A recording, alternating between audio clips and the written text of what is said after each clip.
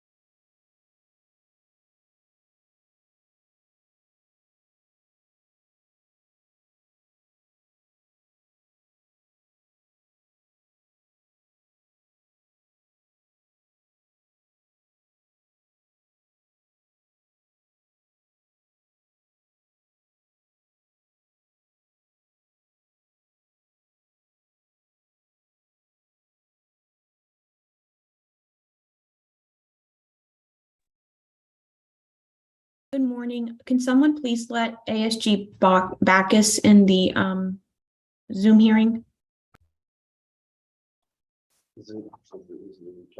Helen, Can you ask her to check the Zoom link? I don't see her at the waiting room. Okay. Miss Helen,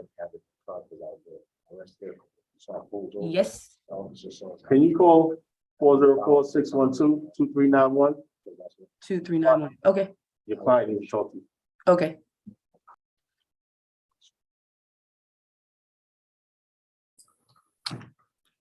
All right, good morning, ladies and gentlemen. My name is Judge Long, and we're going to begin with our state expedited accusation calendar. Sorry, scratch that. Let me begin. My name is Judge Long, and we're going to begin with the state all-purpose calendar this morning. This is a list of misdemeanor cases in which individuals have already been addressed in terms of their cases being formally accused.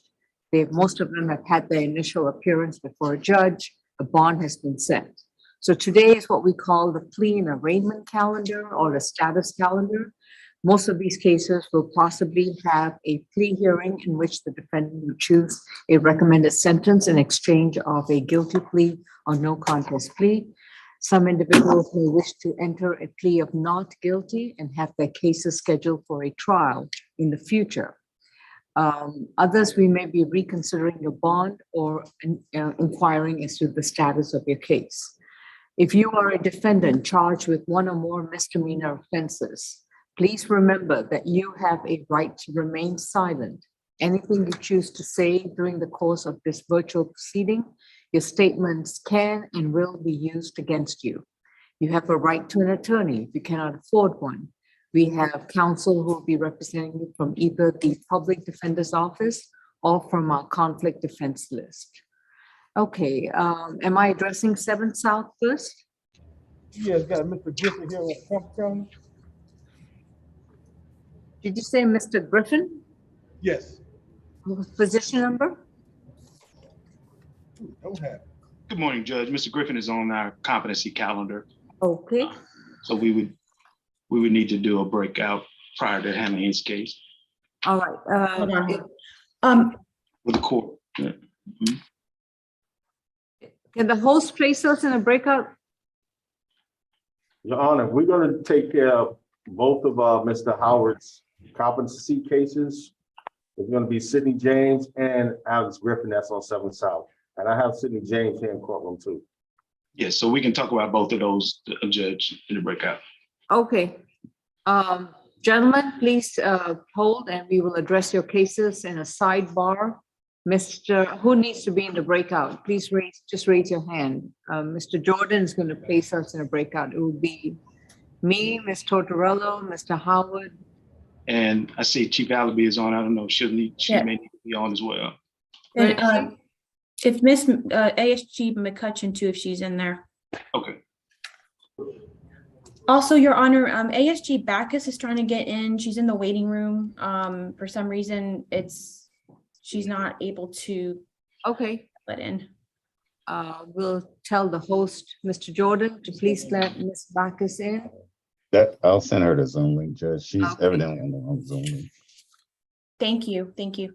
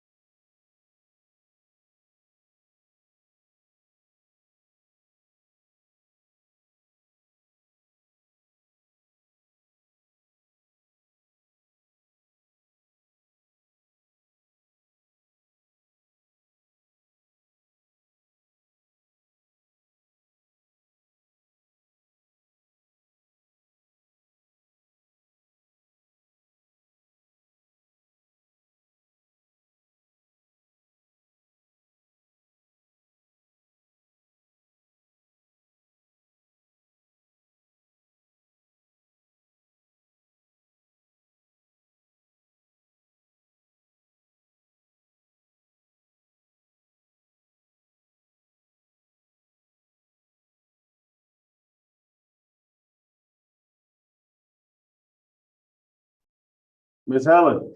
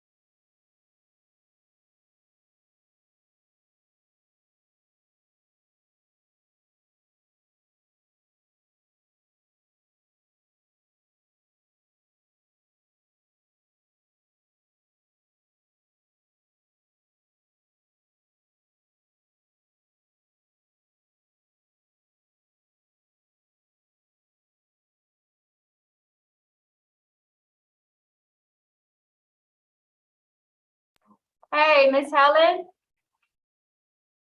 Helen? She's not on here.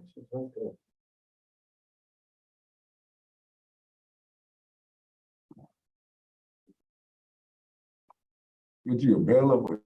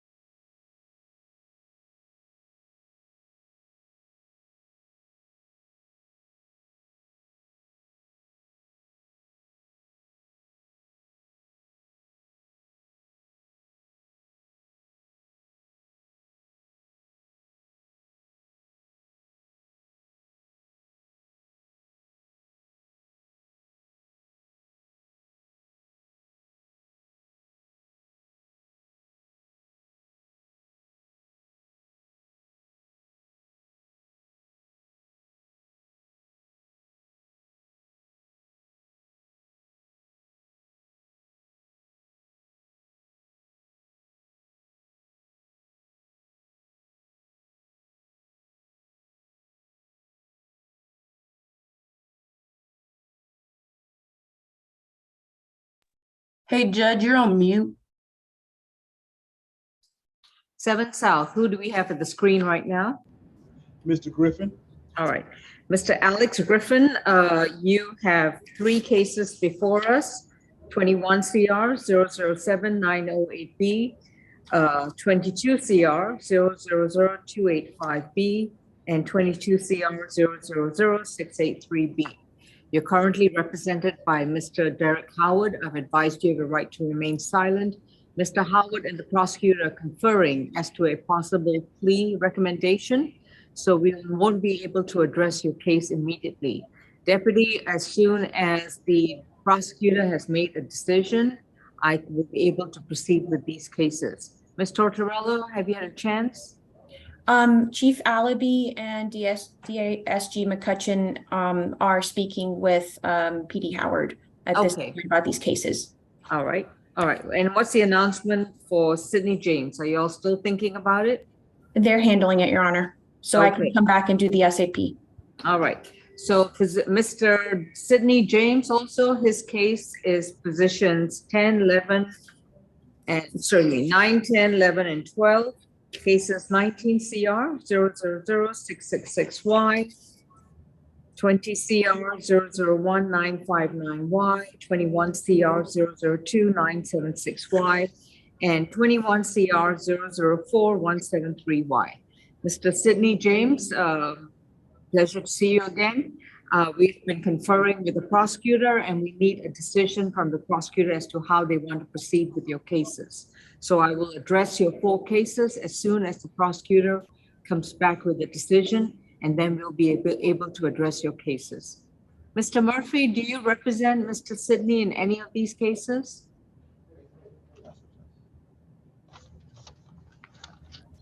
I do not, Judge. I've got Danny Okay. Knox and Rashad Stevens.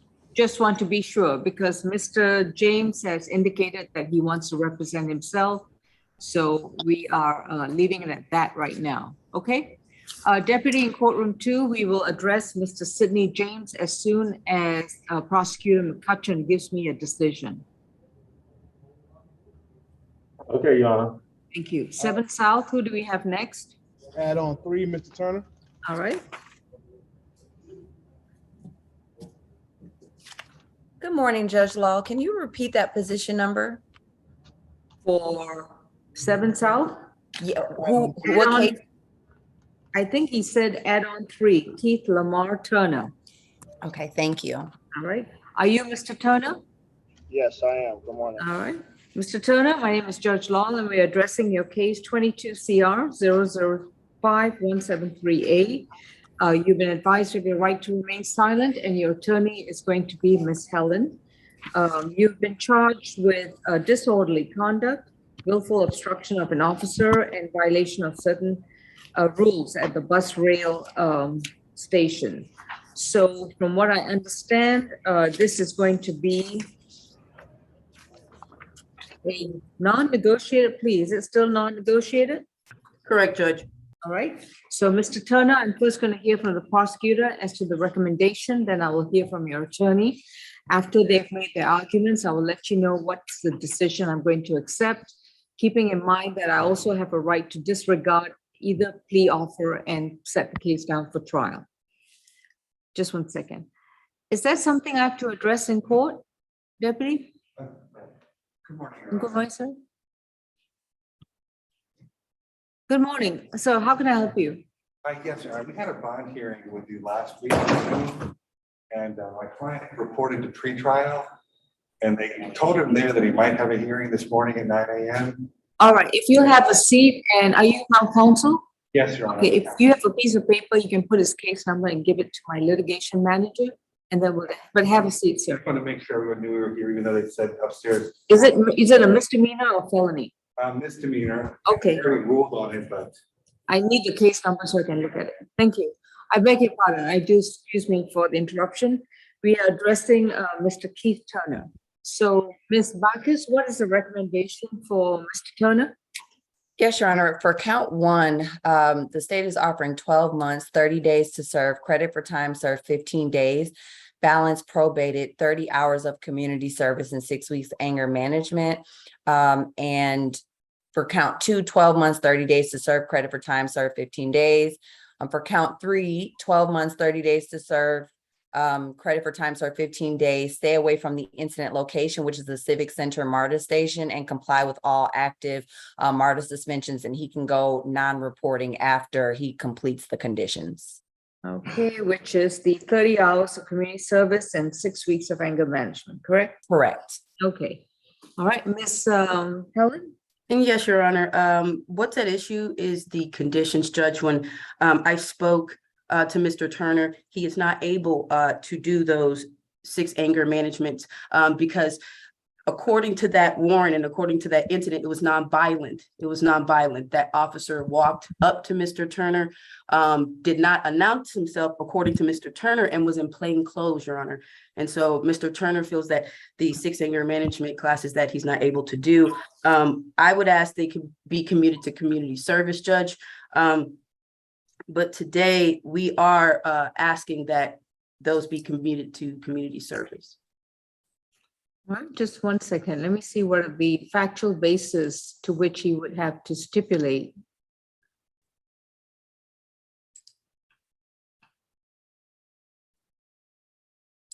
Disorderly conduct.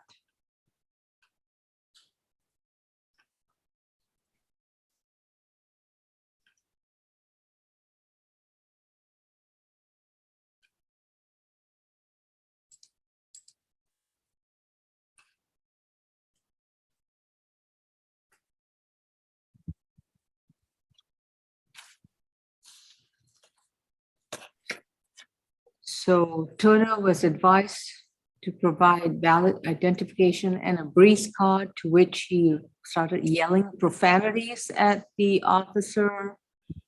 I do not give an F, advising officers that he does not need to show any valid ID. Turner resisted by not complying to the commands, refused to place his hands behind his back, attempted to walk away. He had to be restrained. The officer had to grab both of the defendant's arms, forcing him to keep both arms behind his back. I'm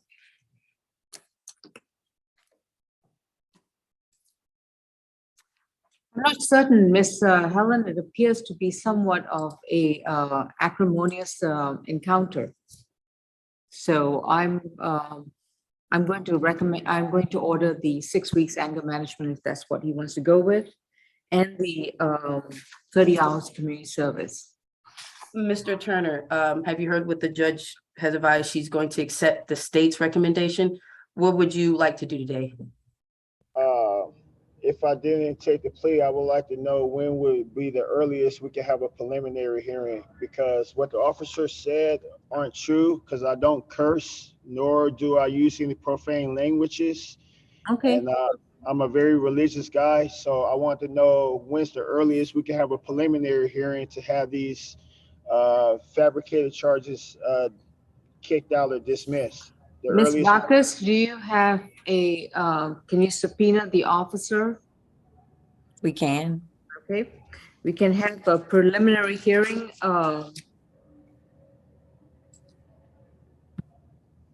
We can put it on an SAP calendar at 11 o'clock to subpoena, or at 9 o'clock to subpoena the officer. And the only issue we're going to relay is whether there's evidence of the alleged violence. Your Honor, I'm sorry, has this case already been accused? It's already been accused, 22 CR 0051738. And this, I'm only going to subpoena the officer for purposes of the plea. Because here's where I'm at with it. I wouldn't have a problem pleading. Mr. Turner, I can reset your case to, I'm looking at my calendar. And it looks like it'll either be September 8th or September 15th. No, I had some very bad medical conditions. I have seizures. Well, that's the date I have, sir. So you think about it. Otherwise, the plea offer is 12 months, 30 days. You'll be released within 24 hours to complete 6 weeks of anger management classes, 30 hours of community service. And once you've completed those conditions, you won't have to report to probation. All right. Is it possible that me and my attorney can go to a breakout room with the district attorney to? Good question, yes. Ms. Helen and 7 South is going into a breakout room, please. And can I address courtroom 2, please? Who do I have? Good morning, Judge Law. This is position 11, Mr. Hart. Okay, thank you. Mr. Finling, do you represent Mr. Hart? I do, Judge. Oh, excellent, thank you. All right, this is case 22 CR 004-771E. Frederick Hart is accused of 2 counts of theft by shoplifting from June 30th and June 9th, 2022. Mr. Hart, you've been advised of your right to remain silent, and your attorney is Mr. Zach Finling.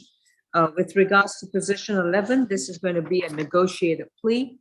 So, Mr. Hart, may I place you under oath? Do you solemnly swear and affirm the testimony you provided is the truth to the best of your knowledge? Yes. All right. Miss, who's up? Oh, Miss Backus, sorry. Okay. It's okay. I have to figure out who are the prosecutors on all these cases. Okay. It's okay. For count 1, Your Honor, the state is offering 12 months, 60 days to serve, credit for time served 29 days, balance probated in a theft class, and stay away from the incident location, which is 2750 Donald Lee Howell Parkway Northwest. And for count 2, essentially the same, 12 months, 60 days to serve, credit for time served, stay away, and balance suspended. Okay. Mr. Finley? Yes, Judge. That is our understanding of the offer, which we do agree and do stipulate the factual basis, ID, and venue, Judge. Okay. All right. Mr. Hart, can you hear me? Yes, yes. Okay, good. Have you consumed any medication or alcohol recently? No. And have you understood the proceedings so far? Yeah. And are you satisfied with the representation you received from Mr. Finley? Yes. And has anyone forced you to take this plea today? No. Now, Mr. Hart, if you decide to go ahead and take this plea, you would have to give up certain rights, including the right to have a trial, to confront your accuser, have assistance of counsel, to challenge the state's evidence, present your own defenses, and have the state try to prove the charges against you beyond a reasonable doubt. Are you prepared to give up these rights? Yes. All right. How do you plead to the 2 counts of theft by shoplifting? Guilty. All right. So your sentence is going to be concurrent for both charges. It's 12 months to serve 60 days. So you have, or you've got credit for time served 29 days. So technically speaking, Ms. Bacchus, would you say he's completed his time? I'm sorry, can you repeat that, Judge? Has he completed his time then, if you give him 2 for 1, or does he have 1 more day to complete? I believe he has 1 more day. Do you concur, Mr. Finley? Yeah, I mean, if we could, he is being held on something else, Judge. But if we could, I mean, Okay. if we could just make it 58. Ms. Bacchus, object loudly, but I'm going to modify this to 12 months to serve 58 days. Credit for time served 29 days.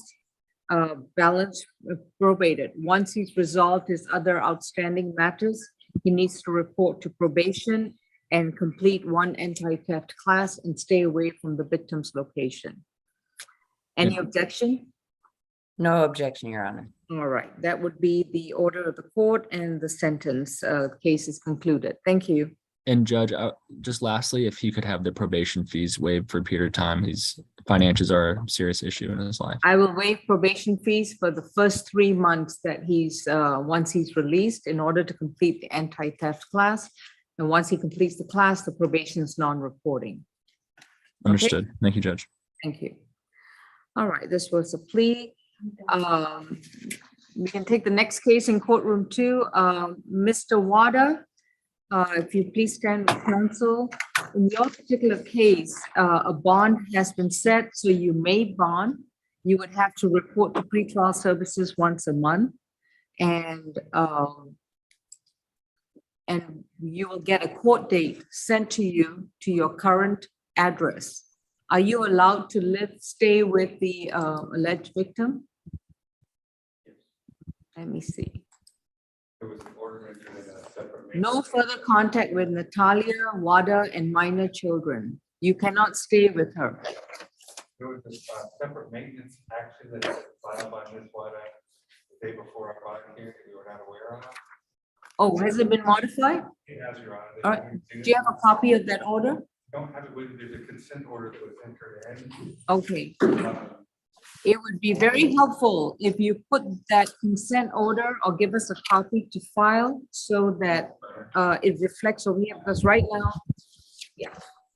Ms. Natalia, please make is this a copy of the consent order? Oh, sorry, Chief, thank you. August 24th. This was filed August 11th. Okay.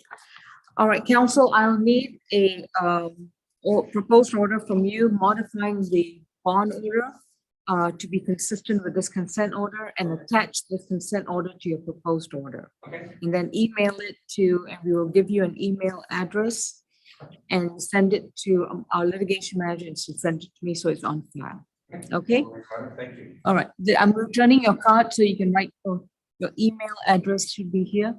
It's on there, yes. All right, great. Katanya? Yeah, that's his email address. And just write down your email address on the card so we can give it back to him. Do you have any questions? No, Your Honor. Just a proposed order modifying the bond order, or just one page, to be consistent with the Superior Court consent order. Attach it, email it, I file it, and he won't be in trouble on the bond. We'll get it to you today, Your Honor. All right, thank you. Thank you. Thank you, Your Honor. Okay, I'm so sorry, going back to courtroom 2, who do we have, please? This meeting is being recorded. Courtroom Position 2, 17, King. 17, okay. Just 1 second, Mr. Turner, I'll be with you shortly. Edward Rashawn King, is that correct, sir? Yes, that's correct. All right. Mr. King, you've been accused of criminal trespass, fair evasion, and willful obstruction of an officer.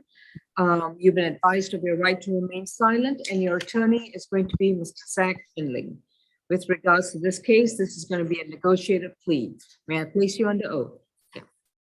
Do you solemnly swear and affirm the testimony you provide will be the truth to the best of your knowledge? Yes, it will. 17. Repeat your answer. Yes. Yeah, okay, thank you. Ms. Bacchus, what is the proposed offer?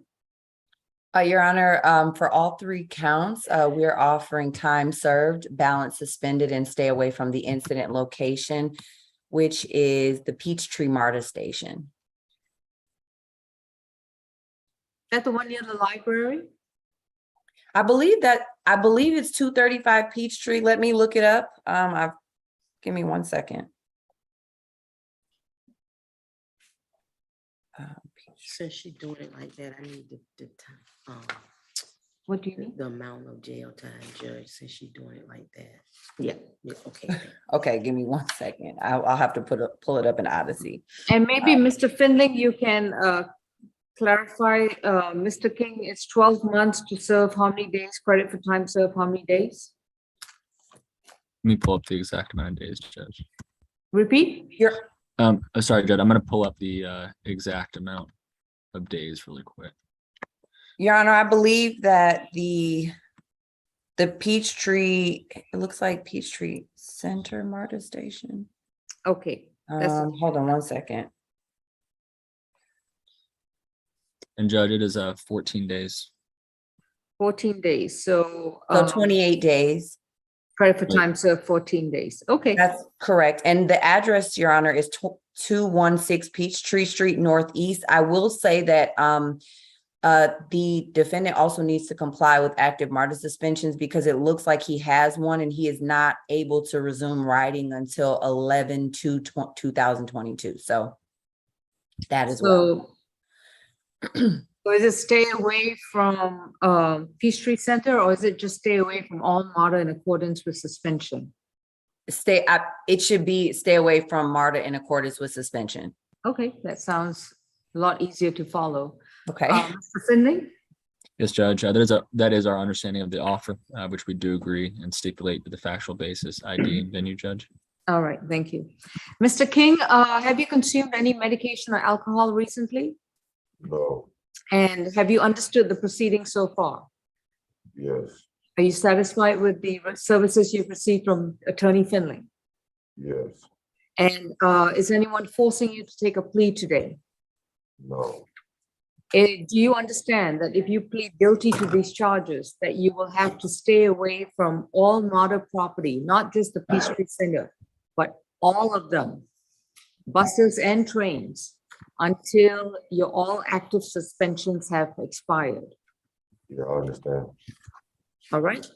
And do you understand that if you take this plea, that you will not be able to exercise your right to a trial, to confront your accuser, to have the assistance of counsel, to challenge the witnesses, challenge the evidence presented by the state, present your own defenses, and have the state try to prove the charges against you beyond a reasonable doubt? Are you prepared to give up these rights?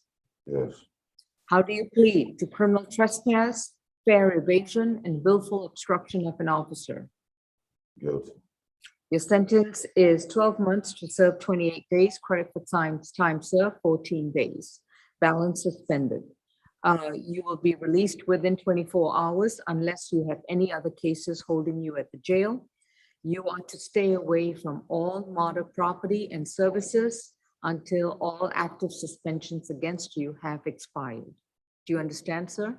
Yes, Thank you. That concludes this case.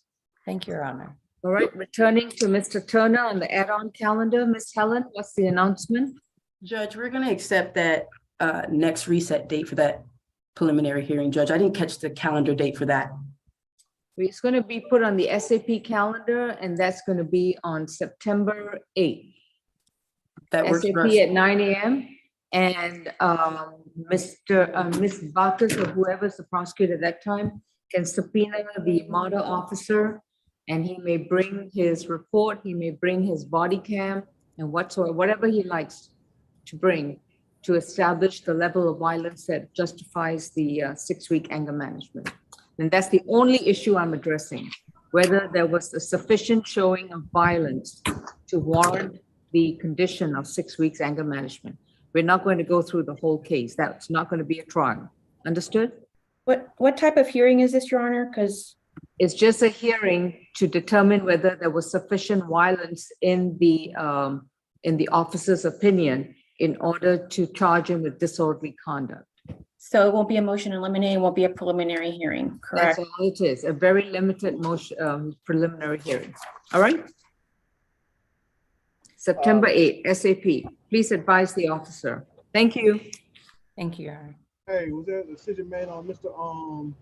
Your Honor, respectfully, I was in the breakout room. Did Your Honor call position 12, Holloman?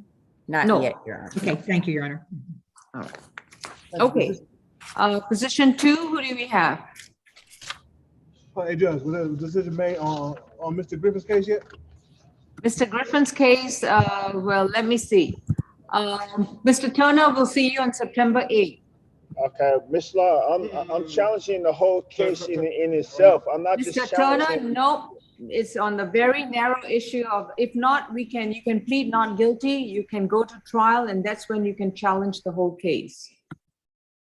The only issue I have to address today is whether the condition of the 6 weeks anger management is justified. And you're telling me it's not justified. So I'm going to have the officer come in to show me evidence of why he believes it's justified. If you want to challenge the whole case, you can plead not guilty today, and we can have a trial in the future. When in the future, I do not know. That's what I'm doing because Make a decision real quick. What do you want to do? Okay, we're going to put a pause on 7 South. Courtroom 2. Who is in the room? Position 23, Mackey, you gotta keep your mask up, Mackey. Jeffrey Mackey? That's not. Okay. Mr. Mackey, your case number is 22 CR 005-210J.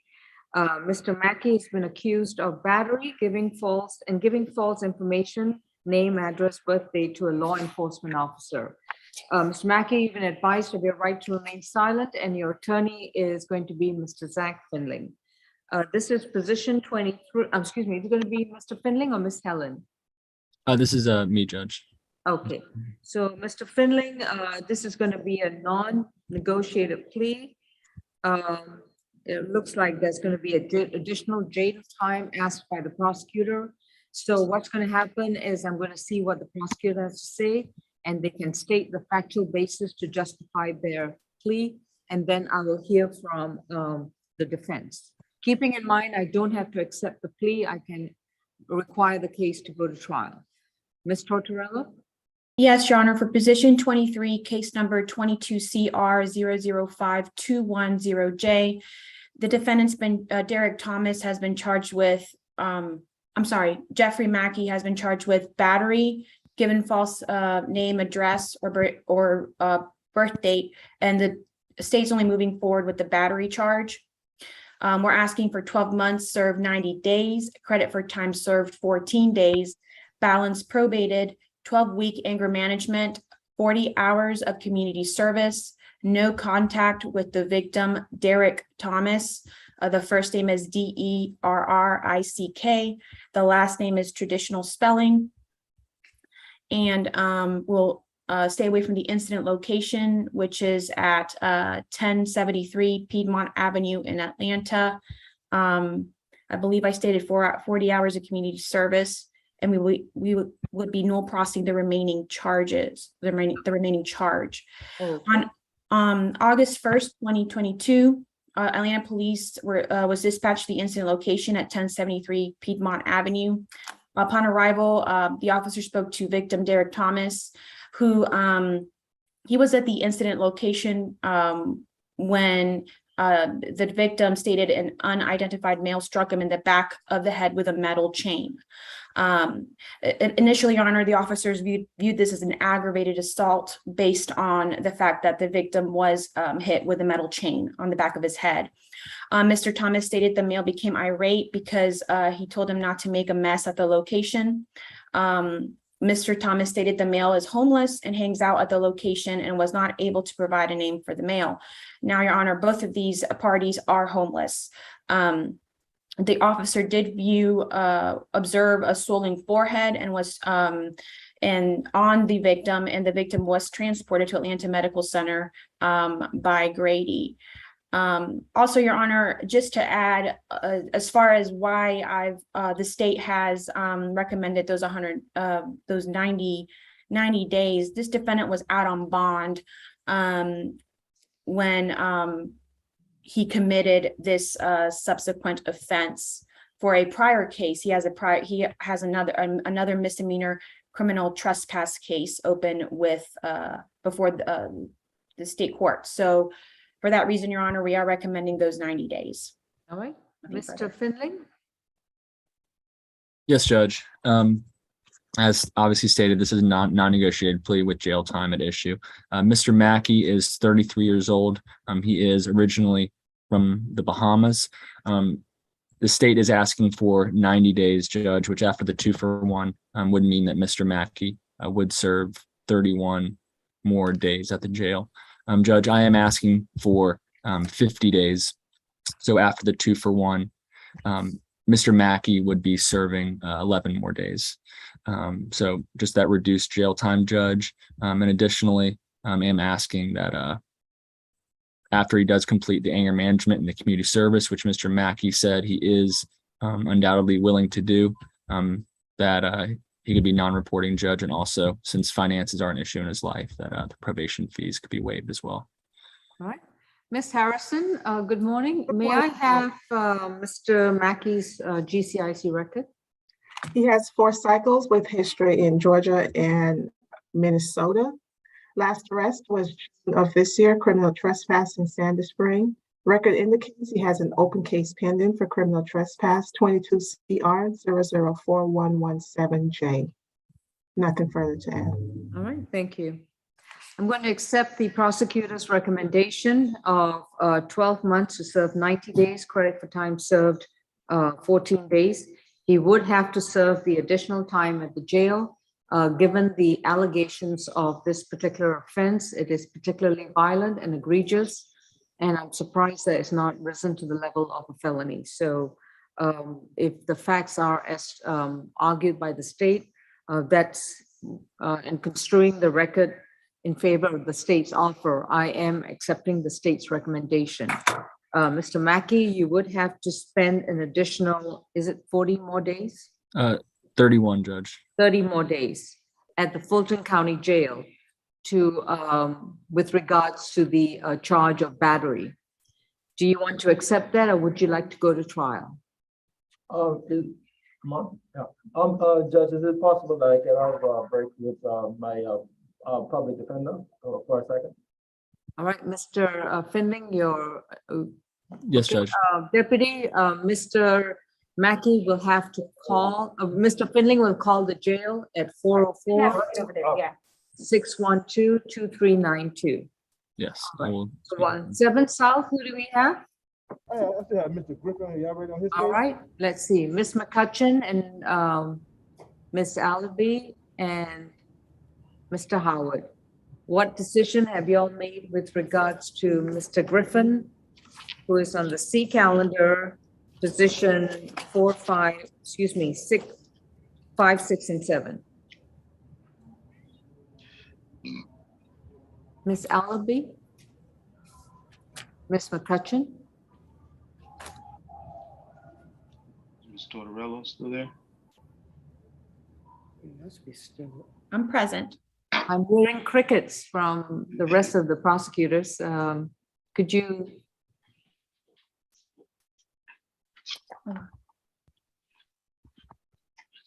Are we ready on Mr. Griffin, Ms. Tortorella?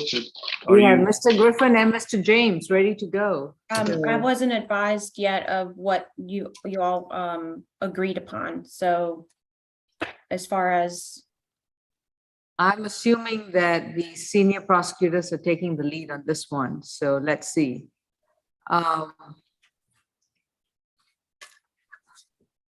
on.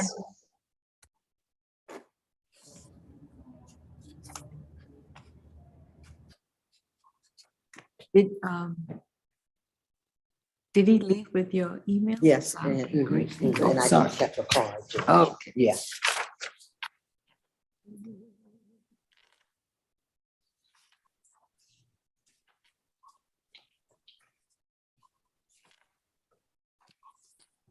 There we go.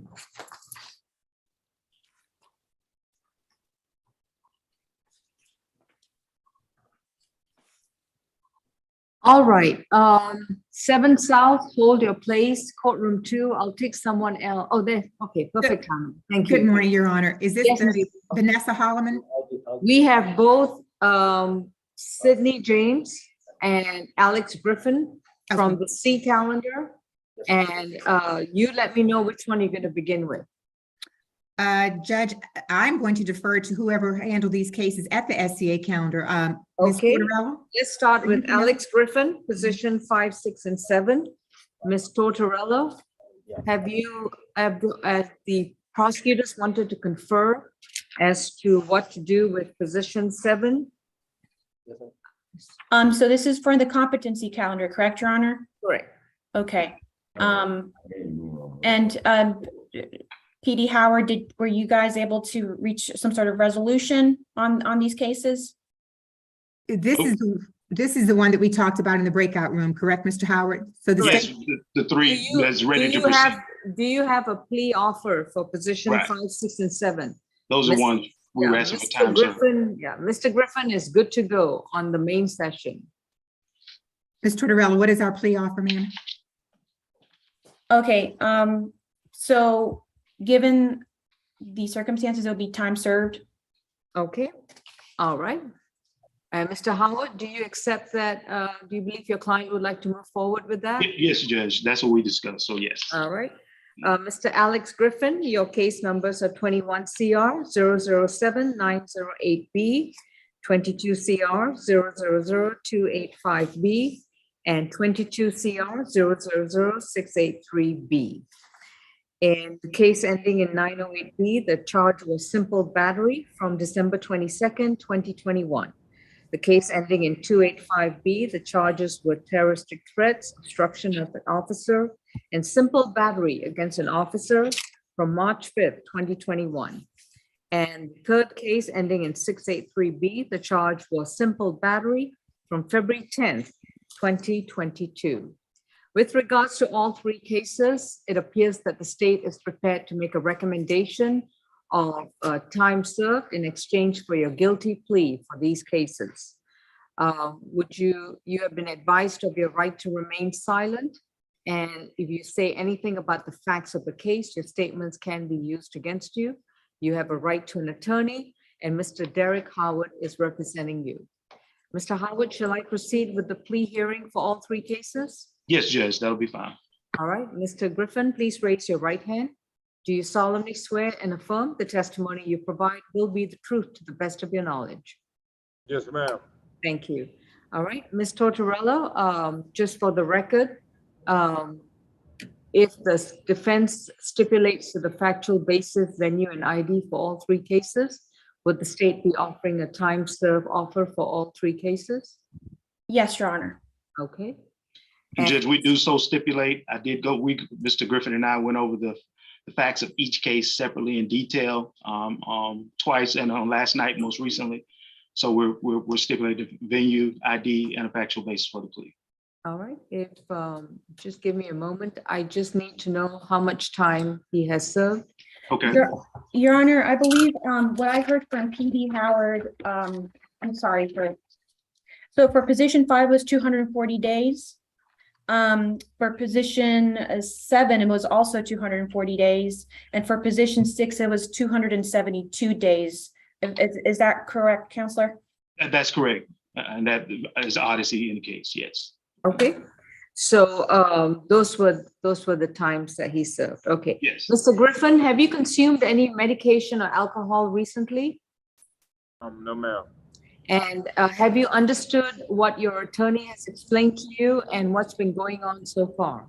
Yes, ma'am. And are you prepared to move forward with this plea?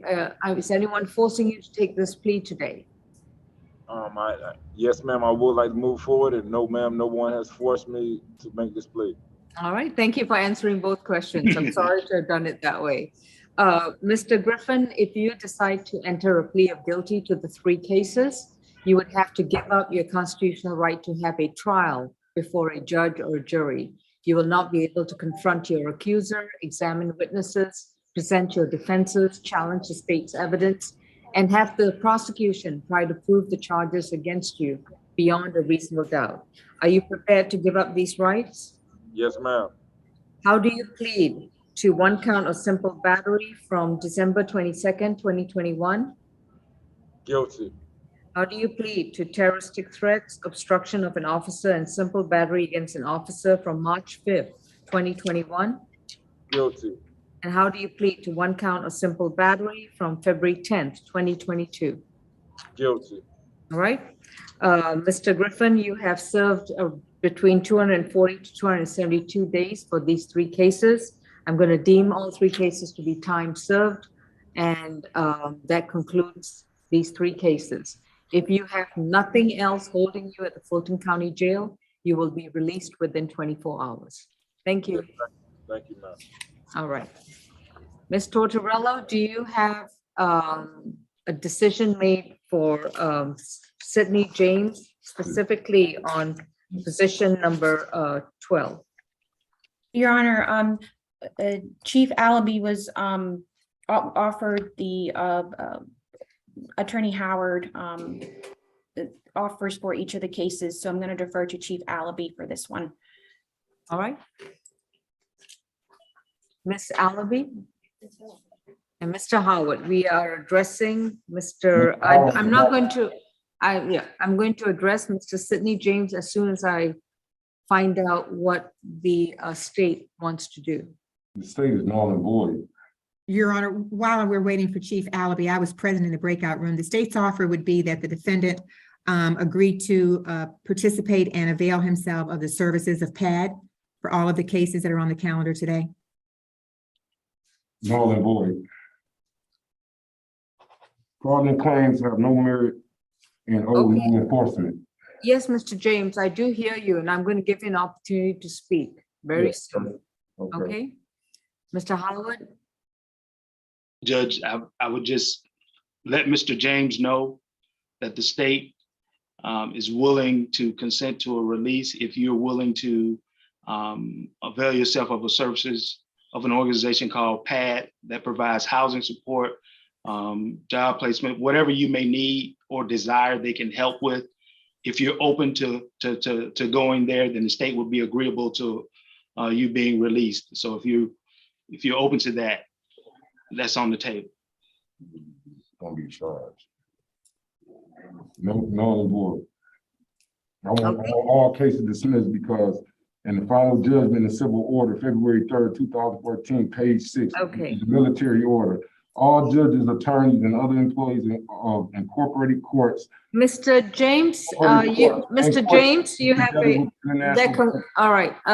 Deputy, we can place Mr. Sidney James on deck right now, and I'll address him later until he is prepared to behave himself. Thank you. All right, I need something. We need to do this in a breakout with Mr. Yes, Judge. We gave a quick breakout about that. All right. I'll take the next case in courtroom 2. Mr. Sidney James will have to be addressed in a few minutes.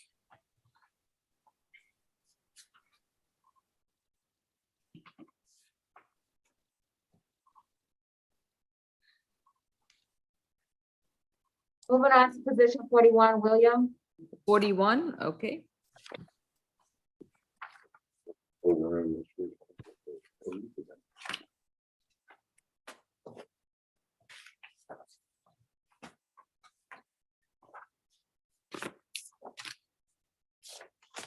Oops, courtroom 2 has, Wi-Fi has frozen.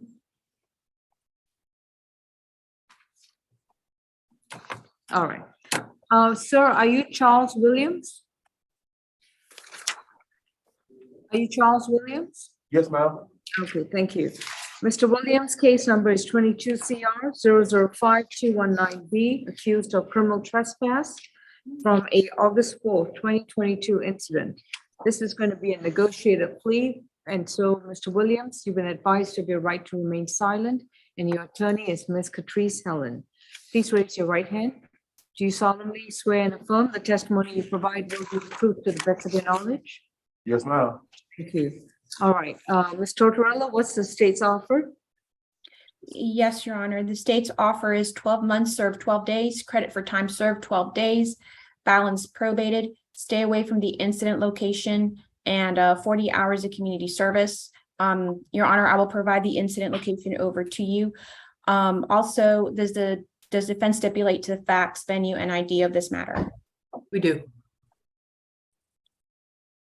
All right, so let me see. And Ms. Helen, does your client accept the terms of the plea offer? Yes, Your Honor, he does. All right. So I believe the location was 296 Northside Drive, Texaco gas station.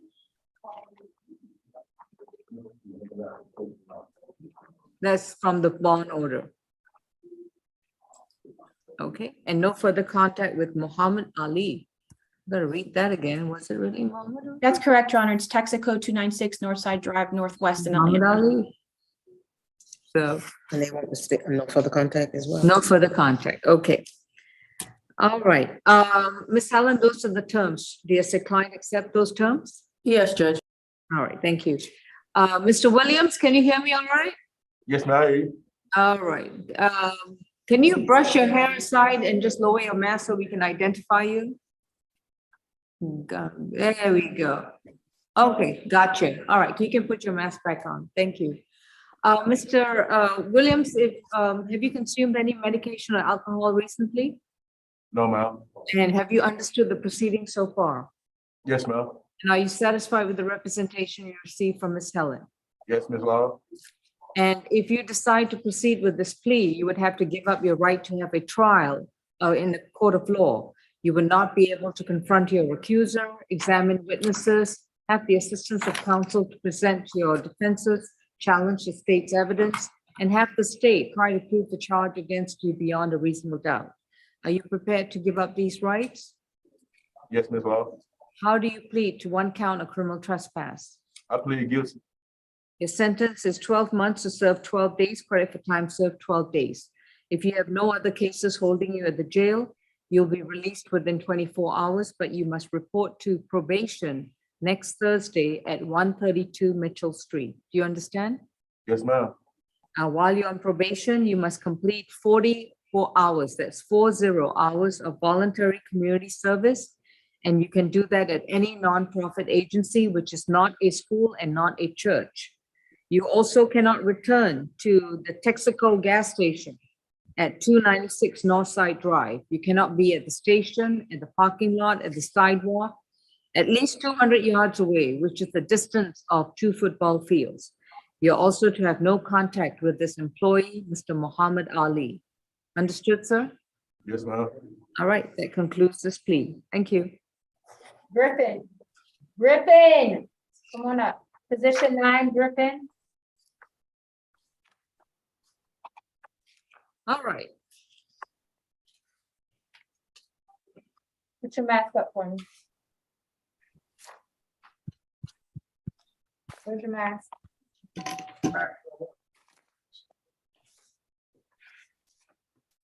This is a different Griffin, right?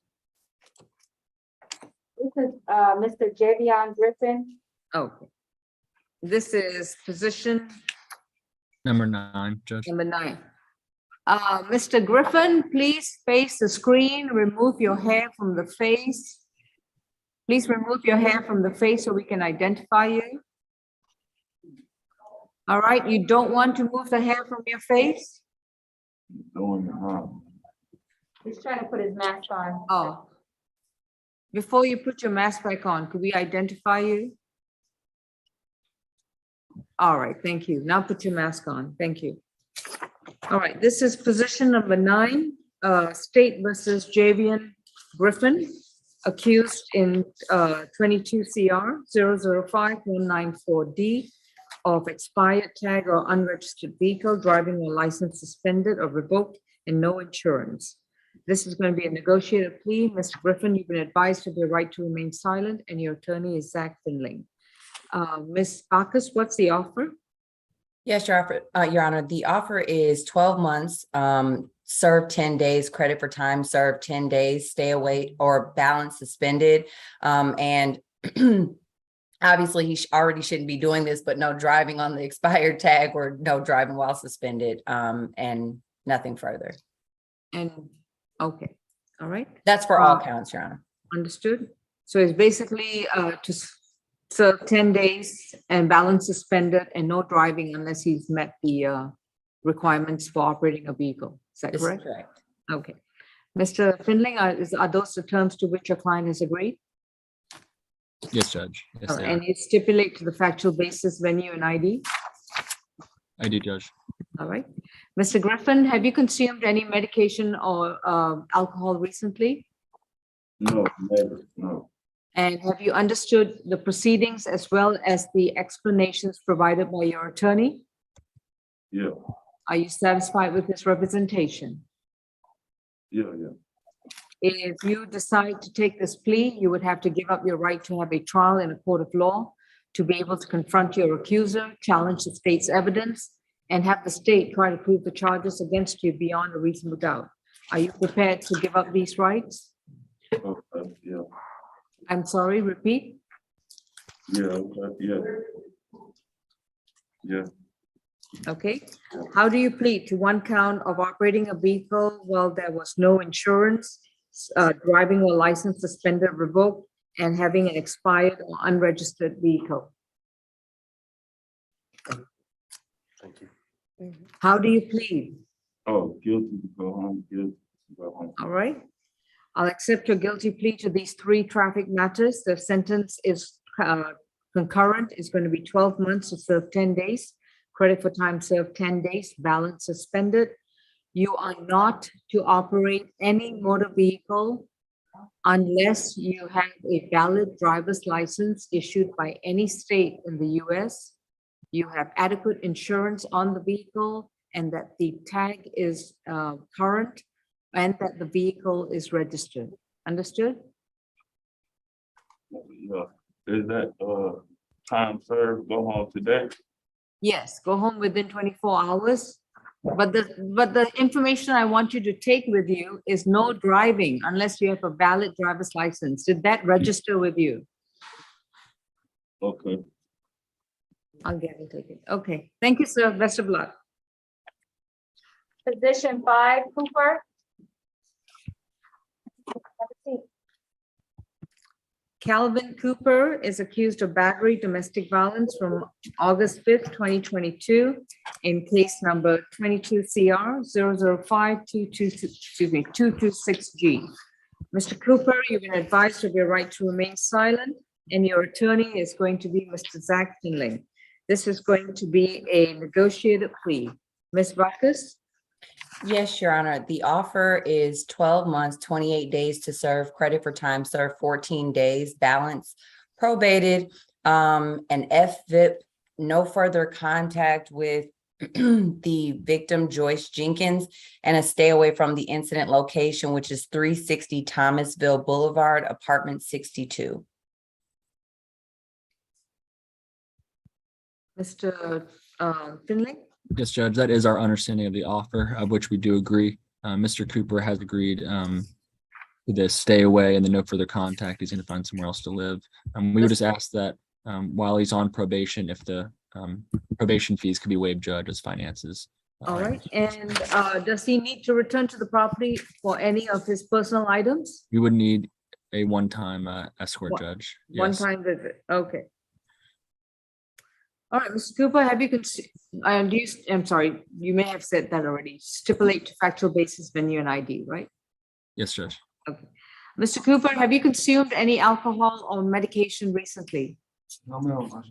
And have you understood the proceedings so far? Well, really, I didn't hear some of it when it just came on. You didn't hear the plea offer? Yeah, Who did you not hear, the prosecutor or your attorney? I didn't hear the first part of it. Repeat. Who did you not hear? The plea deal. Okay, Ms. Bacchus, please repeat the plea offer. Apparently the screen may have frozen. Yes, Your Honor, 12 months, 28 days to serve, credit for time served 14 days, balance probated, the family violence intervention, no further contact with the victim, Joyce Jenkins, and stay away from the incident location, which is 360 Thomasville Boulevard, apartment 62. Did you hear that, sir? Yes, ma'am, I heard it. All right, and your attorney has agreed to the factual basis, venue and ID, and has indicated that you've accepted the terms. Would that be correct? Yes, ma'am, it is. Okay, so let me just ask you now again, have you understood everything that's been going on so far? Yes, ma'am, I am. All right, and are you satisfied with the services you received from Mr. Finley? Yes, I am. And is anyone forcing you to take a plea today? No. So please understand, sir, that if you decide to plead guilty today, you will not return to court to have a trial. You will not have the assistance of counsel to challenge the state's evidence, confront your accuser, examine witnesses, and have the state try to prove the charges against you beyond a reasonable doubt. Are you prepared to give up these rights? Yes, I'm prepared. All right, sir, how do you plead to one count of battery domestic violence? I'll plead guilty. Your sentence is 12 months to serve 30 days, credit for time served 14 days. I'm going to amend that to serve 28 days. Credit for time served 14 days. You will be released within 24 hours. You will have to report to the probation office next week on Thursday at 132 Mitchell Street. Do you understand, sir? Yes, ma'am. Next Thursday. Today's Thursday, so 1 week from today, you have to report to probation at 132 Mitchell Street. While you're on probation, you will complete a domestic violence intervention program. It's a 6-month-long program. I will waive your probation fees for the first 7 months after your release. Understood? Sir, do you understand? Yes, ma'am. I understand. All right.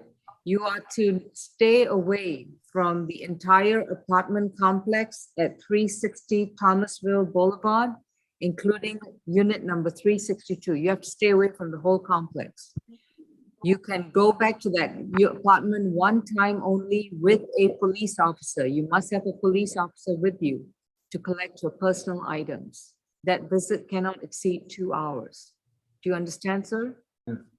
And you're not to have any contact in person, indirect, through a phone, through social media, or anything with Joyce Jenkins.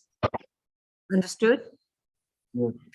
All right, that concludes this case. Thank you. And, and Judge, just so you know, that was the agreed upon, the 28 days for Mr. Oh, okay, 28 days credit for time, so 14 days, yes. Yes, Judge. Mr. Murphy, who's your client? Is it on the regular calendar?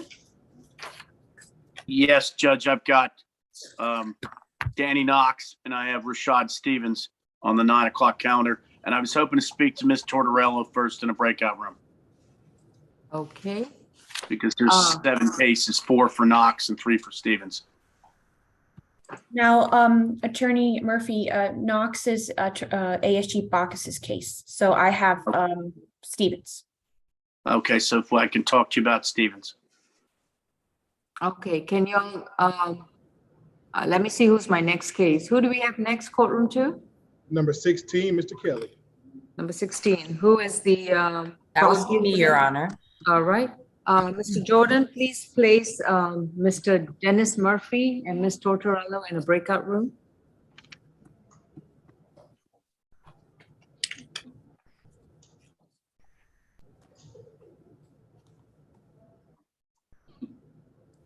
All right, this is Antonio Kelly, is that correct? Yes, ma'am. Right. All right, this is case number 22 CR 004-966C. Mr. Kelly has been accused of battery from a June 23rd, 2022 incident. With regards to Mr. Kelly, Mr. Kelly, you've been advised of your right to remain silent, and your attorney is going to be Mr. Findling. Understand that this is going to be an arraignment. Mr. Findling, do you waive a reading of the accusation? Yes? I'm sorry. Sorry, I was on mute. Yes, I do, Judge. All right. So, Mr. Kelly, understand that you plan to enter a plea of not guilty. Please understand that you are accused of a misdemeanor offense of battery and that you are legally presumed innocent of the charge. Upon your entry of a not guilty plea, the case will then be scheduled for trial. At the time of the trial, the prosecution has the complete burden to prove the charge against you beyond a reasonable doubt. If the state does succeed in carrying its burden of proof, you could be convicted and face a penalty of up to a year in prison and or up to $1,000 fine. Given this information, how do you plead? Guilty. All right. Now, I understand, Mr. Findling, you want to address bond too? That's correct, Judge. All right, and you may proceed.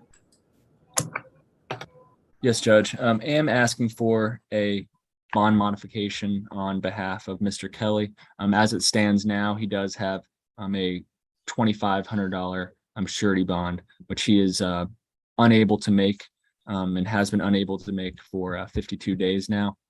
And despite this being a time-served offer, he served the days needed to make this a time served.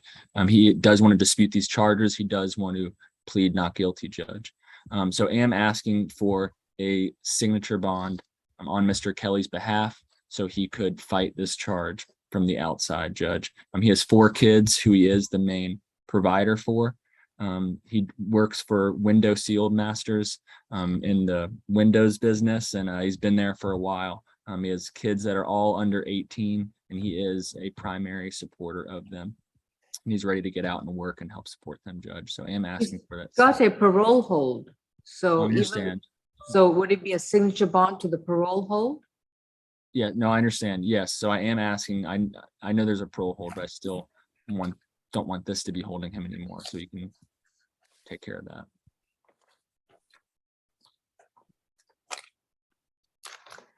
All right, Ms. Harrison, may I have his GCIC, please? He has 13 cycles. Last arrest was June of this year, which is a parole violation. Record does indicate he's currently on probation for aggravated assault with a deadly weapon, case 18 SC 159906, sentenced September of 2018 with 5 years confinement. I'm sorry, it's not probation, it's parole. Okay. Ms. Bacchus? Yes, Your Honor. As PD Finley said, there is the 2,500 surety bond in place, and the state is asking it to remain in place based on the defendant's history. He has numerous parole violations, and based on that 2018 with the 5 counts of ag assault and some other charges involving a firearm. That should have been a deterrent to the violent behavior, but it wasn't. And so the officer also in this scenario said that there had been previous reports of violence between these two from the victim. And so based on the officer's full report, the history, and there's obviously a cycle of violence occurring in this situation, the state was asking for a $2,500 surety. Your Honor, if in the alternative, if you are inclined to give the signature bond, we will not object to the signature bond based on the fact that he's being released to the parole hold. I remember this case. Mr. Finley, if the state has no objection to it, I can put down a $5,000 signature bond through the jail, but the release will only be to the DOC parole hold. Understood, Judge. He's not going to be released into the community. He's going to be released strictly to the Department of Corrections, and then they're going to address his probation or his parole violations there. Understood.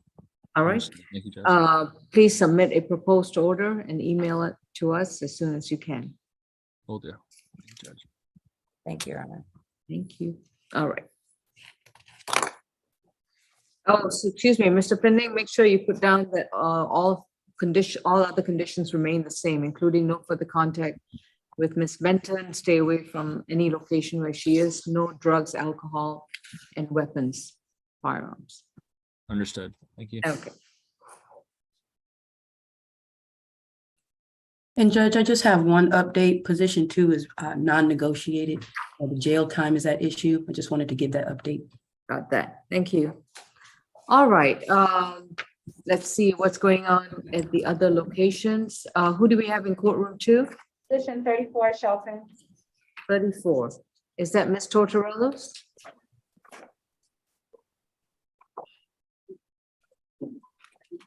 Ms. Bacchus, is that your case? What was the position number, Your Honor? 34. That is Ms. Tortorello's case. Okay. And Ms. Tortorello is still in conference with Mr. Murphy. Ms. Bacchus, do you have the first half of the calendar? I do. All right. You can have a seat. Go ahead and have a seat, Shelton. I'm not going to be ready on position 2 for a quick second since we're changing up. But any other case that hasn't been Mr. called. Mike. Position 25, Mike. Anything up to 21 is good. Oh, no, this is Brian Mike. You gotta keep your mask up. Okay, would the host please contact Ms. Tortorella and say we're ready for her, please? Let me see, they're not. No, hang on. Do you have someone between positions 1 to 21 except position 2? The only positions I have left is what, 25, 27, 34, and also Mr. Sidney James, which is on the competency. Okay, is Sydney James yours, Ms. Backus, or Ms. Tortorella? I believe that's Ms. Tortorello's. I'm pulling up the competency calendar. Give me one moment. All right, Mr. Jordan, please tell Ms. Tortorello that she needs to come back to the main session. We need her to continue with the cases. Yeah. Hey, Judge, I'll be right back. Thank you. And then Ms. Backus can disappear with Mr. Murphy.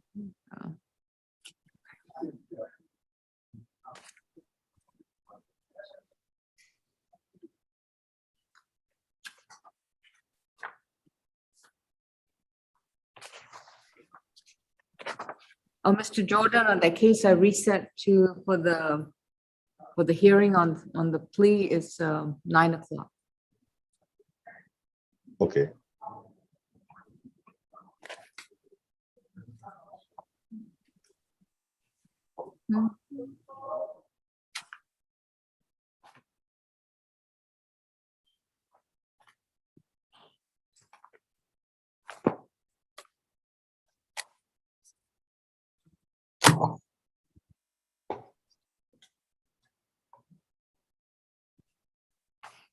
Oh, here we go, Melissa. Oh, these. Okay, thank you. Sorry. I tried to sort them between signed and unsigned. There we go. On this side, it's easier for you. I had 'em sitting up. Yeah, Judge, I don't forget I had them sitting up there. And Ms. Backus, maybe this is something you can report to Ms. McCutcheon or Ms. Allaby. I just want to make sure. So. Nope. Let me find it. So the case that appeared in person in court just now is this one, 22 CR 005-204E. State versus Mohammed Wada, W-A-D-A, Jr. How do you spell the last name again, Your Honor?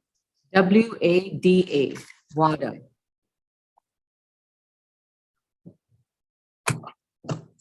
All right. So I I'm just. sorry, what am I reporting about this case, Your Honor? That a bond order was issued on August 4th, 2022, with no contact with the victim, stay away. But there is a Superior Court consent order that now preempts the bond order. Okay.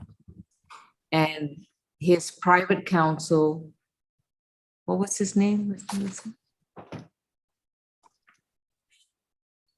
Sorry. Hand in law. He didn't put his name. His private counsel, first name Kerry, K-E-R-R-Y, last name Hand, H-A-N-D, like hand. Okay. Law firm's name is Hand in Hand Law. Okay, thank you. You're welcome. Is going to submit an order to modify the bond order to be consistent with the Superior Court order. Okay. All right. Okay, and he's going to submit that, so we will send a copy to Ms. McCutcheon. She can share it with the whole office.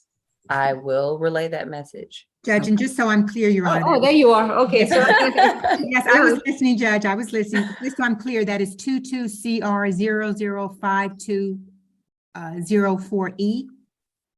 22 CR 005-204E. Yeah. Yes, okay.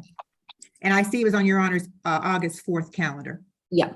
Yes. So that's a consent order submitted by in the Superior Court, I guess, divorce or separation proceedings, and they've consented to certain parameters of contact and visitation and everything. And that's going to preempt the bond order of August 4th. All right, Judge. And apparently the state was not aware of that, the existence of that document at the time. Okay. Right. So they're going to, his private attorney is going to submit a order modifying my bond order to be consistent with the Superior Court order, and he's going to attach it. Yes, So sir. as soon as I get it, I'll have a copy sent to you. All right, thank you, Your Honor. All right, thank you. Okay, Ms. Tortorello, can someone zap her in, please, or? She's here, Judge. She's here, I gotta move to a different screen. There she is, okay. Ms. Tortorello, have you completed your conference with Mr. Murphy? Yes, Your Honor. All right, Mr. Murphy, do you need now to talk to Ms. Bacchus for your other case? I do, Judge. And the announcement on Rashad Stevens, if we can reset that to Thursday, the 25th at 9. I've gotten the offers, so it'll give me a chance to go see Stevens at the jail. This is Rashad Stevens, position 38, and that's reset to, and position, well, he's got quite a few. He has 3 today, Judge. Okay, so position 36, 37, and 38 are reset to August 25th for a possible plea. Yes. All right. Okay, before I let Ms. Bacchus disappear, Ms. Tortorello, we have quite a few cases in courtroom 2, and they are from positions after positions 21 onwards. So are those all yours? 22 onwards is mine, Your Honor. 22 onwards. Francois, do we have a position 21 and under in your courtroom? No, I just have 25, 27, and 34. Okay, and 5 North, who do you have? Oh, damn. Oh my God, 5 North, who do you have? Number 31, Mr. Okay, Robinson. so these are all Ms. Tortorello cases. So Mr. Jordan, if you can place Ms. Bacchus and Mr. Murphy in a breakout room. And 5 North, you're on deck. Francois, who's in courtroom 2? I have position 25, Mr. Mike. Thank you. Brian Mike is accused of theft by shoplifting on April 12, 2020 in case number 22 CR 005303E. This is a negotiated plea. So Mr. Mike, you've been advised of your right to remain silent, and your attorney is going to be Zach Finling. Could you please raise your right hand? Do you solemnly swear and affirm the information you provide will be the truth to the best of your knowledge? Yes, I do. Okay. Judge, if I may. Yes, sir. I didn't mean to interrupt you, but so this is actually going to be non-negotiated with jail time at issue. I apologize. Okay, I figured that. And from what I understand, this is going to be a third theft by shoplifting. If he pleads guilty to, this will be his third theft by shoplifting conviction on his record. That's correct, Your Honor. All right, and he understands that any future arrest for theft by shoplifting will automatically become a felony. Yes, he does, Judge. No matter what the value of the item is. Okay. All right, so this is going to be a non-negotiated plea where jail time is concerned. Mr. Mike, we are going to first hear from the prosecutor, then I'm going to hear from your attorney, and then I'll make a decision as to which plea offer I'm going to accept, keeping in mind that I can also direct the case to trial. Okay, Mr. Tortorello? Yes, Your Honor. For the theft by shoplifting, the state's asking 12 months served 30 days, credit for time served 10 days, balance probated, MHET, 50 hours of community service, and to stay away from the incident location, which is the Walmart at 844 Cleveland Avenue in East Point. Your Honor, the statute has mandatory language as far as a third conviction, which they have to serve a minimum of 30 days. The statute also recommends a psych evaluation, therefore the MHET. In this case, Your Honor, on April 12, 2020, the defendant, Brian Mike, did take merchandise inside, placed merchandise inside Walmart bags valued at $500 or less, and attempted to walk out of Walmart at 844 Cleveland Avenue in East Point with the intent to deprive Walmart of the merchandise and without paying for the same, passing all points of sale. All these events occurred in Fulton County, Georgia. Your Honor, past convictions or pleas. So on April 12, 2021, he pled in Chamberlain Municipal Court. The a criminal history does not state whether this was a NOLA or a guilty, but this occurred in Chamberlain Municipal Court. Now, he pled guilty on March 25th, 2021 for theft by shoplifting. He also pled guilty on March 11th, 2021 out of Fulton County State Court. So this would be his third plea, and the state will not be accepting a will object to a no plea. Well, it won't- yeah, okay. Mr. Finley? Yes, Judge.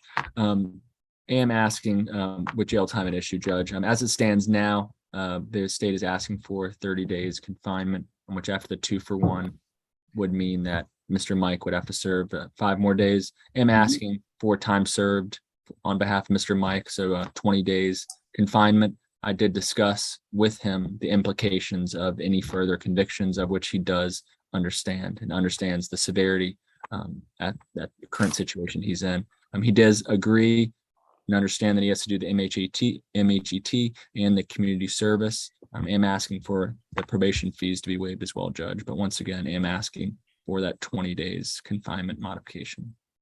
What's his housing situation, work situation? Is he in school? What are we talking about here?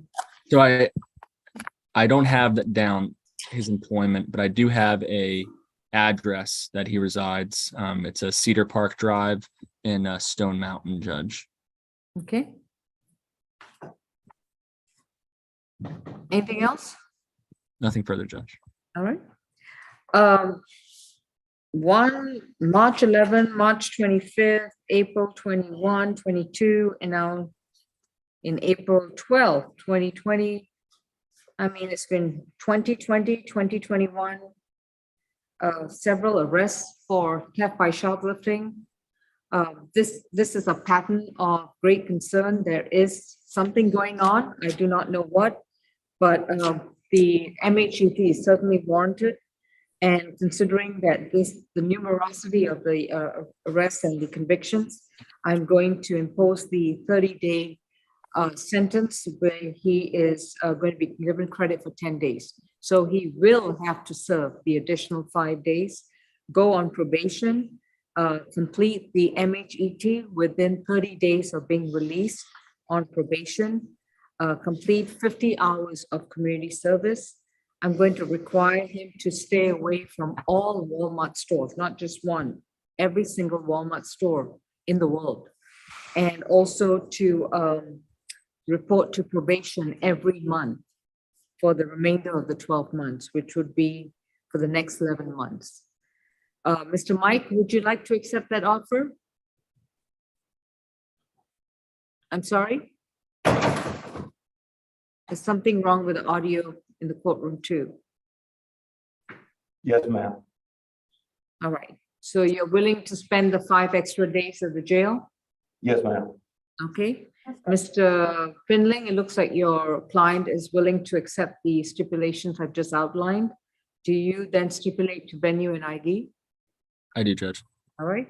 Mr. Mike, please raise your right hand. Do you solemnly swear the information you provide will be the truth to the best of your knowledge? Yes, ma'am. Now, Mr. Brian Mike, have you consumed any medication or alcohol recently? No, ma'am. And have you understood the proceedings so far? Yes, ma'am. Have you understood your attorney? Yes, ma'am. And are you satisfied with this representation? Yes, ma'am. Is anyone forcing you to take a plea today? No, ma'am. Do you understand that you already have 2 guilty convictions for theft by shoplifting on your record? Yes, ma'am. And you understand this would make it number 3? Yes, ma'am. If you get arrested again in the future for theft by shoplifting, if it's a, 50-cent stick of gum, or I think candy now is over $1, so it's going to be a felony charge. I understand. Do you know the difference between a misdemeanor and a felony? Yes, ma'am. All right. If you decide to take this plea today, the state is only accepting a guilty plea today. You would have to give up your right to go back to court, to have a trial in front of a judge or a jury, to be able to have the assistance of counsel so that you can challenge the state's evidence, present your own defenses, confront your accuser, examine witnesses, and have the state try to prove the charge against you beyond a reasonable doubt. Are you prepared to give up these rights? Yes, ma'am. How do you plead to your Guilty. theft by shoplifting? Okay. All right, Mr. Mike, this is your third guilty plea to a theft by shoplifting. Please conduct yourself accordingly.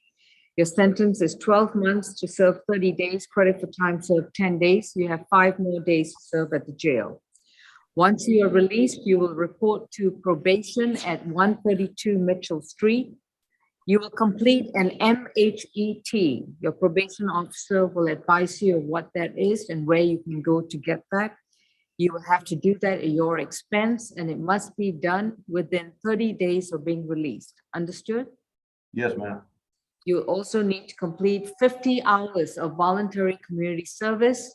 You can spread that out over the remainder of the 11 months. You will report to probation every month, and you will pay probation fees after 3 months. I will waive probation fees for the first 3 months upon your release. Understood? Yes, ma'am. All right. I'm surprised the state didn't ask for an anti-theft class, but I guess. Oh, and you have to stay away from all Walmart stores in the whole world. Thank you. Thank you. Next, we got number 31, Mr. Robinson.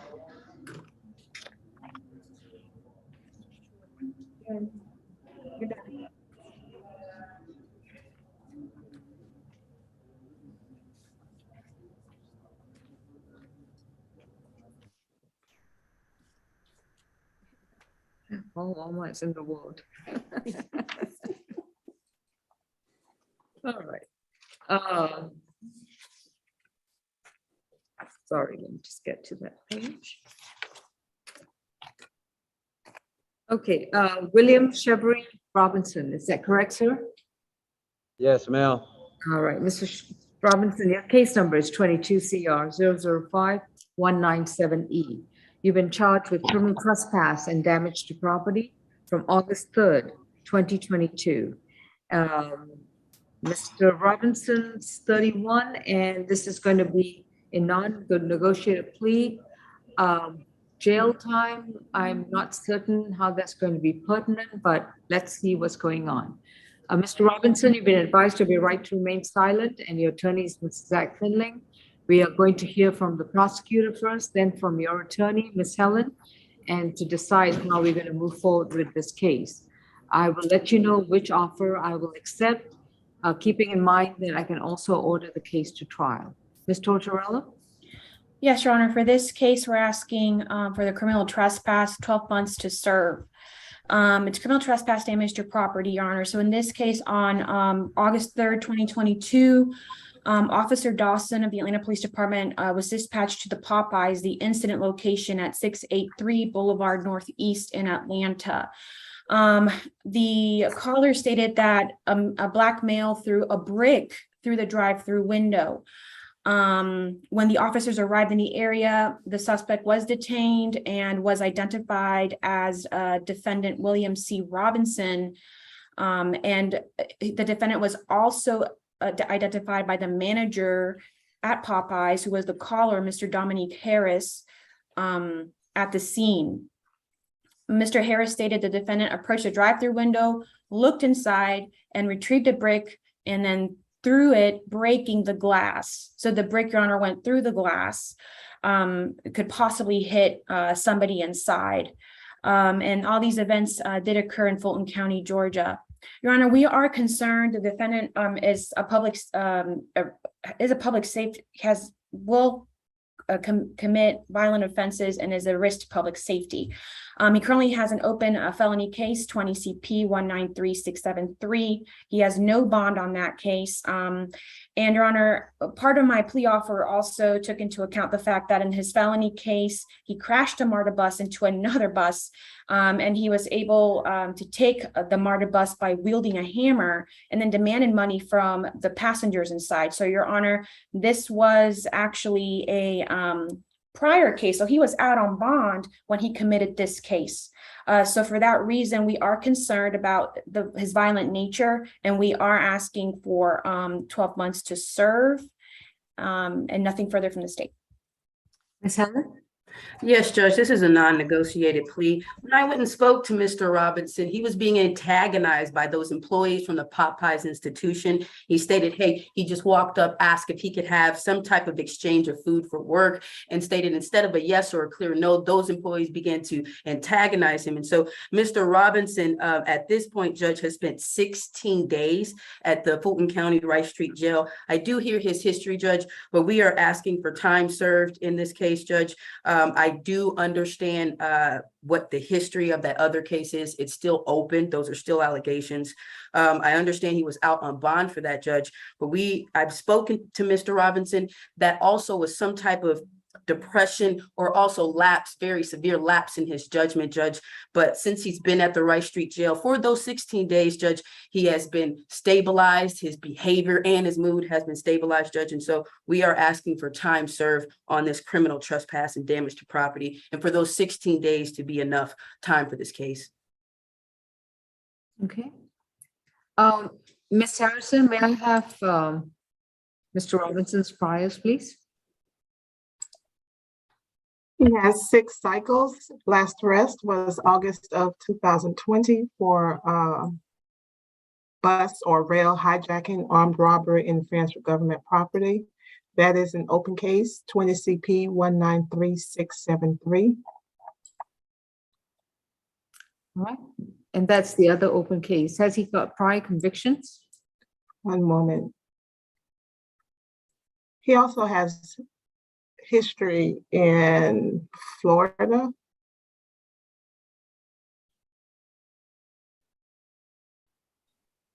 What are the? No, Judge, no priors. Okay, thank you. I'm really concerned about the nature of the charge, and as well as the type of case that the felony case, the nature of that felony case. It's going to be 12 months to serve if he wants to take a plea today. And Your Honor, we will not be accepting that plea for Mr. Robinson. We would request a bond hearing instead for Mr. Robinson and request a jury trial. Okay, and we're going to arraign the case, which means that Mr. Robinson is going to enter a plea of not guilty. Mr. Robinson, I just want to make him sure he understands. Deputy, we need to unmute 5 North. Mr. Robinson, I have indicated that if you want to take a plea today, it would have to be 12 months to serve at Fulton County Jail. And given the egregiousness of the allegations, I'm going to require you to serve every day of those 12 months. I've lost his video. I'm hoping that 5 North is still active.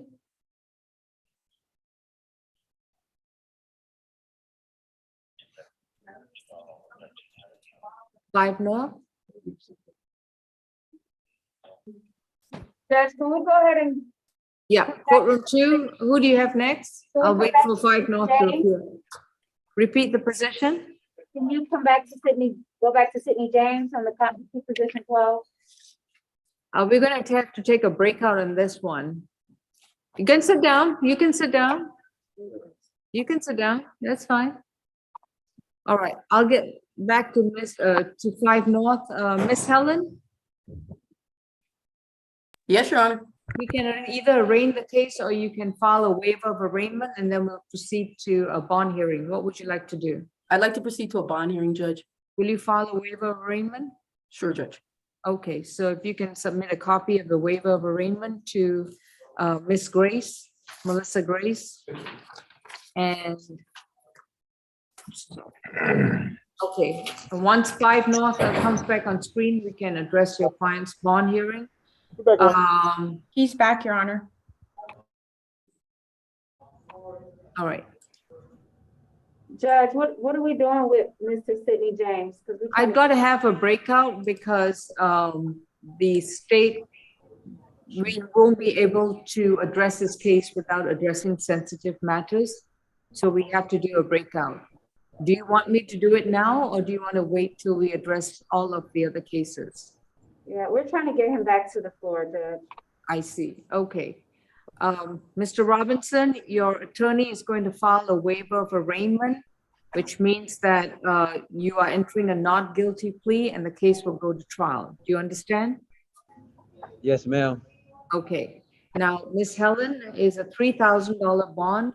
I was the one who set the bond. I was the one who heard the same exact information from 2 weeks ago. What else has changed? Judge, when I went down and spoke to Mr. Robinson, the information that, again, that his mental health, also his behavioral health has stabilized here in the jail. I do understand those other cases are holding him, but for this case here, Judge, for the bond hearing, we're asking for a reduction. I do hear the history, but the $3,000 surety, when I spoke to him, he was not able to make it, Judge. So we are asking for a modification for a reduction of $1,500. Because again, Mr. Robinson has not been able to make that bond since it's been set. All right. Ms. Tortorella? Yes, Your Honor, we're asking for the bond amount to remain the same. It's more than reasonable, given the facts of his prior case and the fact that he was actually out on bond when he committed this subsequent criminal trespass case. It is concerning to the state. I was able to watch the video. The defendant looked through the window and then through the brick. There was nobody around, Your Honor. So we are concerned for public safety, and we're asking for the bond amount to remain the same. Nothing further. Bond remains at $3,000. Stay away from the Popeyes at Boulevard and the staff. Thank you. All right, now we have to do this breakout. Mr. Howard, Ms. Tortorello, Ms. McCutcheon, Ms. Alabi. We have to address Mr. James' case because I need to get back to his argument as well. Jordan? I'm sorry, Judge, who all needs to be in the breakout room? Ms. Tortorello, Mr. Howard, me, and Ms. McCutcheon. And Ms. Alabi as well, Your Honor. And Ms. Alabi. I'm sorry, I'm sorry. Should have everyone raise their hand, you know. No, there's a hand option somewhere. I don't remember.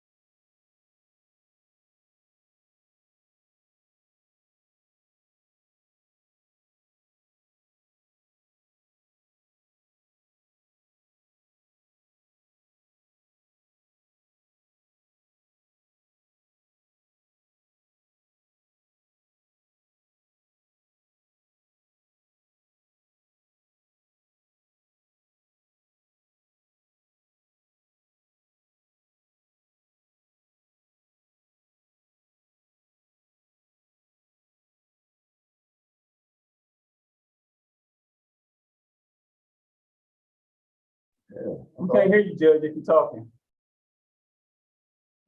Thank you, sorry. We are addressing the 4 cases involving Sydney James.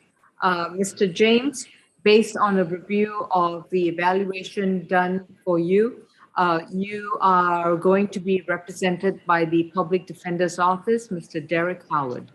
I understand that you have some hesitation in having the Public Defender's Office represent you, but because of the nature and the sensitivity of the information, Counsel Mr. Derek Howard will explain to you why the court will refuse to let you represent yourself. Okay? And since you're going to be represented by Mr. Howard, he will explain to you that in case number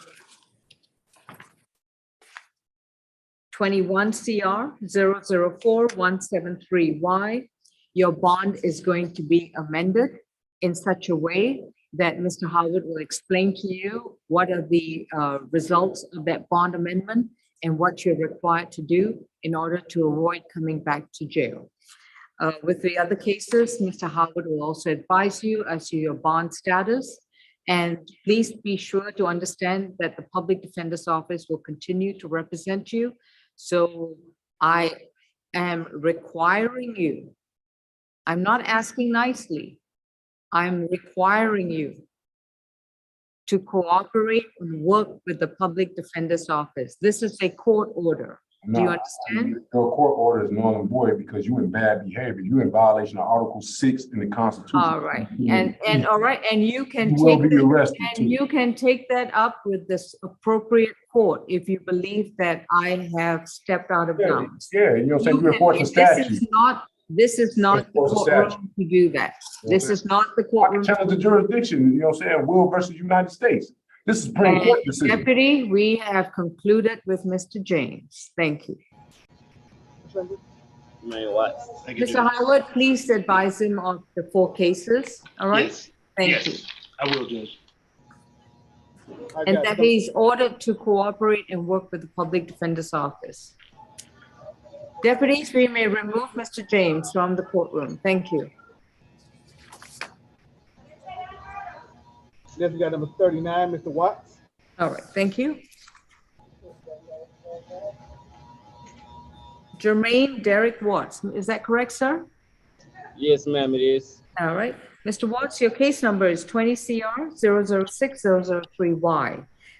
You have been accused of 1 misdemeanor offense. Are you familiar with that charge? Yes, ma'am, my All public right. defender. We're not going to say it. We're not going to say it. Okay? That's why I'm just asking whether you're familiar with the charge, because I'm going to waive sounding on the charge. We're going to address a possible plea. So please remember, you have a right to remain silent. Anything you say in open court, your statements can and will be used against you. You have a right to an attorney, and representing you is Miss Helen. Miss Tortorella, is it a time served plea offer? Yes, time served, and the state will be objecting to a no low plea. All right. And how much time has he served? However time that he's been in jail, Your Honor, that's outside our jurisdiction. So maybe Attorney Helen can advocate for her client as far as how much time. I'll look it up right now. I just need to know how much time he served at the Fulton County Jail in this case. All right. Miss Helen, do you stipulate to the factual basis, venue, and ID? I do, Your Honor. Let me see.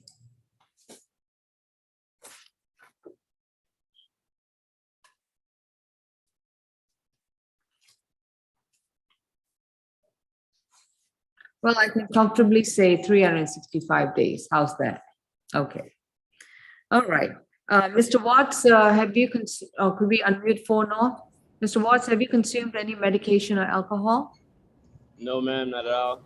All right. And are you satisfied with the representation of the attorney, Ms. Helen? Yes, I am. And has anyone induced you or forced you to take a plea today? No, not at all. If you decide to plead no contest to the charge today, you would have to give up your right to have a trial, to face your accuser, to challenge the state's evidence, to examine witnesses, and have the state try to prove the charge against you beyond a reasonable doubt. Are you prepared to give up these rights? Yes, I am. And how do you plead to the charge brought against you? Nolo. Okay, your sentence is time served. Yes, Miss Helen, did you want to take a time served? Yes, Judge. All right, so it'll be a NOLO charge and the sentence is time served, 12 months, to have served 12 months. Case is over. Thank you. Thank you. Next, we got number 7, Mr. Edmond. Miss Judy Kim, who is your client? Is this the 11 o'clock? Hello. Are you here for the, are you here for the 11 o'clock calendar? Yes, Judge. Okay, I'll be with you shortly, okay? Thank you. All right, Francois, that was position 7? Yes, number 7.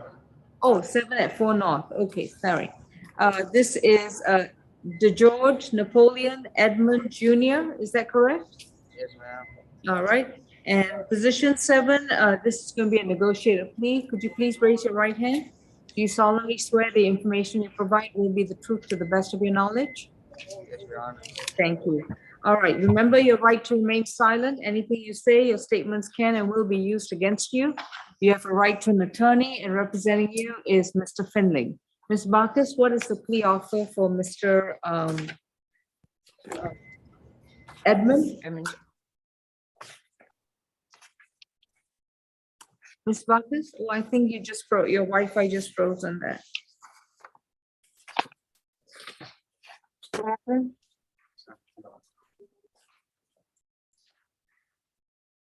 Oh, Ms. Bacchus's Wi-Fi is just frozen. We are dealing with a lot of bandwidth issues today. All right, the gentleman who's on an iPhone walking around, you can either stay seated or stop your video. I don't know whether you can hear me. All right, good, thank you. It's very distracting when you're moving around. Okay, somebody could, Mr. Murphy, you've had your discussion with Ms. Bacchus. What's the status of your case? Judge, on the Danny Knox cases, if you can reset that to Thursday, the 25th at 9. He has 4 cases. I've been conveyed an offer. I'll go see Mr. Knox to convey that offer. Okay, so Danny Knox, position 18 is and position 19 and position 20 and position 21 are all reset to, did you say 9:25? No, next Thursday, Judge, at Next 9 Thursday. on the 25th. And I'll see him at the jail probably Monday or Tuesday, and then Okay. we'll decide. 8:25. Yes, please. My apologies, Judge, my power went out and lost okay. internet. That's okay. So Ms. Bacchus is back. We are dealing with position 7, DeGeorge Edmund. And Mr. Murphy, if you don't have any other cases, you're free to go. Judge, I've got something on the 11 o'clock. I'll stand by. Sorry. Okay. So sorry about that. So Ms. Bacchus, what is the plea offer for Mr. Edmund? He's charged with theft by shoplifting, disorderly conduct, willful obstruction of an officer, 2 counts. Yes.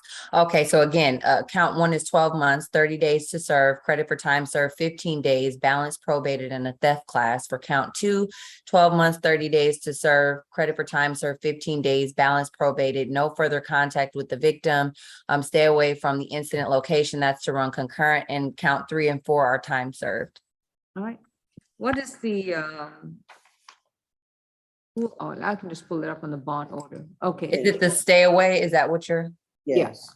The stay away location is the BP gas station located at 2261 Cascade Road Southwest. And it's the no contact with the employee? It is. Name, please? Jalea Shifa.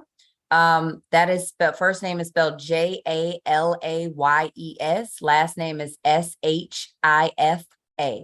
Got it. Thank you. Mr. Finling, are those the terms to which your client has accepted? Yes, Judge, those are the terms that we've accepted. We'll just ask on Mr. Evans' behalf that once he completes that theft class, since that's the only condition on there other than the stay away, if he could be non-reporting judge, and also probation fees could be waived. Any objection to non-reporting? No, Your Honor. Okay, waive the probation fees for the first 4 months upon his release. Mr. Edmund, have you consumed any medication or alcohol recently? Repeat? No, Your Honor. And are you satisfied with the representation of your attorney? Yes. Is anyone forcing you to take a plea today? No, ma'am. All right. And if you decide to take this plea, you would have to give up your right to have a trial in front of a judge or a jury. In that trial, you will not be able to present your defenses, challenge the state's evidence, have the assistance of counsel to go ahead and examine witnesses, confront your accuser, and have the state try to prove the charges against you beyond a reasonable doubt. Are you prepared to give up these rights? Yes, Your Honor. How do you plead? To theft by shoplifting, disorderly conduct, and 2 counts of willful obstruction of a law enforcement officer. Plead guilty.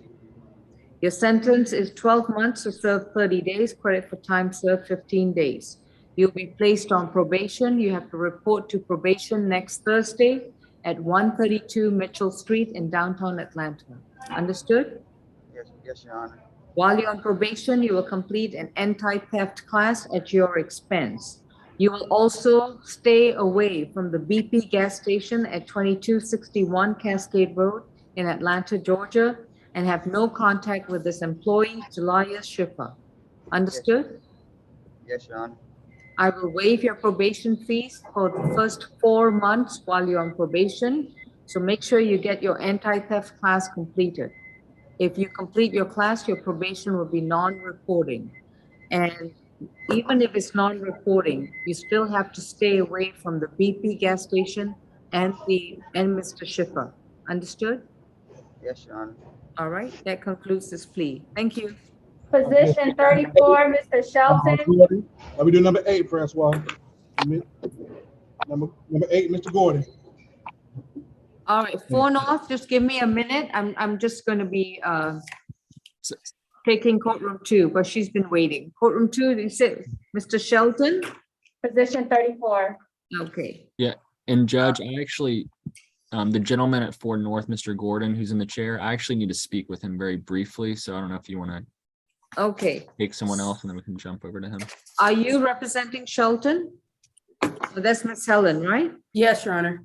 Okay, so Mr. Finling and 4 North, could they be placed in a breakout, please? Mr. Jordan, 4 North and Zach Finling only. I didn't want to interrupt. Last week, I thought I was to be appointed to Mr. Gordon, and then the case was reset. So that's why I'm on this calendar. I didn't know if the public. All right, so you should also go into the breakout with Mr. Finling and duke that out. All right, Mr. Jordan, could you place Owen Lynch in the breakout room with Zach Finling, please? Okay, Mr. Shelton is in courtroom 2, Travis Devon Shelton, case number 22 CR 005-199C. Mr. Shelton has been accused of 2 counts of loitering and prowling from August 3rd, 2022. Mr. Shelton on position 31, this is going to be a non-negotiated plea. So Mr. Shelton, you've been advised of your right to remain silent and your attorney is Ms. Helen. We are first going to hear the plea offer from the state and I'm going to hear from the defense. I will let you know which plea offer we're going to move forward with. It may also be the third option of no plea and we go to trial. Understood? Yes, ma'am. All right, Ms. Tortorella? Yes, Your Honor. For this case, we're asking for the first count of loitering and prowling, 12 months served, 120 days, credit for time served, 16 days, balance probated, 40 hours of community service, to stay away from the both residences at 1583 Ellaby Road Southeast and 1586 Ellaby Road Southeast in Atlanta, and to have no contact with the victims, Crystal Robinson and Amy Jones, Amy spelled A-I-M as in Mary, E-E. Your Honor, on August 3rd, 2022, the Atlanta Police Department responded to 1583 Ellaby Road Southeast in reference to a suspicious person. The officer initially made contact with the defendant, Travis Shelton, who stated he was being followed by an individual from the gas station that he was at. Then, according to the defendant, he proceeded to run to the residential area of LEB Road, where he began to knock on residents' doors, specifically at 1583 and 1586 LEB Road. At these two locations, the defendant encountered the complainant, Ms. Crystal Robinson and Ms. Amy Jones. Ms. Robinson's statement advised it was 1 a.m. when her daughter woke her up stating someone was knocking on her window. Ms. Robinson advised she got up and looked out the window and observed the defendant moving around her backyard. She observed the defendant messing with her back door. And she also said she has video of the defendant messing with her back door and pulling on her car doors. Ms. Jones stated that around 1:25 a.m., the defendant was on her back deck and tapped lightly on the door. Ms. Jones observed the defendant turning her security cameras to face the side of the house while turning the porch light off. Ms. Jones stated the defendant began banging loudly on the door. Her husband stepped in, advised the defendant to come to the front of the house. The defendant would not leave the back porch. And then Mr. Jones advised the defendant he was going to call police. Ms. Jones called the police, and she stated that the defendant left the porch area and was walking around her backyard. Ms. Jones observed the defendant begin to run and jump on the side of the fence into a neighbor's yard. Defendant was arrested, and these events occurred in Fulton County, Georgia. Your Honor, the victims in this case did not observe anybody chasing this defendant. The defendant has 20 cycles. Relevant convictions include a 2015 conviction out of Henry County State Court for criminal trespass, a 2011 conviction for entering auto, 7 counts, financial transaction card theft out of Henry County Superior Court, a 2011 theft by receiving conviction out of Spalding County Superior Court, and 2004 theft by receiving 2 counts and entering auto out of Henry County Superior Court. Your Honor, also this defendant has an open terroristic threats and criminal trespass case out of Clayton County. That case is 2022 CR 02459. He was just scheduled on a jail arraignment calendar in Clayton on July 15, 2022. And he's currently scheduled for an August 29, 22 arraignment. He violated his bond for this case in Clayton as he committed these subsequences while he was out on bond from his Clayton case. So he committed it on August 3rd, 2022. For those reasons, Your Honor, we are asking for those based on his history, the fact that he was out on bond while he committed these violations. We're asking for those 120 days. Nothing further. All right. Ms. Sullivan? Yes, Judge, this is a non-negotiated plea. We are asking for time served for this loitering and prowling, both counts of loitering and prowling. He does accept the probation, Judge, and we've got just a couple other things that weren't mentioned by the state. My client called the police because he was reporting that someone was chasing him from that gas station, and he was trying to protect himself, and he ran through 1583 LB Road looking for help. Judge, I think if you read that warrant, there was a line in there that stated that there was a third place that he went where someone offered him a ride, actually gave him a ride. This meeting is being recorded. Where he needed to be, Judge. So Mr. Shelton called the police. He's not lying as to why he was running and trying to get help. He didn't offer violence to anyone, didn't threaten anyone, Judge. And I do hear his history, Judge. I do hear that those cases are open. So Mr. Shelton, we are asking for time served. We did discuss different details. And so he's stating that, Judge, hey, if I did something wrong, I do accept the probation. He does accept the probation, the 40 hours of community service, staying away from both addresses. He doesn't know any of those individuals. He was running for help, Judge. And so that's why we're asking for time served.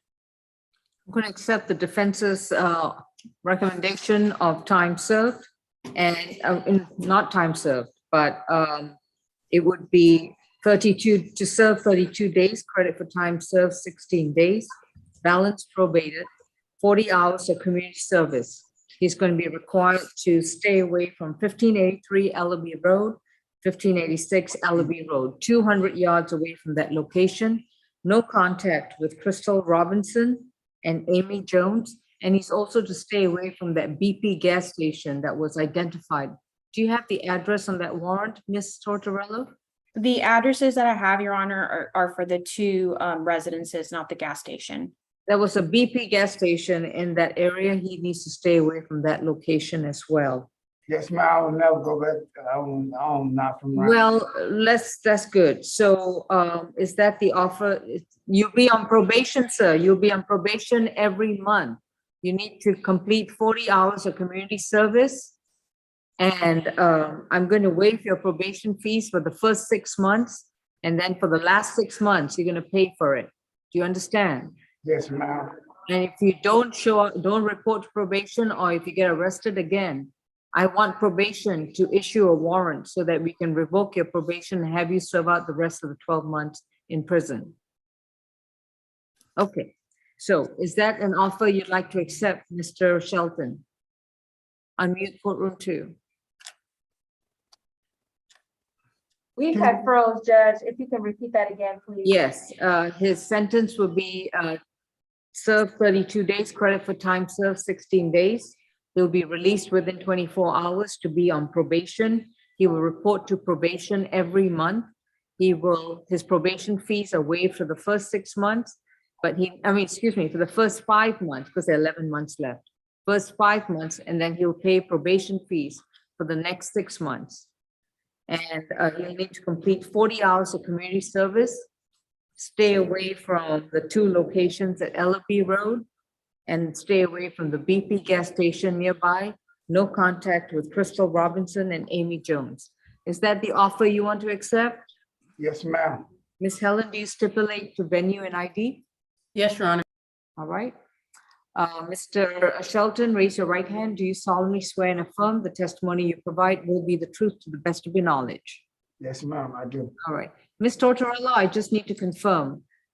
Is the state going to null cross the second count and just go with the first one? Your Honor, the original offer had it where I was going to null cross the second count and just have him plead to the first count. Okay, so since I'm accepting the defense offer, are you keeping both the null cross charges and making it concurrent? I wouldn't object to null crossing the second count, Your Honor. Okay, so we're going to null cross count 2, and this will be a sentence with just count 1. Okay, Mr. Shelton, have you consumed any medication or alcohol? No, ma'am. And have you understood the proceedings so far? Yes, ma'am. Are you satisfied with your attorney? Excellent. And has anyone forced you to take a plea today? No, ma'am. If you decide to take a plea today, you would have to give up your constitutional right to have a trial in a court of law. You would have to give up your right to have the assistance of counsel so that you can challenge the state's evidence, present your own defenses, examine witnesses, confront your accuser, and have the state try to prove the charges against you beyond a reasonable doubt. Are you prepared to give up these rights? Yes, ma'am. How do you plead to 1 count of loitering and prowling? Guilty. The sentence is 12 months to serve 32 days, credit for time served 16 days. You'll be released within 24 hours. You must report to probation next Thursday. That's 1 week from today. Yes, ma'am. Next Thursday, probation is at 132 Mitchell Street in downtown Atlanta. You Your will Honor. finish- Yes? I apologize. He actually has a hold out of Clayton County. So I just wanted to let you know. Oh, the procedure. so is Clayton coming to pick him up? Okay, so once your case in Clayton is resolved and you're released, then you report to probation at 132 Mitchell Street. Okay. Probation fees are just waived for the first 5 months. The remainder 6 months, you need to start paying probation fees and complete 40 hours of community service. I've already told you to stay away from the Ellaby Road locations and the BP and the victims. Anything else? Is there any way I can speak to the attorney real quick? What? I can give courtroom 2 a call. Okay, thank you. Thank you, Judge. Thank you. 4 North, who do we have, please? Mr. Gordon? Your Honor, Owen Lynch for Mr. Gordon, and I will submit a entry of appearance. This was continued from last week. I was able to visit with Mr. Gordon and have some discussions, but based on the plea offer and my current level of awareness on what's going on in this case, I would request one additional reset to the 25th so that I can do another visit and try to gather some more information. I believe this is going towards a plea, but I just probably need to have some additional conversations with Mr. Gordon to ensure that. And did you all discuss this in the breakout room? I did discuss it with him, Judge. And he's open to the recess? Yes, he does want to get out. Absolutely, that is what he wants to do. But I think we do better on a one-on-one sort of conversation. Okay. And I'm trying to find some information about where he's going as well. All right. Mr. Gordon, your attorney, Owen Lynch, would need additional time to investigate the matter and to make sure that if you do take a plea, that would be in your best interest. So I'm going to reset the case for 1 week to August 25th at 9 a.m.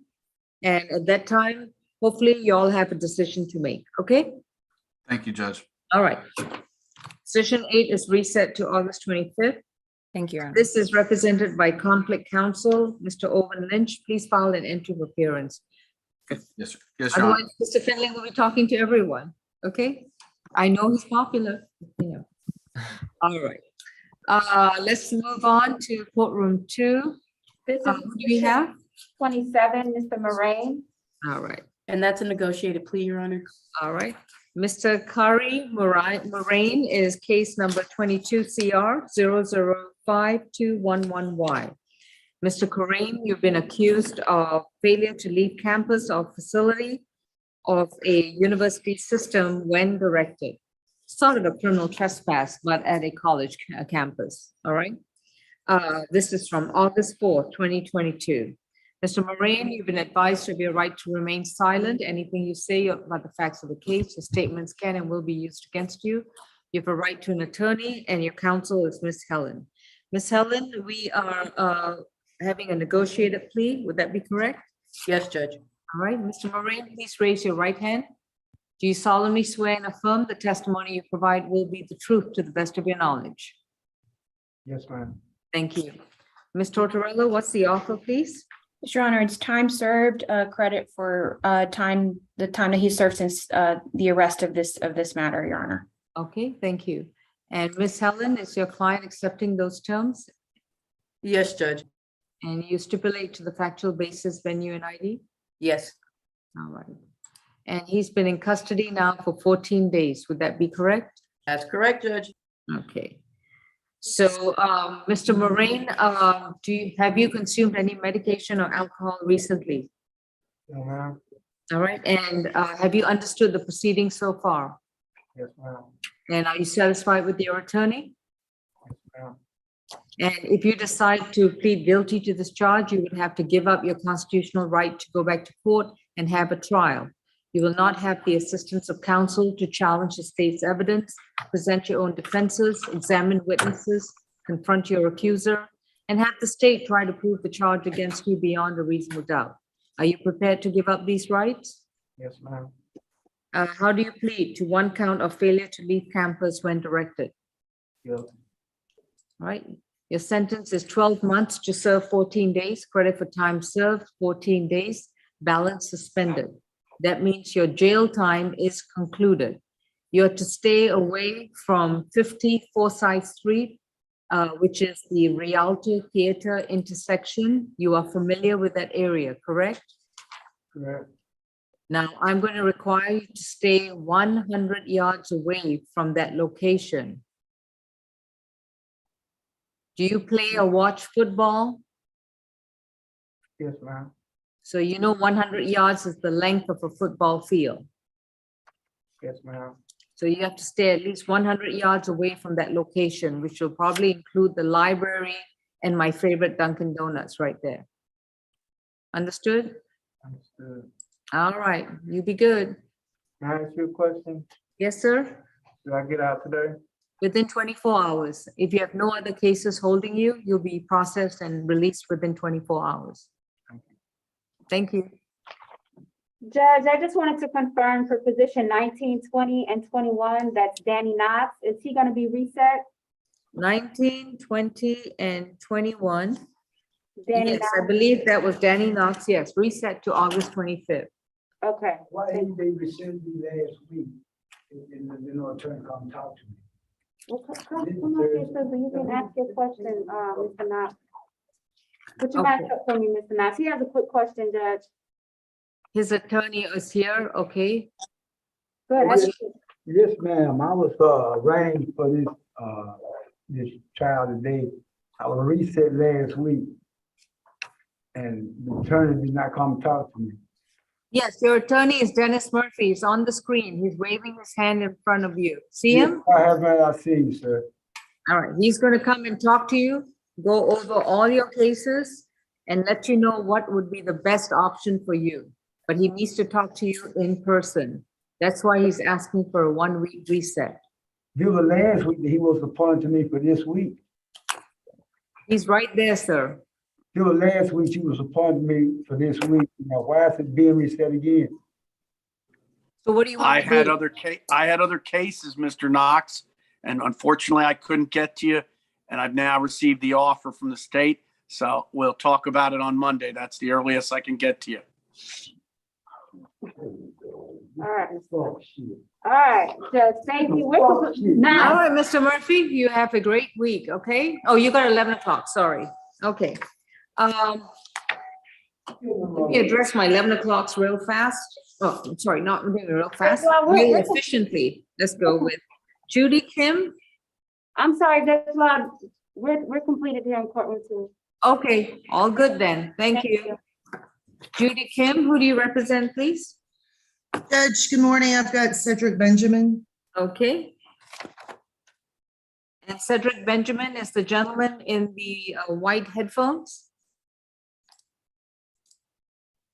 This is the bench warrant calendar, correct, Your Honor? Correct. All right, the gentleman wearing the white headphones, please unmute. Is that your client, Ms. Kim? Hello? Yes, Yes. hello. What's Yes, your ma'am. name? What's your name, please? Cedric Benjamin. All right, Mr. Benjamin, your attorney is on the Zoom. Do you see her? Her name is Judy Kim. You see me? Unmute your phone and slide the screen. Unmute the phone and slide the screen.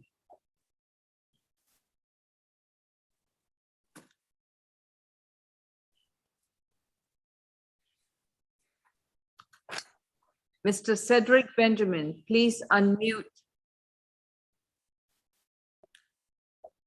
All right, Sierra Riggins, are you present? Yes, I can't see you on the screen, Your Honor. You need to slide the screen on the phone and don't mute your phone. Slide the screen. You should be able to see the other people on there until you see Judy Kim. And Mr. Jordan, we can change the name iPhone on the screen to Cedric Benjamin. Judge, All I right. believe he's not had any real experience with Zoom, so I apologize. That's okay. All right. Case number 22 CR 002-014J. This is State versus Cedric Benjamin, accused of battery, domestic violence, first offense, and cruelty to children in the third degree from a February 17th, 2022 incident. In Mr. Benjamin's case, a bench warrant was issued for his failure to appear. And today he is represented by attorney Judy Kim on his motion to set aside the bench warrant. Mr. Benjamin, you have a right to remain silent. Anything you say in open court, the statements can and will be used against you. You have a right to an attorney, and Ms. Kim will be speaking on your behalf. This was a failure to appear on August 8th, 2022 before Judge Devon. He had previously been granted a $3,000 good bond, and his bond is in forfeiture status. Okay, Ms. Kim? Judge, we would ask that the bench warrant be set aside. Unfortunately, my client Did not, he woke up late, quite frankly. He has a 5-year-old and a 2-year-old, and the 2-year-old was not sleeping through the night, and he was trying to help his girlfriend out. So unfortunately, he missed his court day. This was before I was hired, but he was just trying to help, the family so his girlfriend could have a break from taking care of the baby. Okay. Ms. Tortorella? Yes, Your Honor, we'd ask that the bench warrant not be set aside. He missed his plea and arraignment before Judge Besson. And Your Honor, he's well aware of his court dates. There's no record that a return has been sent to him or sent to the clerk's office, that the notifications have not been mailed out to the defendant. And so, Your Honor, we're asking also, Your Honor, to add because of defendant's actions, his case has been on a dormant bench warrant, dormant status. So for that reason, we are asking for the bench warrant not to be set aside and for the defendant to turn himself in. Nothing further. Judge, my understanding, if I may, is that I've got the victim on the phone. The mail is going to her house for whatever reason. Obviously, he doesn't get mail at my house, so I'm not sure where they're sending it to. But Judge, once I get my entry filed, I'll make sure he does not miss any court dates. I think I'm kind of known to be a little tough on my clients, so I will make sure anything that comes through the pipeline that he is aware of it and that he stays on top of it. He does have 2 minor children that he does take care of, and it would be very difficult for his girlfriend to maintain the family if he is not there to help support the family. Who's the girlfriend? Rosa Cooper, I guess. Rosa Cooper. She's the one who's online. Who's the girlfriend, Frederick? Rosa Cooper, she's on the Zoom. iPhone 3. Okay. And you've been charged. Yeah, I heard you, Ms. Tortorello. And go ahead. What was your last comment? Just to add, if the address situation is at issue, he was given a bond order, which stated that if he had a change of address, that he immediately provide that to the clerk's office. And if that's the case, he's in direct violation of his bond order as well. Has there been a change of address? Ms. No, Kim? ma'am. I think he just admitted that he overslept and was late. He did, Judge. Unfortunately, because he's got 2 minor children, the youngest being 2 years old, just not sleeping through the night, and he was trying to just help out. I'm going to execute the bench warrant, and he's going to surrender himself to the Fulton County Jail. I'm going to amend the bond to a $3,000 signature bond through pretrial. That means, Cedric, that all you have to do is go down to the jail, the bond will be executed, processed, and then they release you right away. You don't get booked into jail. Do you understand? Yes, ma'am. And the bond is going to be amended to a $3,000 signature bond. Did I say 3? Yeah, 3,000 through pretrial services. You're going to be reporting to pretrial once a month. So you have to learn how to wake up not only for court, but also to report to pretrial. Judge, I'll explain all of this offline to him, that the understanding of how it works. And if he doesn't report to pretrial, and if he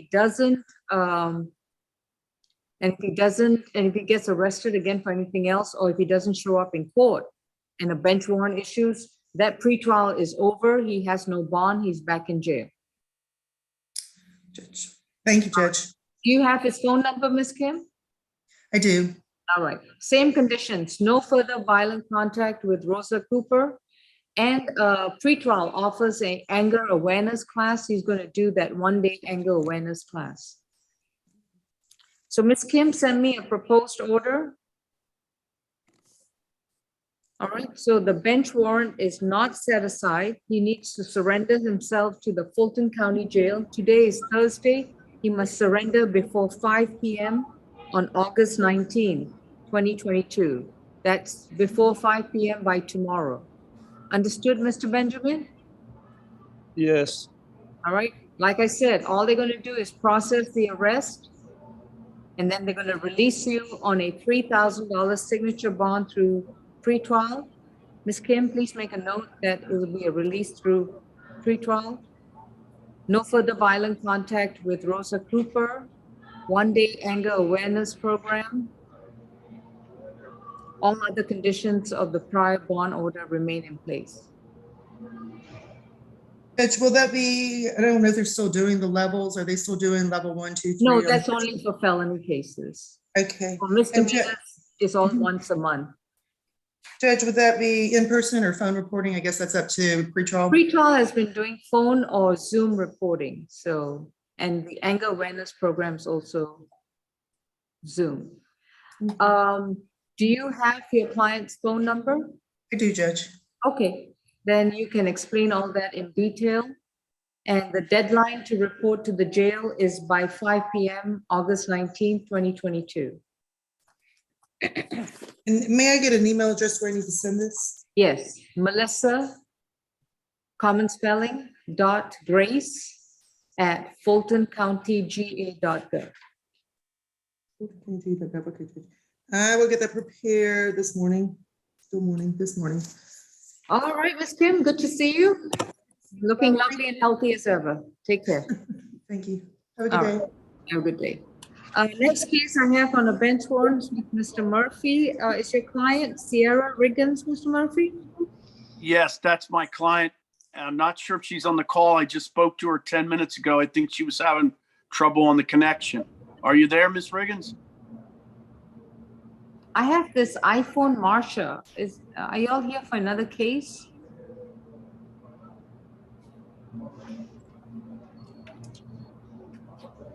Yes, for Alicia Hale.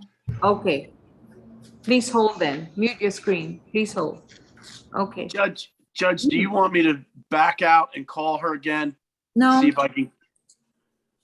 No. We need her on the screen. Oh, I'm sorry. What you mean is you're going to leave the Zoom and try to call her? Yes.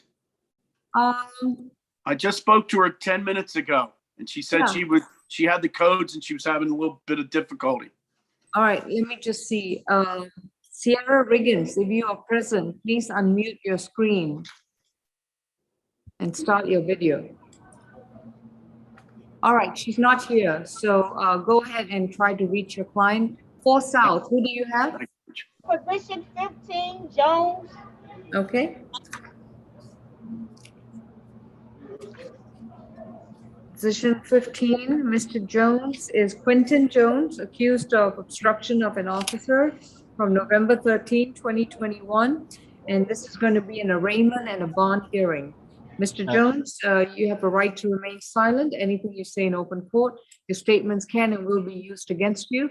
You have a right to an attorney, and representing you is Mr. Finley. Judge? Yes, sir?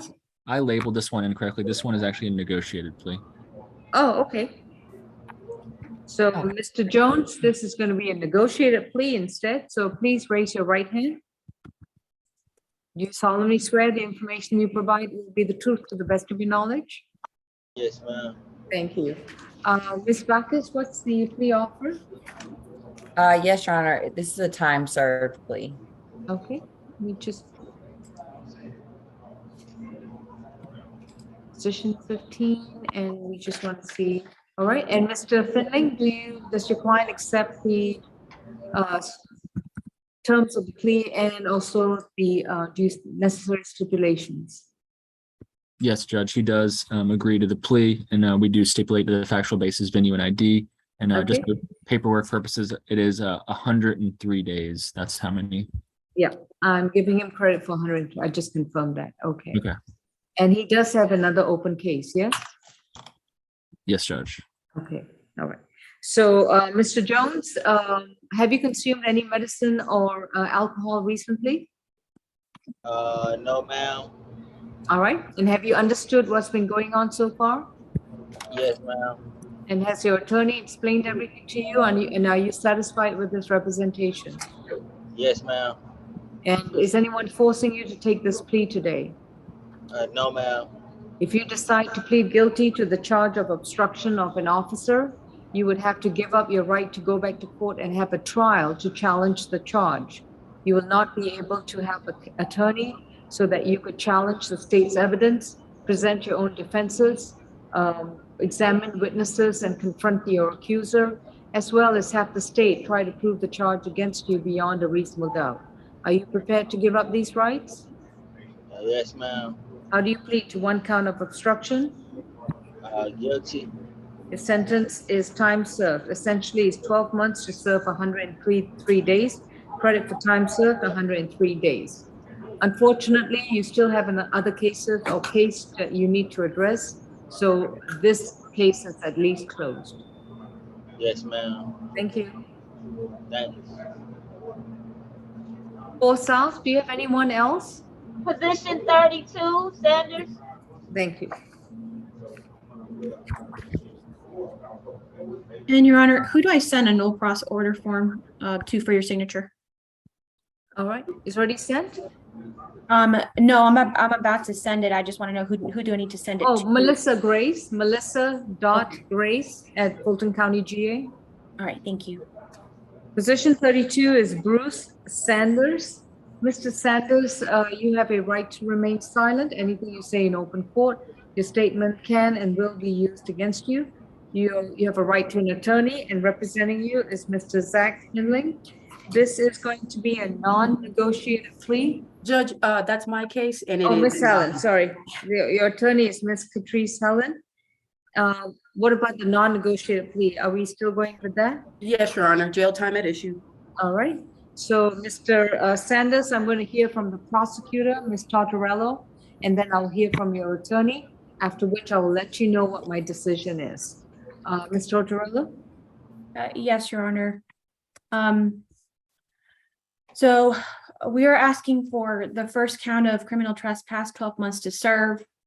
For the second count of criminal trespass, 12 months of probation, 20 hours of community service, stay away from the incident location at the MARTA station, 250 Brotherton Street Southwest in Atlanta.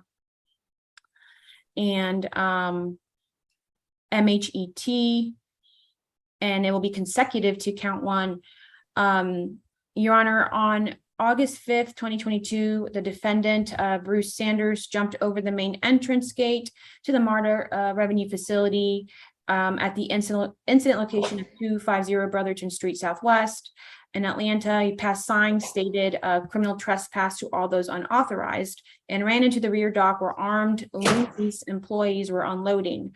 Sanders was detained until MARTA police arrived. The defendant's information was ran through a MARTA suspension check, revealing an active MARTA suspension.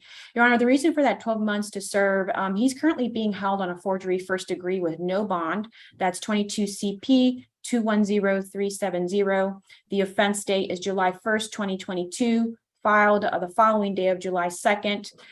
He was originally given an unsecured judicial release for this case, and he was released on July 5th, 2022, committed this offense, was rearrested a month later on a criminal trespass, this offense, and now is being held at with no bond for this case.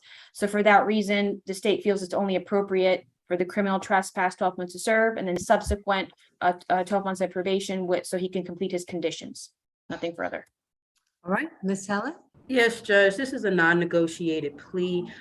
We are asking for time served. He was incarcerated or arrested August 5th, has spent 14 days at the Fulton County Jail. And so what I didn't hear is violence towards anyone, danger to anyone. In fact, he was given a signature bond of $500 on the second criminal trespass, Judge. So for a year, the maximum for this misdemeanor, I don't think that's justified or explained, Judge. So we're asking for time served with the balance to be suspended, Judge, because again, when I spoke to Mr. Sanders, he does understand he did jump that gate. So we do admit that. And so the 14 days, we won't want to ask if that's time served for doing that, Judge. But for a year, as well as the conditions, no violence offered, no threats, nothing, Judge. He was just trying to get to where he was going, Judge. So we are asking for time served, balance suspended. And again, he was given a signature bond on that second criminal trespass. Now, Ms. Tortorello, let's just confirm one thing. It's a very serious charge when you trespass in areas of MARTA that are unauthorized. In this particular case, The allegation is not that he trespassed on the tracks, that he trespassed in areas where they pose a danger to himself and to, trains. That it did not halt service and inconvenience thousands of transit passengers. This is not one of those situations, correct? Correct, Your Honor. He trespassed in an area where there was armed Loomis employees. Right. There were those armed guards where they are collecting, I don't know, is it still the old fashioned big money bags being carried out of the building? No? I Okay. assume so, Your Honor. And again, the reason the state's recommending this is he's being held on no bond for another case. So we do want him to do some community service for this. Well, that is going to be another problem, another headache for him on another day. But I'm going to accept the state's defense's recommendation of 12 months to serve, I think it was 14 days. Credit for time served 14 days. He will be placed on probation to complete the MHET. Your Honor, he's being held with no bond. Understood. Yeah, Okay. I'm just repeating the sentence because my litigation manager has to write it out. Okay. Okay, so when I repeat the sentence, it only applies once they are released from other cases. Got it. Thank you. So, like I was saying, it's a concurrent it's concurrent. It's 12 months to serve 14 days credit for time served 14 days. Once he is released from any other cases he will report to probation at 132 Mitchell Street to complete an MHET. He is to stay away from all Modification property for the remainder of time that he's on probation. He will report to probation for the remainder of the 11 and a half months on this sentence. It's not suspended. Do you understand, Mr. Sanders? I do, Your Honor. Once you are released from your felony case, you will report to probation and you will report every month. And you need to complete an evaluation. Your probation officer will explain that to you. Remember this, you have to stay away from all Modification property, all of them, buses and trains, stations, bus stations, all of them. Authorized and unauthorized locations for 1 year. Understood? Yes, Your Honor. All Thank right. you, Judge. Judge, did you give him the probation? Yeah, probation. And he will report every month. All right. 4 South, did you have anyone else? All right. South Annex? Good afternoon, Your Honor. Before, I don't have the position numbers in front of me, but before you is Miss Alicia Hale. Okay, thank you. Mr. Finling or Miss Helen, can you advise us, or Mr. Howard, can you? I have that position has a private attorney entered in on that case. I don't know where that private attorney is. I believe it's a Waller, Johnny Waller. What is that position number? I'm sorry. I'm trying. Oh, Judge, you may not be able to find it. She's actually the probation violation case, so it may be on that calendar, but she is position 10 on the SAP calendar. I was informed by Mr. Jordan that case shouldn't have been on the calendar at all. Judge. Yes, that is correct. That would be my case. Hold on 1 second. And Miss Bacchus, if you can give us the case number, please. Yes, give me 1 second, Your Honor. No problem. Okay. This is 20 CR 002726A. And yeah, it looks like it shouldn't have been on this calendar. She needs to see the division judge that she's been assigned to because it's a probation violation. She pled in March to a DUI less safe.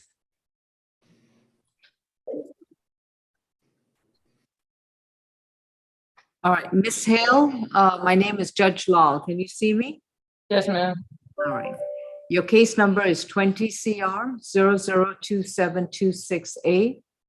You have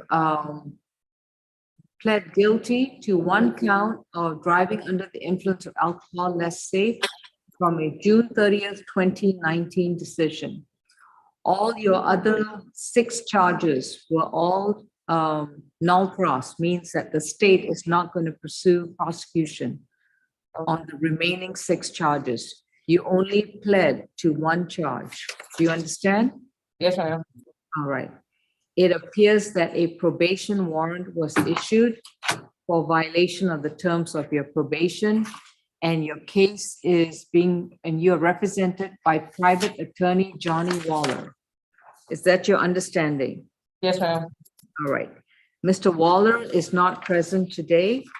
And as far as I can tell, your case should be placed on a probation revocation calendar, which I will do so next Tuesday. All right. So, and the reason being because your attorney needs to be present. Is Mr. Waller still representing you? I haven't spoke to them since June. So. Okay, let me see. So I have a couple of people who have been waiting to show in your support. iPhone Marsha, who wants to talk? Yes, ma'am. All right. Miss Hale is represented by attorney Johnny Waller. Are you familiar with him? No, her father, I believe he's on, Daryl Hale. Okay, the number I have, write this down or type it in your phone. 404-567-6448. Yeah. Again, ma'am. 404. Hello?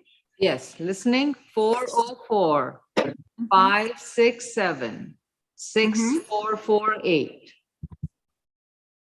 Yes, ma'am. Email Johnny, JOHNNY .Waller, WALLER, then the @, acwlawga.com.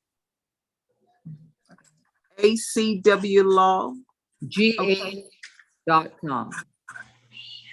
Got it? Yes, ma'am. All right, this is reset to the probation revocation calendar on August 23rd at 9 a.m. 9 a.m. Okay. That's all I can do because her attorney is not present. Here you go, Melissa. Okay.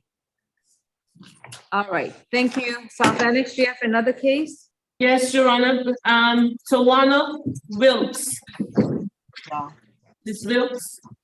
Next Tuesday.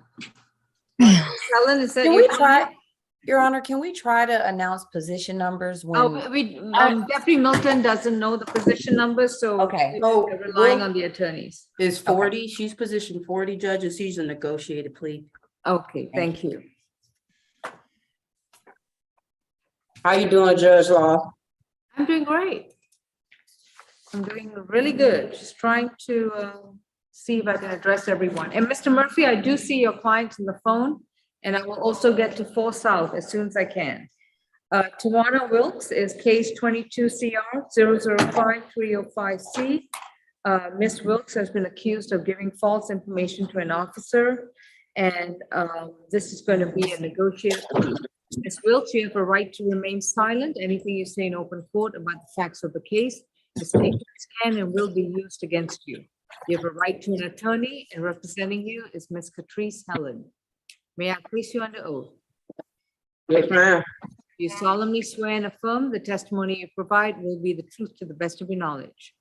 Yes, ma'am. All right, thank you. Ms. Tortorella, what's the offer for Ms. Wilkes? Yes, Your Honor. The state's offering time served and credit for the time she served since her arrest.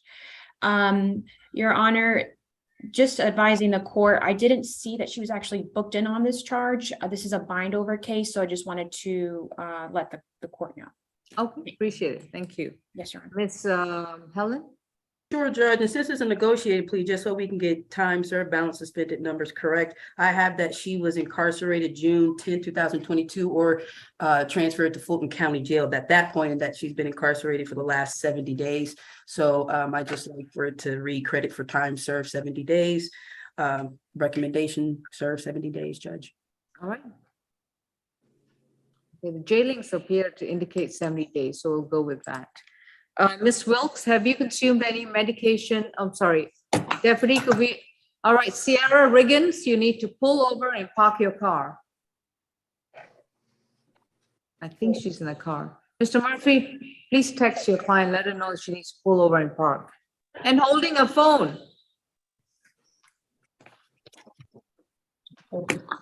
Sierra, are you driving?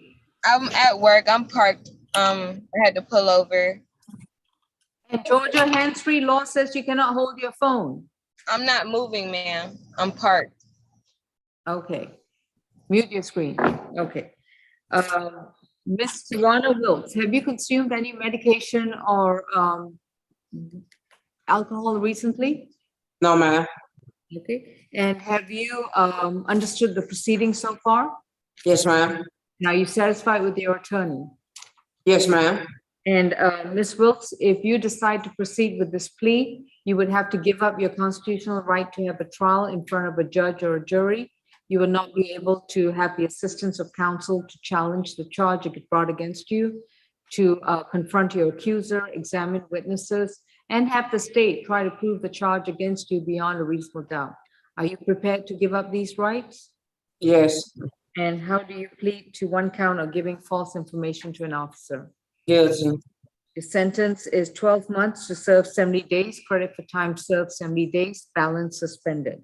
That concludes your case. Thank you. Thank you, ma'am. Deputy. Thank you, Ms. Helen. I'm sorry. Thank you, Ms. Wilkes. All right. Ms. South Annex, I'm just going to skip to 3 South. 3 Yes, South, Your who do we have? We have add-on 2, Mr. Love. Add-on 2, okay.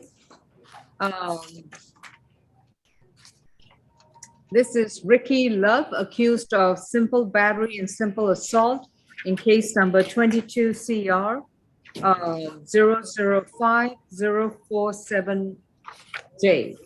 Mr. Love, you have a right to remain silent. Anything you say in open court, your statements can and will be used against you. You have a right to an attorney, and representing you is Ms. Catrice Helen. Do you see your attorney on the screen? Yes. All right, good, good. Okay, this is going to be an arraignment and a bond hearing, is that correct? Yes, Judge. All right, and do you waive a reading of the accusation? I do, Your Honor. Okay, Mr. Love, you've been accused of simple battery and simple assault from July 31st, 2022, allegedly in Fulton County, Georgia. Can you see me and hear me and understand me? Yes. Excellent. Okay, so given these 2 misdemeanor charges, upon your entry of a not guilty plea, your case will be scheduled for trial. At the time of the trial, the prosecutor has the complete burden to prove the charges against you beyond a reasonable doubt and overcome your legal presumption of innocence.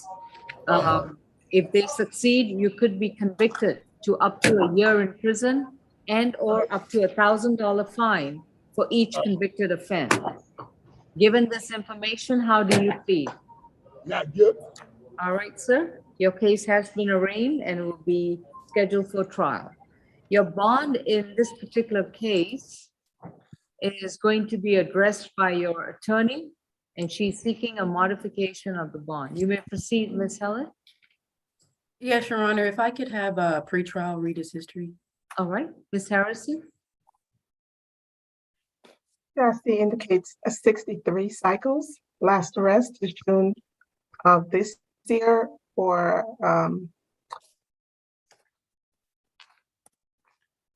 I'm going to wave sound on it, Judge. It's PI. Second or third conviction with the Atlanta Police Department. Record does indicate the defendant is currently on probation in Fulton County for willful obstruction of law enforcement officer, 16 SC 148217, sentenced November of 2017, 1 year confinement, 5 years probation. also on probation for the same charge as last arrest, 22 CR 004021J, sentenced July of this year, 12 months probation. All right, thank you. Ms. Helen? Yes, Judge. Mr. Ricky Love is 61 years old. He is a lifetime resident of Fulton County. I do believe you've read the warrant for the simple battery and simple assault. When I went and spoke to Mr. Love, he said directly, I did not physically harm anyone. I didn't threaten violence towards anyone. I merely asked for a single smoke.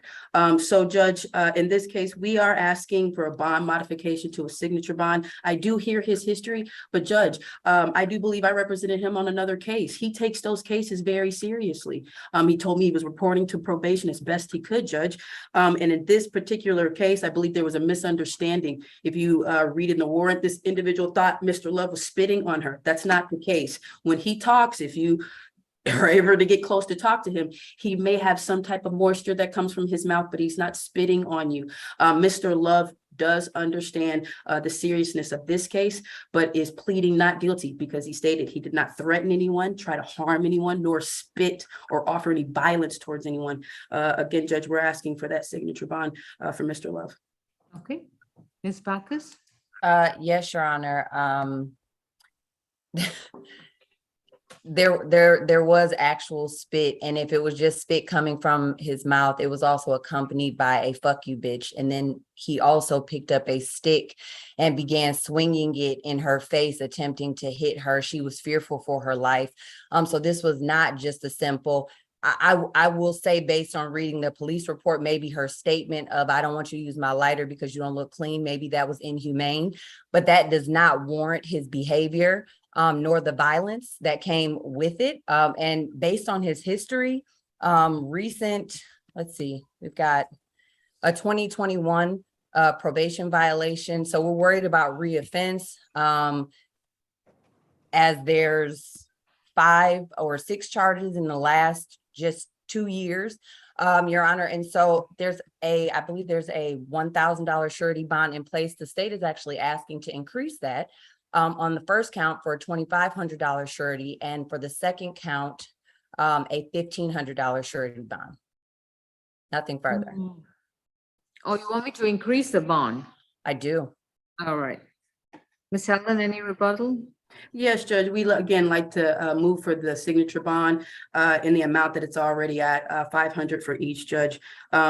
As I spoke to Mr. Love, I do hear his history, Judge, but he assures me he's going to take this fully to trial. He did not offer any violence towards this individual. And yes, her statements were inhumane, but he'd like to offer that this person is not the victim that they're alleging, Judge. And so again, we are asking for this signature bond for Mr. Love in the amount that it's set. The language in the warrant is not ambiguous, and it really sets forth the allegations set forth. It sets forth the allegations brought by the state. And with regards to the detail, if Mr. Love wants to challenge the details of the warrant and the allegations, this is not the proper venue. And it doesn't, saying it didn't happen, saying that's not the way it was, saying that, I didn't do what it says in the warrant. Those are not the factors that we take into consideration, because that's a factual issue that must be resolved by the trier of fact. What I am concerned about, and it's been established by fact, is Mr. Sanders' significant history of arrest and convictions and violations of the law. Bond request is denied. Understood, Judge. All right. This case has been arraigned and it's going to be further notice for trial. He's got a $1,000 good bond with no contact with the alleged victim. Thank you. All right, next we got number 6, Mr. Dawson.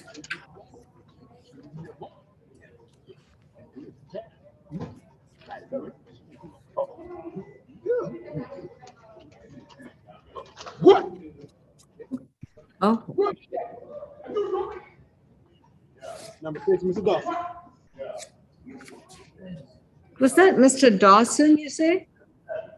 Here we got number 6, Mr. Dawson. Okay. This is Marion Dawson, position number 6 on the SAP calendar, 22 CR 005310D. Mr. Dawson has been accused of willful obstruction of an officer and disorderly conduct. Mr. Dawson, you have a right to remain silent. Anything you say in open court, the statements can and will be used against you. You have a right to an attorney, and representing you is Mr. Finley. Position 6 is going to be a negotiated plea. Is that how we're proceeding? That's correct, Judge. All right. Mr. Dawson, please raise your right hand. Do you solemnly swear and affirm the testimony you provide will be the truth to the best of your knowledge? Yes. Thank you. Ms. Bacchus, what's the state's offer? Yes, Your Honor. For count 1, 12 months, 28 days to serve. Credit for time served, 14 days. Balance suspended, stay away from the incident location and comply with any active MARTA suspensions. And for count 2, 12 months, 28 days to serve, balance suspended, but it is to run consecutive. All right, I just want to make sure that 3 South is stable. Okay. Mr. Finley? Do you stipulate to the factual basis, Yes. venue, and ID and accept the terms of the plea? Yes, Judge, that is our understanding of the offer, of which we do All right. agree, Your Honor. Mr. Dawson, I know there's people talking behind you. Can you hear us? Yes. Okay. So, Mr. Dawson, have you consumed any medication or alcohol recently? No. And have you understood the proceedings so far? Yes. And are you satisfied with the representation from Mr. Finley? Yes, I am.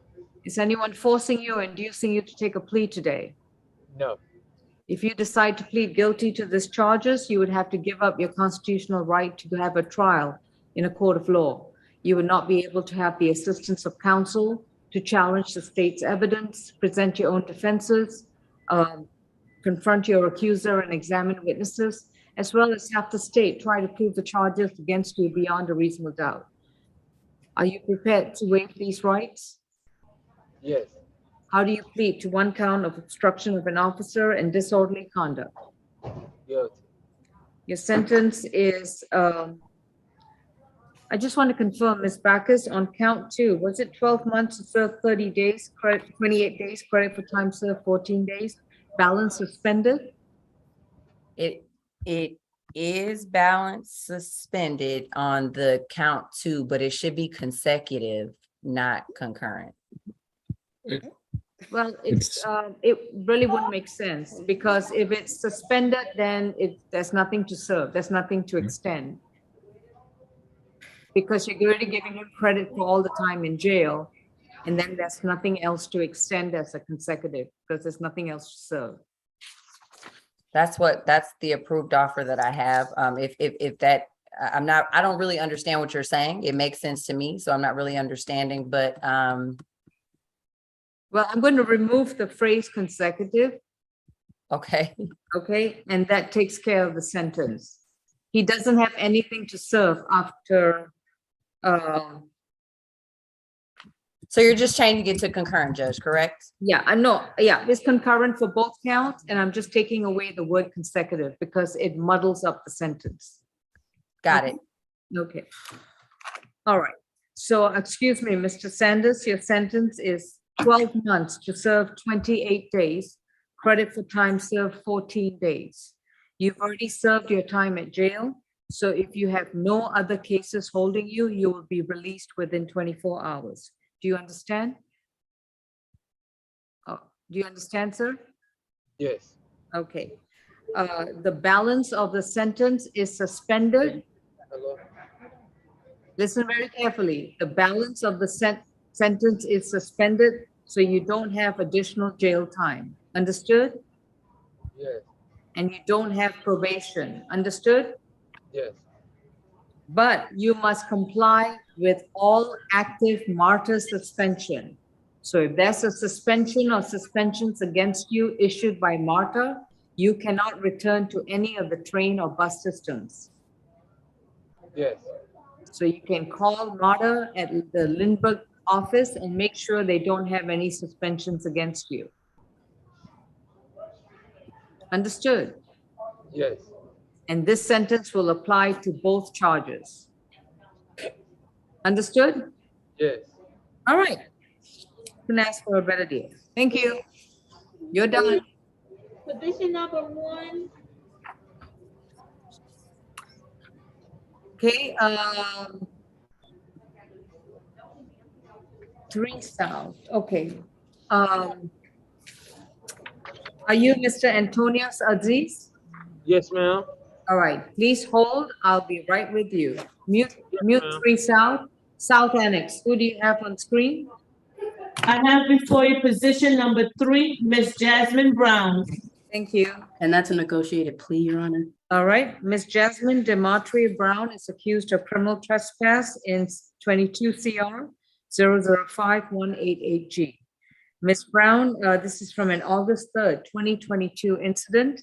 You've been advised of your right to remain silent. Anything you say in open court, your statements can and will be used against you. You have a right to an attorney, and your attorney is Ms. Catrice Helen. Ms. Backus, what's the plea offer for Ms. Brown? This is a time served with a stay away from the incident location of the Waldorf Astoria, 3376 Peachtree Road, Northeast in Atlanta. 3673 Peachtree Road. Okay. Ms. Helen? Yes, Judge, we accept that plea. We stipulate to the factual basis, venue, and ID. All right, I'm just trying to check on how many days she was in custody. I have 16, Judge, and I have that she was incarcerated August the 3rd of this year. That's correct. Ms. Jasmine Brown, did I place you under oath? I don't think. Did I place you under oath? All right. All right, Ms. Jasmine Brown, please raise your right hand. Do you solemnly swear and affirm the testimony you provide will be the truth to the best of your knowledge? All right, you can put your hand down. I'm going to ask you some questions. All you have to do is answer honestly, yes or no, okay? Do you understand, Ms. Brown? Miss Brown, she's talking to you. Are you Jasmine Brown? No, she's asking you a question. Miss Brown, do you want to get out of jail? Yes, she can. Wait. If I need to call Miss Brown real quickly at the South Annex Jail just to see what's going on, I can do that. Is that what you want me to do, Judge?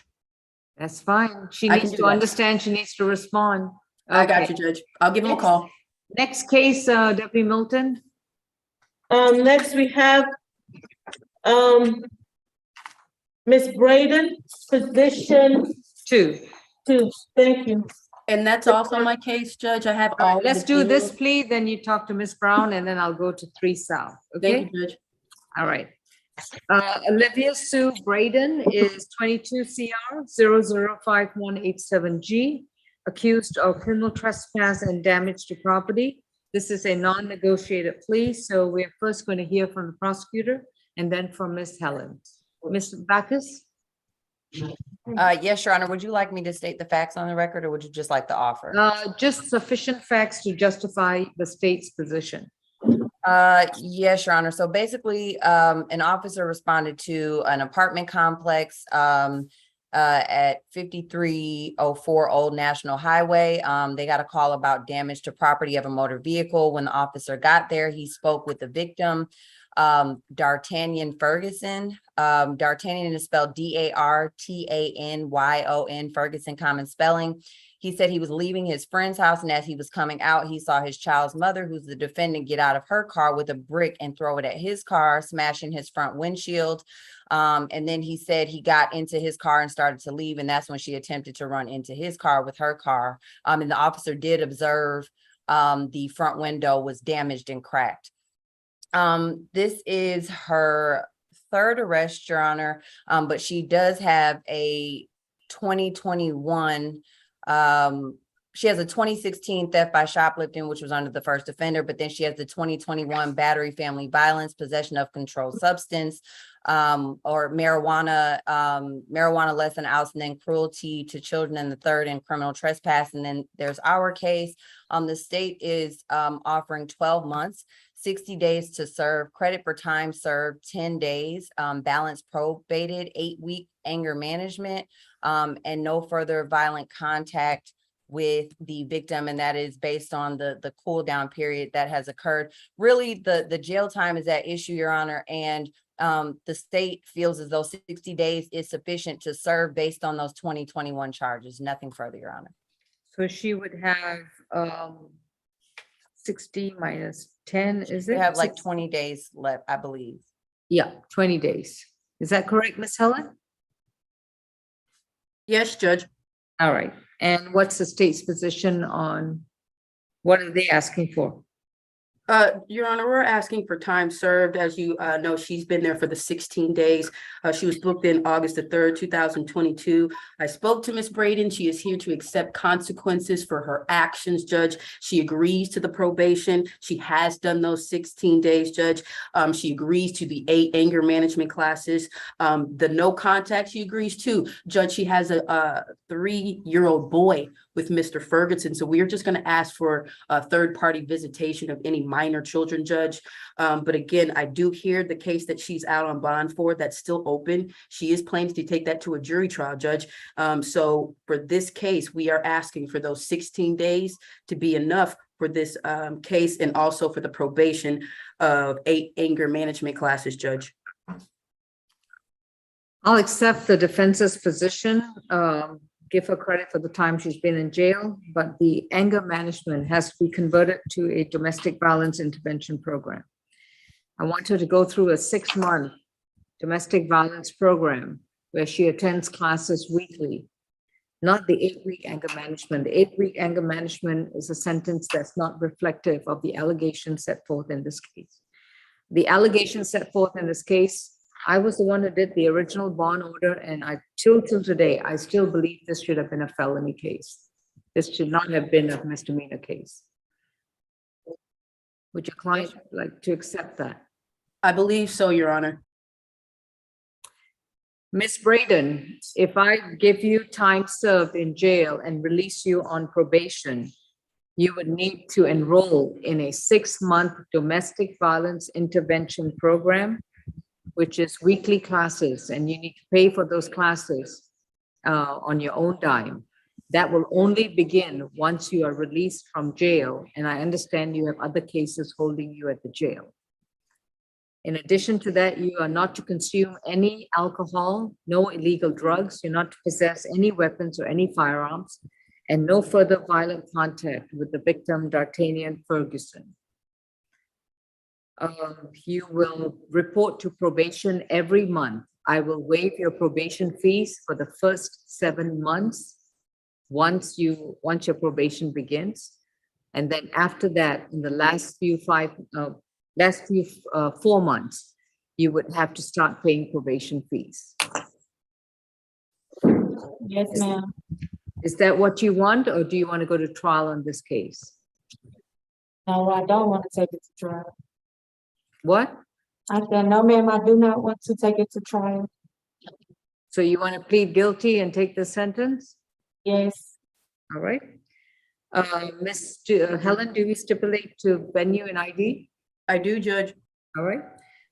Ms. Braden, do you solemnly swear and affirm the testimony you provide will be the truth to the best of your knowledge? Yes, Your Honor. Thank you. Ms. Braden, you were accused of criminal trespass and damage to property. Have you recently consumed alcohol or medication? No, ma'am. And have you understood your charge and the proceedings so far? Yes. And are you satisfied with your attorney? Yes. And is anyone forcing you or inducing you to take a plea today? No. If you decide to enter a guilty plea to this charge, you would have to give up your constitutional right to go back to court to have a trial in front of a judge or a jury. You would not be able to have counsel to help you challenge the state's evidence, present your own defenses, confront your accuser or examine witnesses, and have the state try to prove the charge against you beyond a reasonable doubt. Are you prepared to give up these rights? Yes. How do you plead to 1 count of criminal trespass and damage to property? Guilty. Your sentence is 12 months to serve, was it 20 days? 16 custody. days and then credit for time served 16 days, just so we're, Oh, so that it would be to serve 32 days, credit for time served 16 days. Yes, Judge. All right, she will not have additional jail time. And the only thing that's holding her in jail right now is the bond on her other cases. Correct, Judge. Understood? All right. As soon as she's released on her other cases, that's when the time begins on probation. She will report to probation at 132 Mitchell Street. She will complete a 6-month domestic violence intervention program, which are weekly classes. She must begin those classes within 30 days of being released. She's to have a waive her probation fees for the first 7 months, but she will start paying probation fees for the last 4 months. She will report to probation every month. No further violent contact with D'Artagnan Ferguson, and we will allow for third-party transfer of children. No alcohol, no illegal drugs, no weapons, and no firearms. All right, that is your sentence. Any questions, Ms. Braden? I do have a question, because I know I have pending cases prior to this. So I was trying to see if I could run them concurrent, because Your other cases are felony cases in Superior Court. So it will be up to the Superior Court if they allow that sentence to run concurrent with this. okay. All right. Okay. 32, credit for Can 16. you spell the victim's name? D'Artagnan, How they spell it? Dartagnan, Ferguson. Got that. Thank you. Your Honor, I don't think that's the correct spelling. No? I think sorry. it's Dartanion. Oh, Y-O-N. T-A-N. I'm sorry, I'm a fan of the Three Musketeers. One of them is D'Artagnan. So- Yeah, I know. Okay, so, okay. Our South Annex, I'll be with you shortly. 3 South, who's the gentleman? Position 1. Mr. Antonius Aziz, accused of reckless conduct. Mr. Aziz, you have a right to remain silent. Anything you say in open court, your statements can and will be used against you. You have a right to an attorney, and representing you is Mr. Zach Hinling. Mr. Aziz is going to be entering a plea of not guilty, correct? That's correct, Judge. All right. And Mr. Aziz, upon your entry of a not guilty plea, oh, I'm sorry, we waive a reading of the accusation? I do, Judge. All right. Mr. Aziz, upon your entry of a not guilty plea to the misdemeanor offense of reckless conduct, your case will be scheduled for trial. This misdemeanor offense was accused based on an August 2nd, 2022 incident allegedly occurring in Fulton County, Georgia. At the time of trial, the prosecutor has the complete burden to prove the charge against you beyond a reasonable doubt and to overcome your legal presumption of innocence. If the prosecution prevails, you could be convicted and face a penalty of up to a year in prison and or up to $1,000 fine. Given this information, how do you plead? Not guilty. All right, sir, your case has been arraigned. I understand that your attorney wants to address bond. You may proceed, Mr. Finley. Yes, Judge. I am asking for a bond modification on Mr. Aziz's behalf. He does adamantly dispute these charges, Judge. Mr. Aziz is 25 years old. He was a student he previously attended Tri-Cities High School in the Atlanta metro area. He's a proud father of a 2-year-old son that he is the primary supporter of.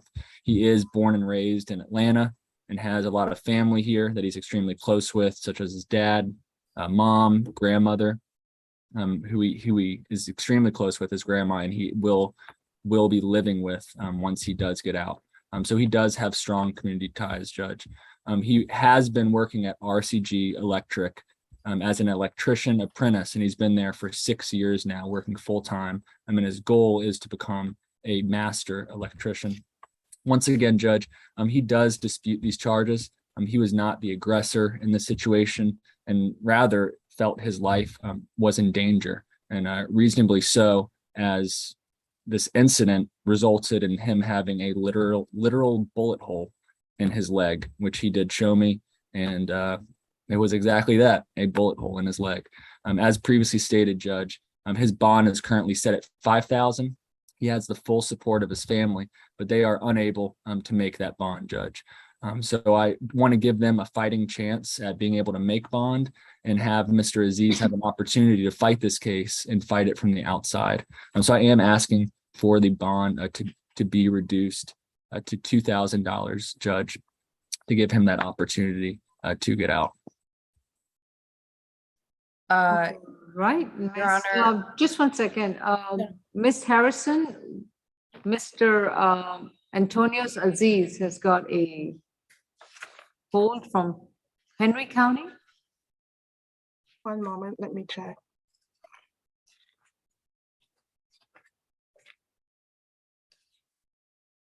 I'm not showing a hold, Judge. I see a foreign county hold on Aziz, Antonius Aziz.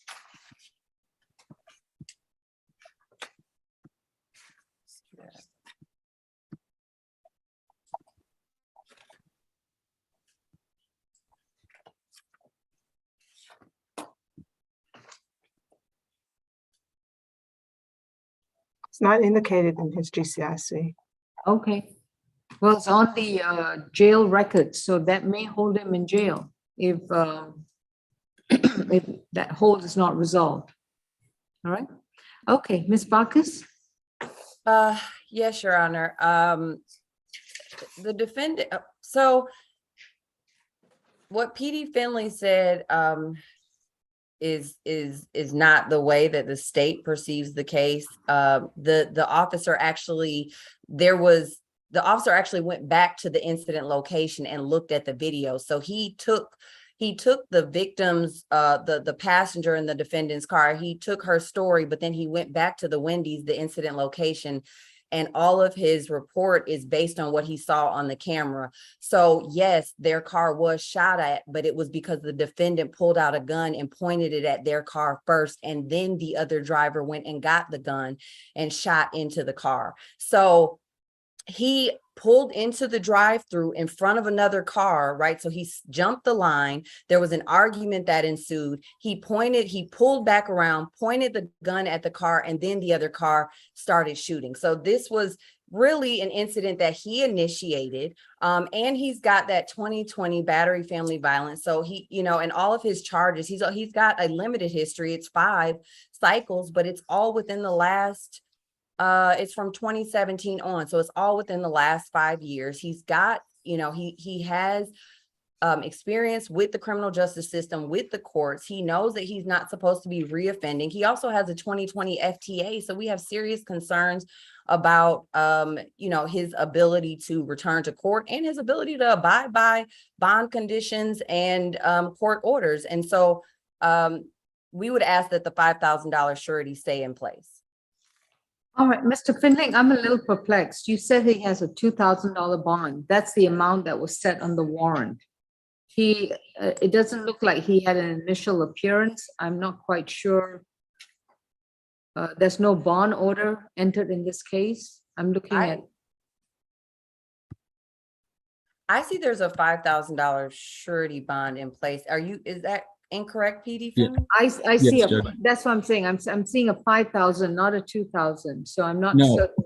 No, sorry, Judge, I was asking for a 2,000. Oh, I see. Yes, ma'am. Yeah, I see the 5,000 on Odyssey, and I was asking for a $2,000 surety bond for him, Judge. All right. Bond is going to be set at $3,000. It's going to be a surety bond to have no contact with Shania. I don't know her last name. Shania Thomas. Shania Thomas. Stay away from the Wendy's location in the warrant that's set forth in the warrant. No illegal drugs, no alcohol, no weapons, and no firearms. Understood, Judge. I will get that modification over to you. All right. 3,000, right? 3,000, yes. Thank you. Thank you, Your Honor. All right. Yes, Mr. Can we unmute 3 South? You have a right to remain silent. Anything you say, your statements can and will be used against you. Yes, Mr. Aziz? Excuse me, ma'am. In the report, No, Mr. Aziz, Mr. Aziz. Do not discuss the facts of the case. Do you have any question about the bond? yes, ma'am. That's good. Thank you. All right, Thank thank you, you. Mr. Aziz. Oh, and can I say one more thing? If it's I about have, the facts, please don't say anything. no. It's a whole. I done been arrested in Clayton County, and they had me. They could have came and got me. They let me go. They let me go. I've been trying to get down there. When I tried to go down the first time, they said it was COVID. I've been trying to handle up. They haven't sent me no paperwork to my address. Been homeless for over a couple months, so I have not had the proof. I'm trying to get myself back together. They have not sent me no proof of Okay, court. stop. Are you talking about Clayton County or Henry County? Henry County, man, where my hold has been a year. Okay, so a whole year. stop. Mr. Finley, I do see documents for a hold on the jail records. And it's something that you would have to get with the jail records division to see if the hold has been resolved so it can be removed. Because that's once he bonds out, he would have to be released to Henry County unless the hold is resolved. Okay? Understood. All right, Mr. Aziz, your attorney will look at it and contact Henry County to see if they can remove the hold. All right? Yes, thank you. That was a good bond, Judge, right? Yeah, that was a good bond. Thank you. South Annex, who do we have? Before you is position 26, Ms. Mims. Okay. And Your Honor, DASG McCutcheon is trying to join the Zoom hearing. Oh, Mr. Jordan, do we have anyone in the waiting room? Okay. So position 26, I have Timber Mims, accused of simple battery and simple assault on January 13th, 2020. Ms. Mims, you have a right to remain silent. Anything you say in open court, your statements can and will be used against you. You have a right to an attorney, and representing you is Ms. Helen. Ms. Helen, this is going to be an arraignment and a bond matter? Correct, Judge. All right.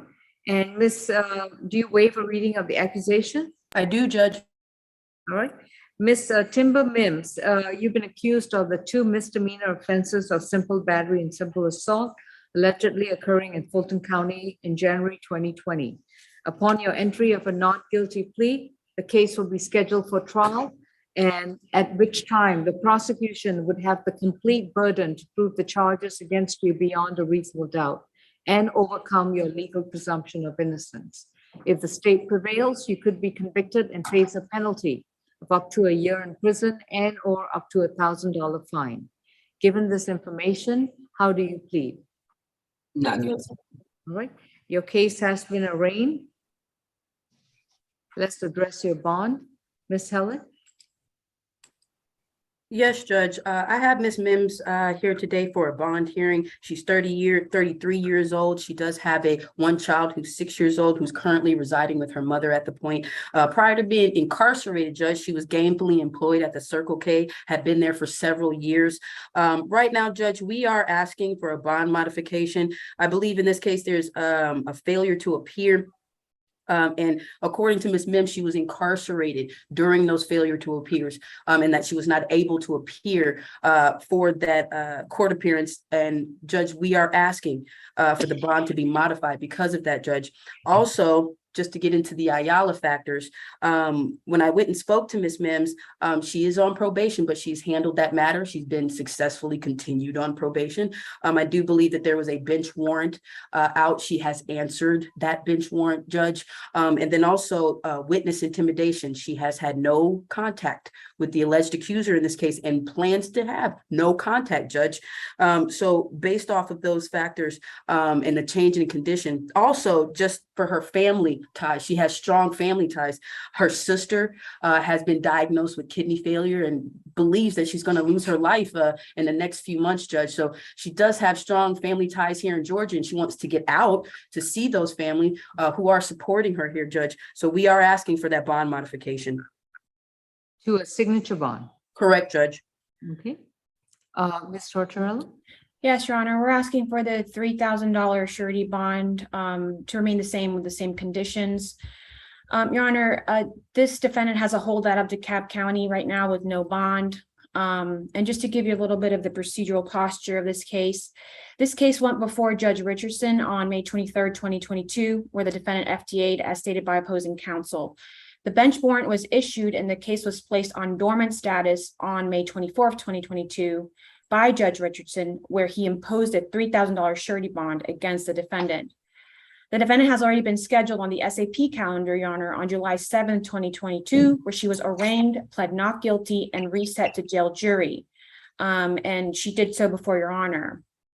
A motion to modify bond was filed by the Trial Division PD, Emily Bronstein, on July 8th, 2022. The PD also filed entry of appearance and other motions before Judge Richardson. This case has again been placed on the SAP calendar on August 9th, 2022, and has been reset twice since then. Your Honor, therefore, it's only appropriate that this case be heard before Judge Richardson because this case has already been arraigned, reset to jail jury. Motions by the PD's office has been filed before Judge Richardson, the trial division judge, and the judge who actually issued this bench warrant and imposed said bond. We also have a concern of danger to public safety. She pled guilty to aggravated assault, where she stabbed a different victim multiple times, causing multiple puncture wounds to the back, chest, and under the victim's left eye. This is case number 16 SC 142364. She pled guilty on February 7th, 2017 to serve 3 years in jail and remaining 7 years on probation, Your Honor. So she's currently I believe she's currently on a calendar for this case for probation revocation. Your Honor, and on this case, on January 13, 2020, an officer was dispatched to a fight call in at 840 McDonald Boulevard Southeast in Atlanta. The officer arrived. He noticed a security guard, Randy Lester, had a Black female in handcuffs. Mr. Lester advised that the woman detained was a defendant, and I apologize if I mispronounced the first name, Timber Mims, who engaged in an altercation with her girlfriend.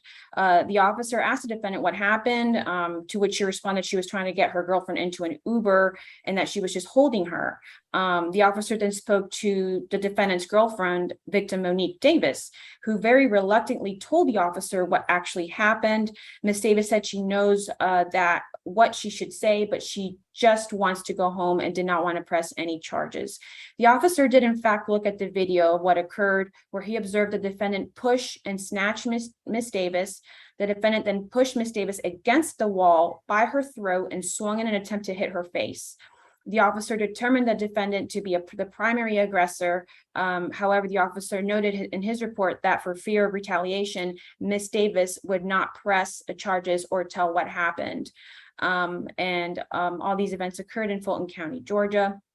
There are some relevant convictions. She also pled to aggravated cruelty to animals, cruelty to animals at a Cobb County Superior Court. And this was in 2015. And she pled under first offender.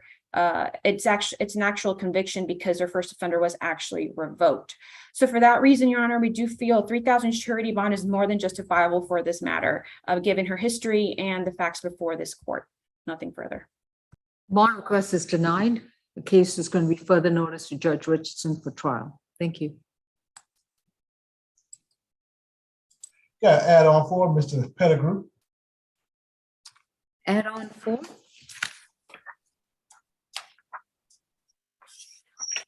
Could you repeat that name again, please? Pettigrew. Pettigrew, okay.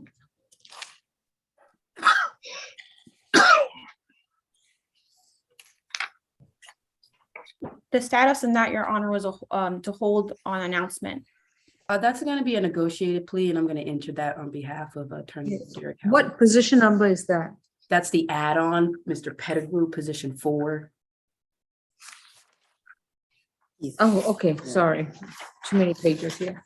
Okay, this is Jonathan Pettigrew. at the medical unit on Zoom, and this is case number 20 CR 004-677C. Mr. Pettigrew, you have a right to remain silent. Anything you say in open court, your statements can and will be used against you. You have a right to an attorney, and representing you is Ms. Catrice Helen. Mr. Pettigrew, I understand this is going to be a negotiated plea. So if you please raise your right hand. Do you solemnly swear and affirm the testimony you provide will be the truth to the best of your knowledge? Yes. Thank you. Ms. Helen, this will be a time served 365? Yes, sir. Yes, ma'am. Okay. So Ms. Tortorello, is the plea offer time served of 365 days? Correct, Your Honor. The defendant has been in jail for 710 days, the last time I checked. So, but yes, it's a time served. But that is based on other open cases, correct? Yes, but he was also booked in on that case. All right, understood. Ms. Helen, do you stipulate to the factual basis, venue, and ID for this battery domestic violence charge? Yes, Your Honor. All right. Mr. Pettigrew, have you consumed any alcohol or drugs? No. And have you understood your attorney so far? Yes. Are you satisfied with the representation? Yes. And have you understood everything that's going on in this case? Yes. If you decide to plead guilty to the charge of battery domestic violence from September 7, 2020, you would have to give up your constitutional right to have a trial. You will not be going back to a court of law. You will not be able to confront your accuser, challenge the state's evidence, examine witnesses, and have the state try to prove the charge against you beyond a reasonable doubt. Are you prepared to give up these rights? Yes. How do you plead to one count of battery domestic violence? Guilty. Your sentence is 365 days, time served. That concludes this case. Thank you.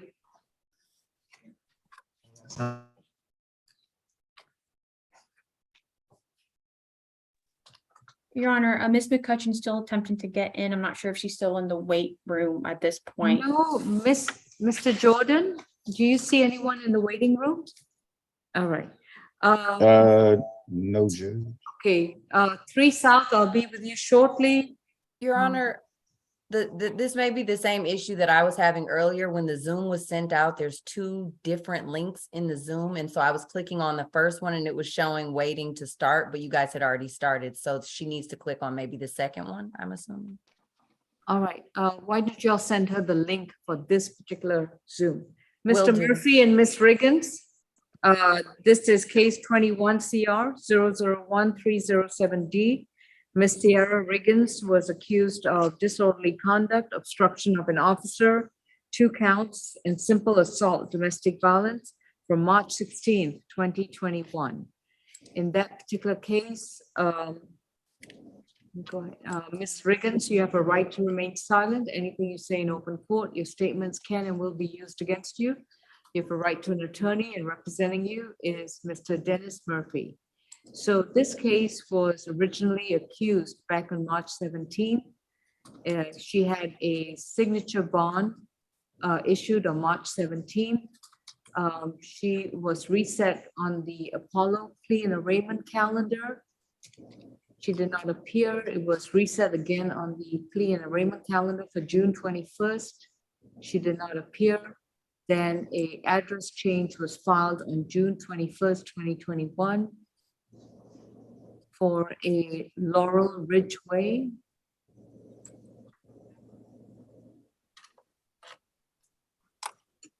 That would be correct, Judge. I was appointed on June 21st of 21. Okay. And then I filed, oh, go ahead, Your Honor. I was just going to say, she apparently an arrest warrant was issued on December 17th, 2021. I can only assume that was before the division judge, which would be Judge Edline. Judge. So she's in bond forfeiture status. Yes, Your Honor. And that was for December 13th, 2021 counter call. Judge, we had been in court on November 1st, and I had waived the arraignment back on July 13th, 2021. So she had only missed court the 1 time. She had indicated to me, Ms. Murphy, I became homeless, and that's why I was FTA in December. And then she reached out to Evelyn Clark, Miss Judge Edline's clerk. And then last week on the 11th, I filed on her behalf a change of address, which the court now has. We have an adequate phone number, and there is actually a very reasonable offer on the table. So I would anticipate that we'll resolve it when it goes back to Judge Edline. She is a single parent. She has a minor child, Your Honor, and nobody else to support. She has some employment now, and I'd ask the court to cancel the warrant and allow us to go back to Judge Edline because I'm pretty confident we'll dispose of the case. Is Sandtown Center the current address? Yes, Judge. Okay, thank you. Ms. Bacchus? Your Honor, just briefly, the state would ask that the bench warrant not be set aside. The case happened on 3/16/2021. She then got the $8,000 signature bond. She was aware that she would have to return to court, and she was out on bond and reoffended 2 days later on 3/18 for and there's a felony in for identity fraud. And so, Your Honor, she is aware. I know that whatever judge she was before, I don't have that before me right now, but I know that they made her aware that she was supposed to return to court and comply with bond conditions, which she did not. And so the state would just ask that it not be set aside. Nothing further. Your Honor, since I've been on the matter since June of 21, she missed court one time. That was on December 13th. But she was with me on November 1st for 30 minutes for court. And then I had spoken to her in October of last year as well. So I had contact with her up until that calendar call on December 13th. And she's indicated I was homeless at that point. And I had nothing to communicate with anyone. And then she was unable to reach out to me until later. Can I say something? Ms. Riggins, only if it pertains to the timeline, nothing else. Before I got you as an attorney, my other attorney, I kept coming to court and my attorney never showed up for court. That's why they gave me another attorney. And that would be me, correct? I'm not the person that did not show up. Not you. It was somebody else. I showed up to court 3 times. That is not the portion that's concerning me. That's right. Okay. Was she arrested while she was out on bond for another charge? Ms. Bacchus, you mentioned an identity fraud charge. I see on her GCIC our case was 3/16/2021, and then on 3/18/2021, she, like I said, she's before Superior Court for a felony identity fraud. Okay. All right. So that was almost contemporaneously. All right. Mr. Murphy, I'm going to set aside the bench warrant. She did receive a signature bond through the jail. And if there is a repeat failure to appear, she must maintain a current address, because that's the only way we can reach her, through the mail. Yes, Judge, and we appreciate the grace of the court. Thank you, Your Honor. Thank you. Thank you for waiting. Thanks, Appreciate it. All right, y'all are free to go. Thank you. Thank you. Sal? Thank you, sir. Who do we have for 3 Sal?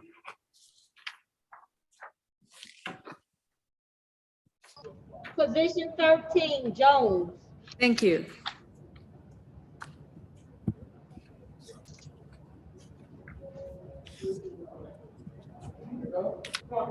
Oh, Mr. Finley, is that your client?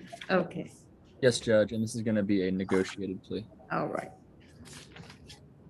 Let's look at this. Okay, Byron Jones is accused of public drunkenness on August 5th, 2022. And this is going to be a negotiated plea. Mr. Jones, you have a right to remain silent. Anything you say in open court, the statements can and will be used against you, and you have a right to an attorney, who is Mr. Zach Finling. Please raise your right hand. Do you solemnly swear and affirm the testimony you provide will be the truth to the best of your knowledge? Oh, yeah. All right, put your hand down. Ms. Bacchus, what's the offer? 12 months, 28 days to serve, credit for time served, 14 days, balance suspended, and stay away from the incident location, which is well, maybe just balance suspended. This was on a random sidewalk on Okay. Alpharetta Highway. So yeah, So can it just be time served? Yes. Okay. Mr. Finling, do you Yes, stipulate the factual basis, venue, and ID? I do, Judge. All right. Mr. Jones, have you consumed any medicine or alcohol recently? Mr. Jones? No, Okay. Are you, okay, I don't mean to be rude, but you look asleep or very tired. Are you able to understand everything that's going on? Yep. You sure? Yeah. All right. Attorney Zach Finling spoke to you. Are you satisfied with his representation? Yeah. All right. And Mr. Jones, if you decide to plead guilty to public drunk, you would have to give up your right to go to court and have a trial. You will not confront your accuser. You will not be able to challenge the state's evidence, and you will give up your right to have the state prove the charge against you beyond a reasonable doubt. Are you prepared to give up these rights? Yeah. How do you plead to one count of public drunk? Not guilty. All right, so we're going to trial. Mr. Jones, when we spoke yesterday, I told you it's going to be time served, so your time at the jail would be finished, and there was no probation. You said you wanted to plead guilty. Do you still want to take that guilty plea, sir? No, I don't want to take it. I don't want to take it. Okay, you don't want to take it. You want to plead not guilty? Oh, yeah. Yeah. Okay. Do you want to file a waiver of arraignment, Mr. Finley? I can do that, Judge. All right. This will be a waiver of arraignment, and the case will be further notice for trial. Thank you. South Annex, do you have anyone else to address? South Annex? South, do you have anyone else to address? That's it. All right, thank you for being so patient. I appreciate that. Thank you. No problem. All right, and South Annex, I don't know where Deputy Milton is. Deputy Milton, are you still there? Yes, Your Honor. We're gonna finish up with position number 3, Ms. Brown. All right, is that the only case left? Yes, Your Honor. Okay. Ms. Jasmine Demetria Brown, we are going to resume with her plea hearing, Yes, ma'am. 22 CR 005188G. We had gone through the plea offer from the state. Ms. Brown had been advised of her rights. And Ms. Brown, I placed you under oath already. Now I need to ask you a series of questions to make sure that if you plead guilty, you're doing so freely, knowingly, and voluntarily. Otherwise, the case goes to trial. Do you understand? Yes, ma'am, that's correct. Okay. So Ms. Brown, have you consumed any medication or alcohol recently? As of recently, I consumed Delta 8, which is an FDA federal regulated drug. I did consume that.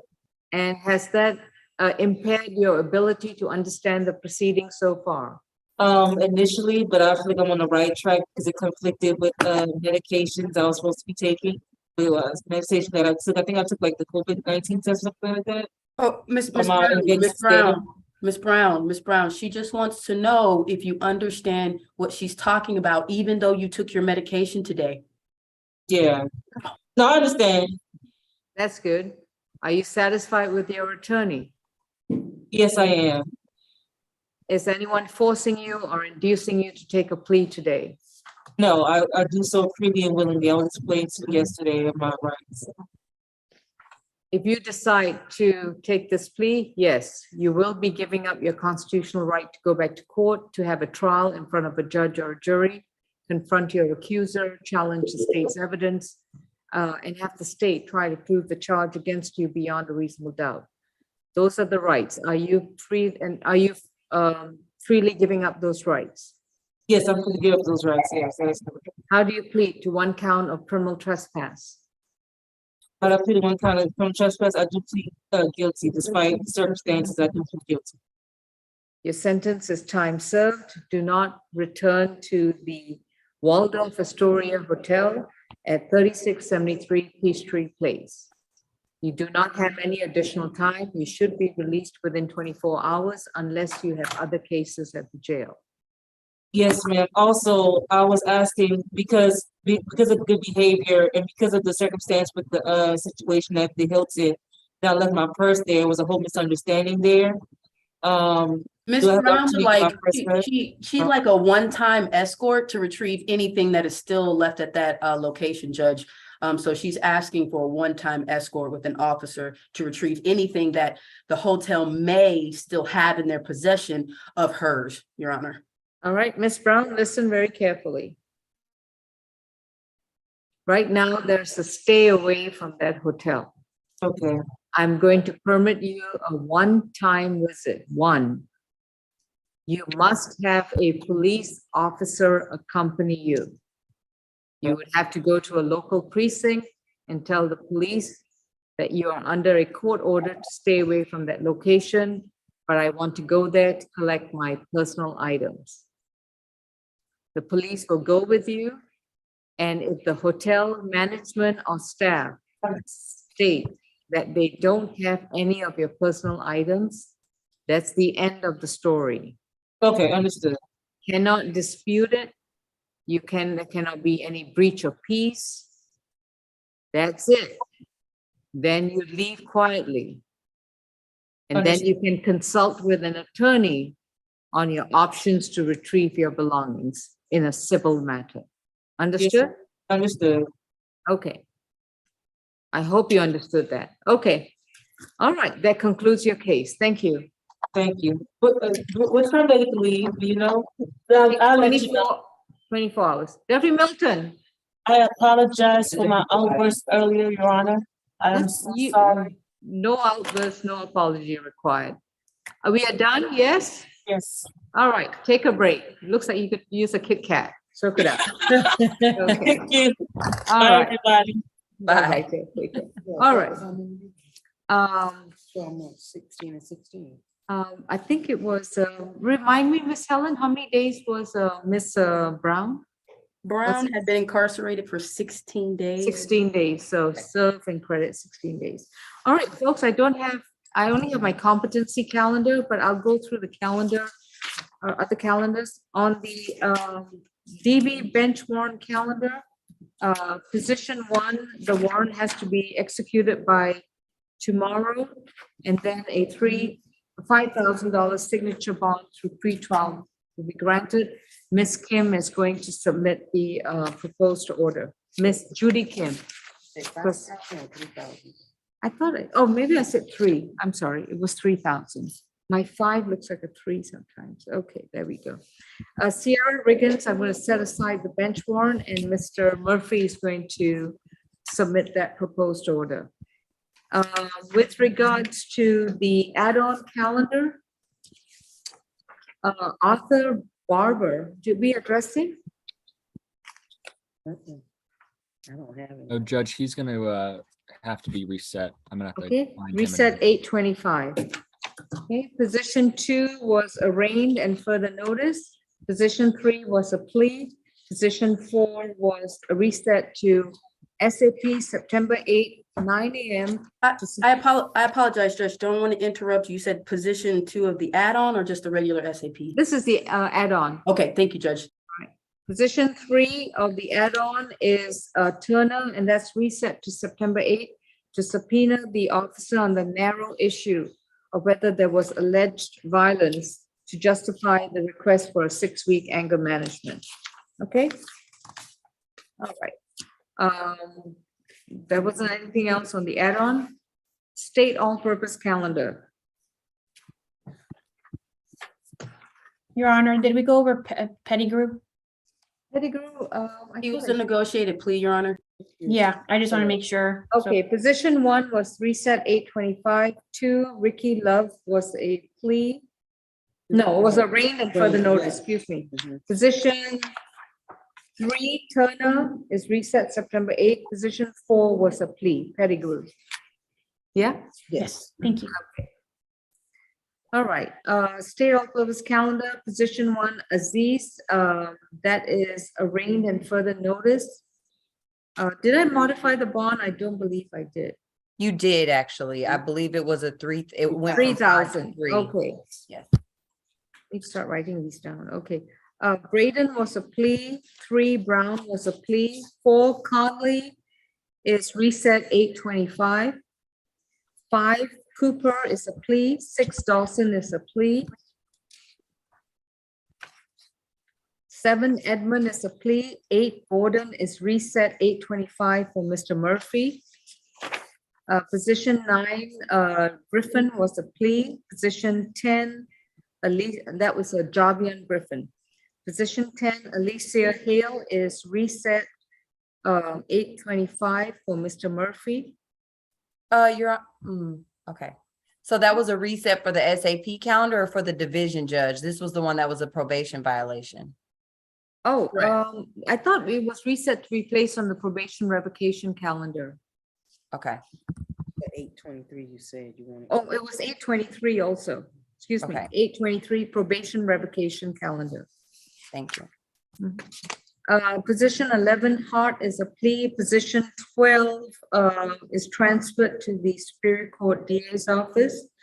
Position 13 was a waiver of arraignment and further notice for trial. Mr. Jones changed his mind.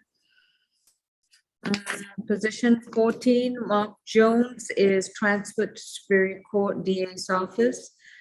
Position 15 was a plea. Position 16 was a arraigned, entered a not guilty plea and a $5,000 signature bond through the jail. He's only to be released through to the parole board, to DOC.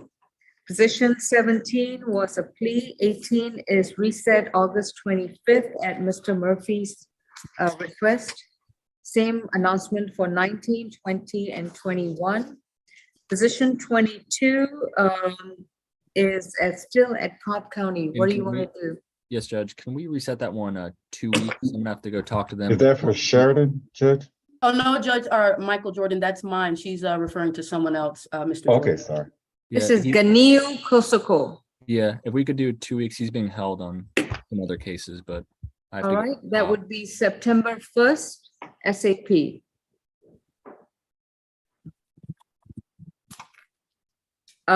Jeffrey Mackey is, was arraigned, I believe. No, we started with him but didn't finish. No, he was a guilty plea. Did he take a plea? Yes. I'm sorry, we were bouncing between so many cases. Okay, thank you. That was a plea then. Do you have his plea sheet? Okay. Position 24, Cameron Merritt, that's And going to then- be at Cobb County. If I could do the same with him as well, Judge, on that Right. same. That's person. reset to September 1st. Position 25 was a plea.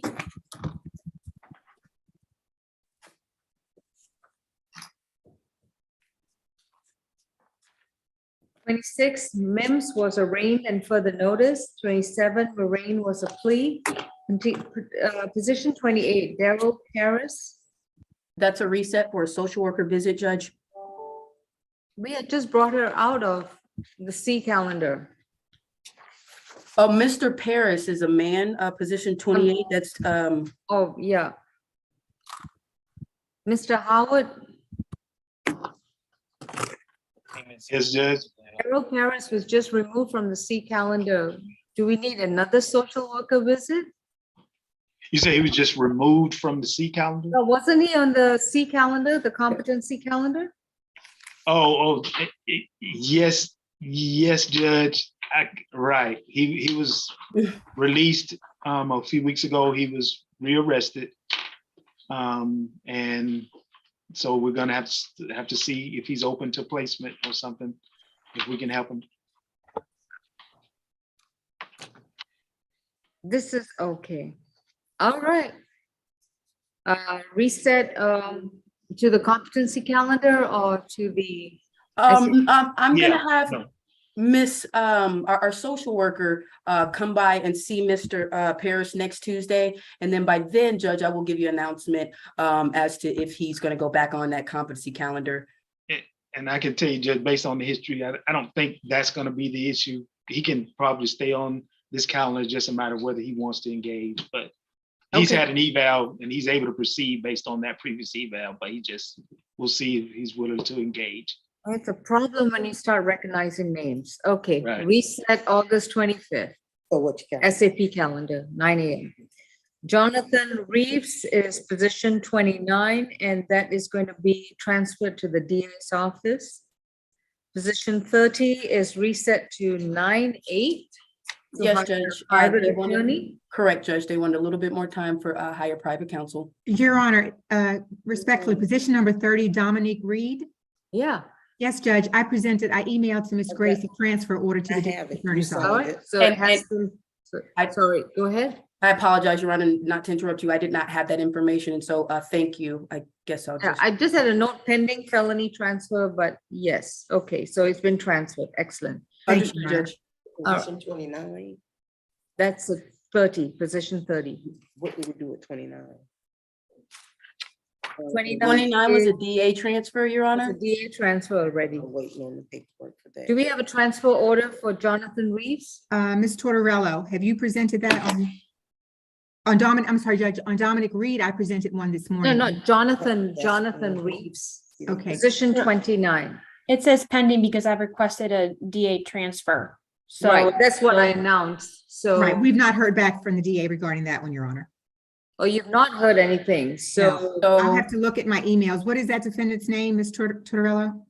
Jonathan Jonathan Reeves, Reeves. Reaves, position 29. I'll have to check that, Judge, just one moment. Okay, I'm gonna put him on 8/25 pending a transfer. If you hear of a transfer, then please submit the proposed order to Miss Melissa Grace. Okay? But Dominic Reed has been transferred, so there's no reset for him. Is that correct, Ms. McCutcheon? Yes, I have that one. You signed Okay. it. Position 31 was a non-negotiated plea for William Robinson. Position 32. was- Judge, I apologize. The original announcement was that it was a plea, that it was a bond hearing for Mr. Robinson. Oh, sorry. Okay, so position 31 was just an arraignment. And did I ask you to file a waiver? Yes, Judge, and I was gonna give that to Okay. Ms. Grace. yeah, it was an arraignment and bond hearing, Your Honor. Okay, thank you. Position 32 was a plea. Position 33, I see DA transfer do not bring. So what stage of the transfer? Have I signed the transfer order or pending? Which position is this, Your Honor? 33, Kezianta Duriel Shahid. I'm not aware of that. Which ASG is handling that case? I am, it's pending. I've sent a request over. Okay, so I'm going to reset this to 8/25 pending transfer to Superior Court, okay? Judge, and in the future, we'll just make we will not make the announcement until the DA has actually accepted the cases. That would be helpful. Yes, Yeah. Judge, thank you. you. Because there's a 34 duration, there's a process that we go through and we have to wait for their response. I understand. Thank you, Your Honor. Shelton was a plea. 35 Sheridan was, We're holding, they're actually on the line, but we're holding, just to address that. okay. And then 36, 37, 38, Rashad Stevens reset to August 25th at Mr. Murphy's request. 39 Watts was a plea, 40 Wilkes was a plea, and 41 Charles William was a plea. Okay, so that's Dean Sheridan on the line on Zoom. It's Cobb County. We may have to. So they are supposedly on their way to get him, Judge? Oh, okay. Okay. Your Honor. Mr. Jordan, are you getting them or is Miss Helen getting them? The Cobb County jailers they're on a virtual link from Cobb Okay. County. So who's the prosecutor for Dean Sheridan? It's me. Your Honor. Okay, so anybody else who's not required for this case, you're free to go. While we're waiting for Cobb, I'm going to do a quick competency review with Mr. Howard. Who's Your the Honor, pros- I'm sorry, before you move forward, I just had one question, because it was confusing with the calendar. So for add-on 3, I thought you said it was a plea, but I have it as arraigned and a bond Yeah, hearing. my pages are a little confused over here. They're not numbered correctly, so let me go through add-on. Position Or is one. that bar- add-on, I'm sorry, add-on 3 would have been the reset for September 8th. Add-on 2 should have been arraigned and bond. So Barbara was reset August 25th. Ricky Love was arraigned and further notice for trial. Thank you. Jonathan Pettigrew was a plea. Okay. And Keith Turner is going to be reset to September 8th for a plea to clarify the nonviolent component. Thank Yeah? you, Your Honor. And just to double check that the state was going to subpoena that officer for September 8th hearing. Oh, repeat that. Yeah, September 8th, correct. Yeah. That is correct. Understood, Judge. All right. Just, yeah, once again, okay, I see a Cobb County booth right there, but there's no one in it. So I guess. Judge, I think those jailers went to go get Mr. Sheridan from the floor and then Okay. they'll come back Mr. up. Howard, who is going to work, is going to be Kia Burgess for the competency, and who's going to be sitting as the prosecutor for, who's covering Mr. Ian Walker's role? Both Ms. Bacchus and I. Oh, both of you, okay. Let's go into breakout, and Mr. Jordan will let us know as soon as the jailers bring the individual in, okay? And you could let Ms. McCutcheon and the. Okay. So Mr. Jordan, it will be all the ASGs, Ms. McCutcheon, Ms. Bacchus, and Ms. Tortorello, and then it'll just be Mr. Howard, just him with Ms. Burgess. And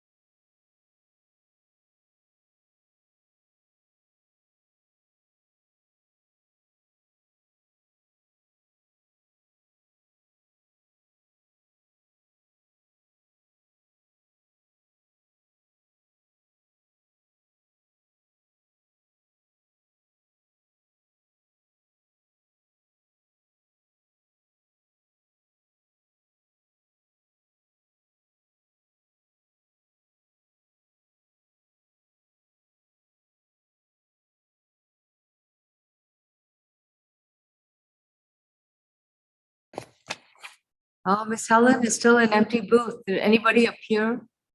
I'll contact Mr. Michael Jordan. He stated that they were on the way to go get him. Not sure.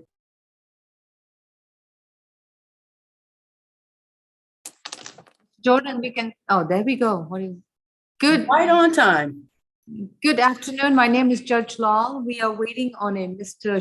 Dean. I'm sorry, the computer is on mute. I can't hear you.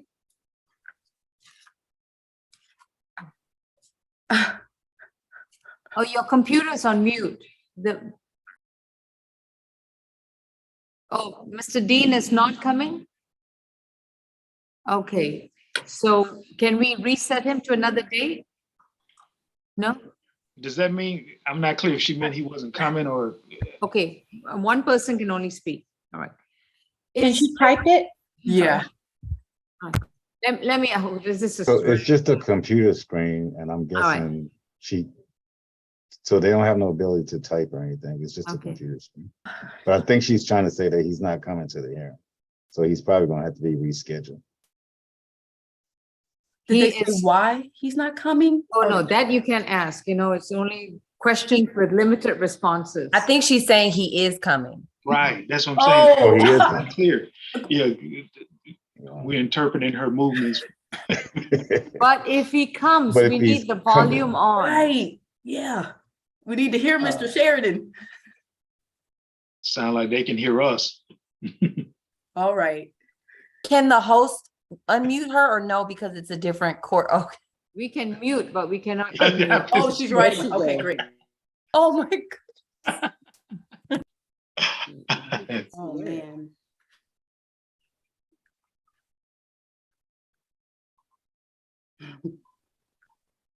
Bring it a little closer. Call me. Oh, okay. Put the number close to the camera. Come close. Right there. Right there. I got you. 587-1293. I got it, Judge. I'll give him a call. Okay, we can stop the recording of the live stream. I'm sure it's pretty much entertainment right now. All right, we'll be in recess until Mr. Dean Sheridan appears, and then we have our 2 o'clock C calendar to resume with as well. Okay, and Your Honor, may I respectfully be excused? I have a doctor's appointment at 2 p.m. Miss Gushin, run. All right, thank you, Judge. Have a good day, everyone. Bye-bye. Thank you, Ms. Bye-bye. Backus. Have a good one. Thank you. Miss Helen, you can run too. Miss Hernandez, Miss Harrison, you're free to go as well. Oh, I'm calling Cobb County Judge, so I'll stay on. Oh, no, I meant Miss Adela Hernandez. She can leave. Mr. Derek Howard can leave. Ms. Backus Thank you, can Judge. leave. Okay. Thank you, Your Honor. Thank you. I'm trying to minimize this Hollywood squares. I Okay. appreciate it. Have a great day. You too. Thank you. Miss Garrison, I'm sorry. I hope you are getting a chance to eat while we are waiting. Actually, I made myself a sandwich while we're waiting. Smart lady. Okay. So after this next case, I am excused. Yes. Okay. Thank you. Okay, thank you. Hey, Judge, I'm talking to Cobb County. They're bringing Mr. Sheridan up. She's not, oh, she unmuted it. They unmuted him. Great, but they're bringing Mr. Sheridan. Yeah, Mr. Inman took care of it, so we're good. So when she comes back, we can hear her this time. Awesome, thank you. Thank you.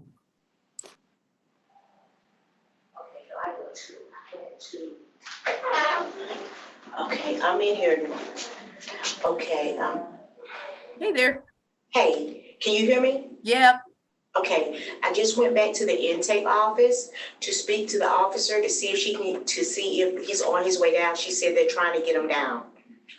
They're Awesome. short staff. Because he's got a time served deal, so we're just trying to get Mr. Sheridan here. Okay, all right.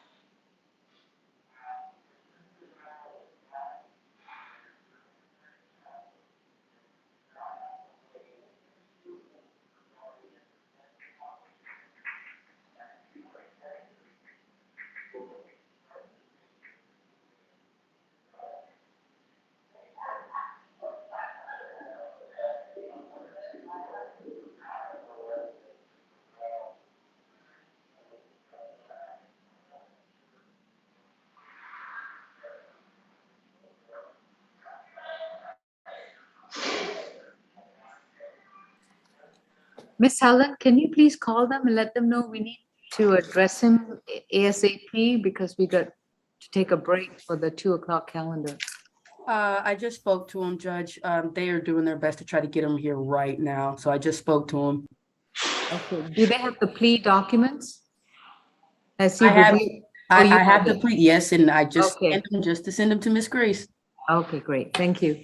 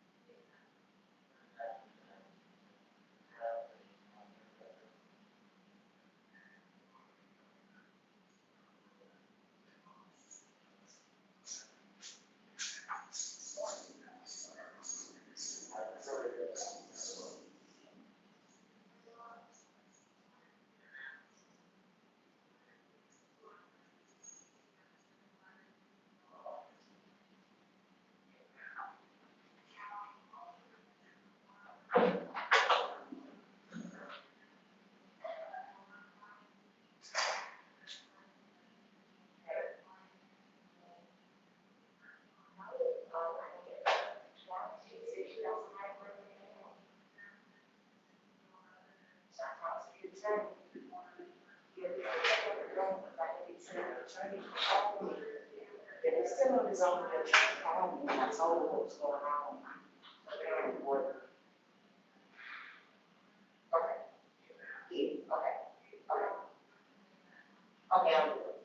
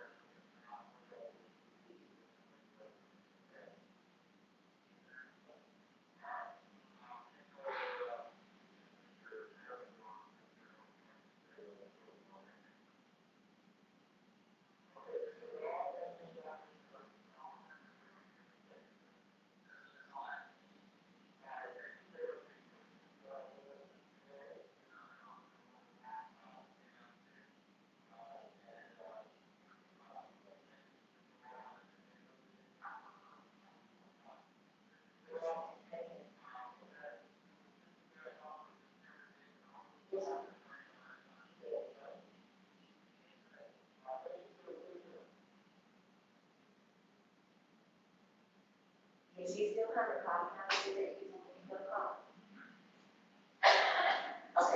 okay.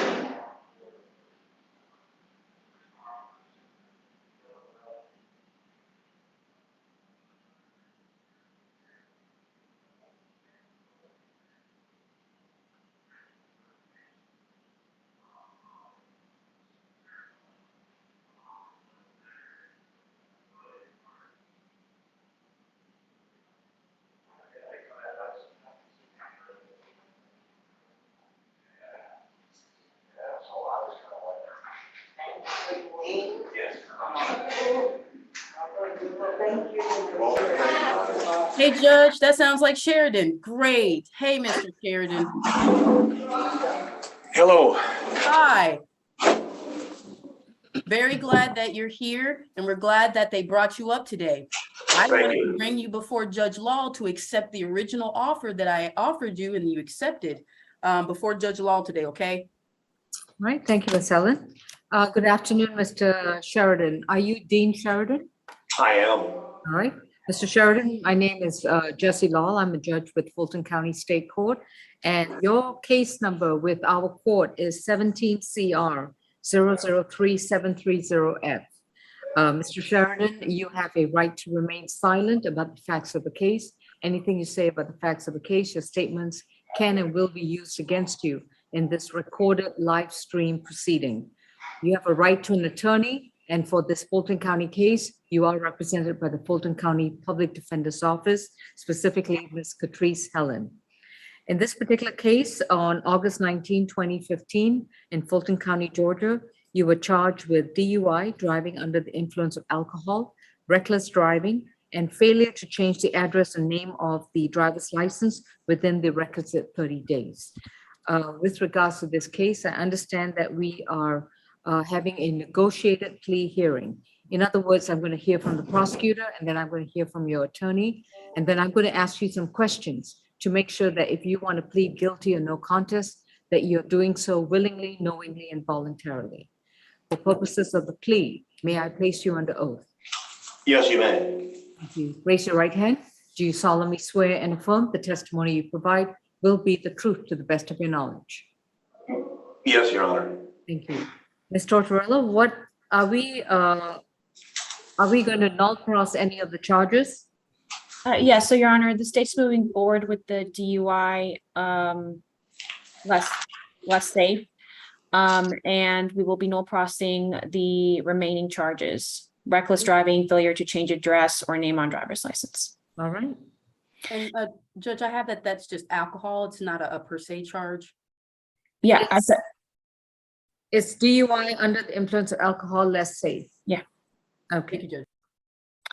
And for the DUI less safe charge, we're recommending 12 months served 63 days, credit for time served 63 days, balance probated, a $300 fine, 40 hours of community service with reduction in ADET, and one victim impact panel, which is the MAD, MADD, and we'll be null crossing the remaining, Your Honor. Reckless driving and failure to change information on license. It will be null crossed. Okay. Ms. Helen, does your client accept the terms, and do you stipulate to the factual basis, venue, and ID? I believe he does, Judge, accept this time served, balance probated offer, and we do stipulate to the factual basis, venue, and ID. All right. And does your client understand that once he enters this plea, his probation will only begin once he has resolved all his other cases and is released on, doesn't have any other holds? Correct. Mr. Sheridan, she's stating you will report to probation once you're released on your other charges. Yes, yes. I do have a question at the end when you're all done. Mhm. Okay. Mr. Sheridan, have you consumed any alcohol or a medication recently? No. And have you understood the proceedings so far? Yes, yes, absolutely. Yeah. And are you satisfied with the representation you received from Ms. Helen? Yeah, I think it's totally fair. I mean, like you know, the charge was from 2015, yes.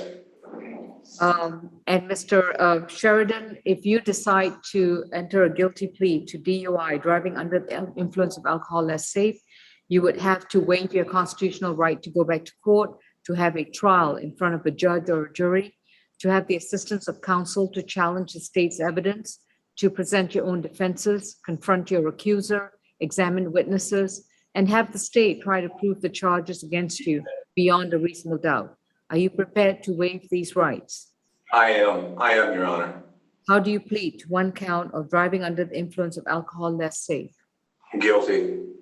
Your sentence is 12 months to serve 63 days, credit for time served 63 days.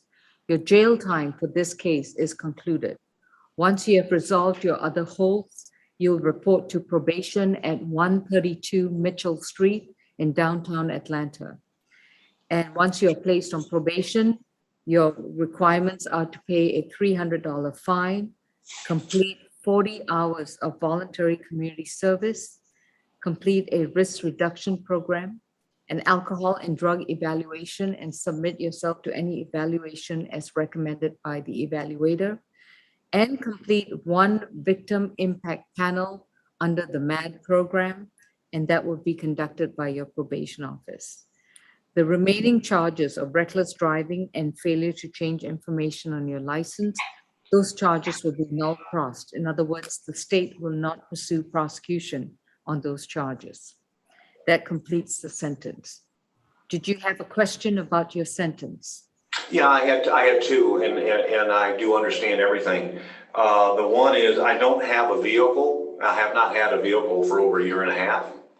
And being as it may, I reside in Cobb County with some family.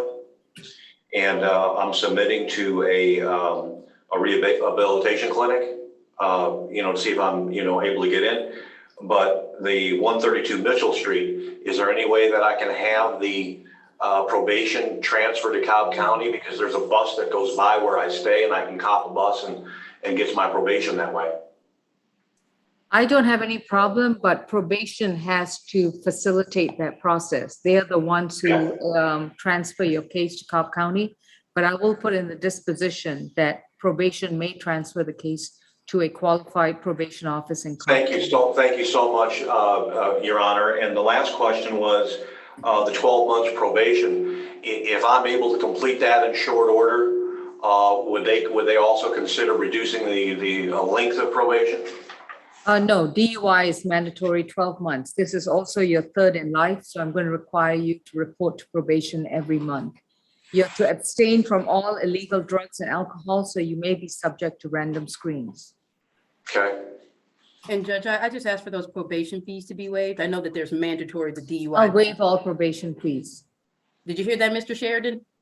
Thank you so much, Your Honor. All right. Thank you, Mr. Sheridan. Good luck with your other matters in Cobb County. And please thank the Cobb County staff for having you been brought over to resolve this one matter. Okay? No, thank you all so very much. All of you. Okay, Ms. Tortorello, Ms. Helen, Ms. Grace looks forward to all the documents that we. I've already emailed. Shall I leave the booth? Yes, thank you. You're welcome. Thank you, Take care Judge. now. All right, thank you, guys. Take care. Bye-bye.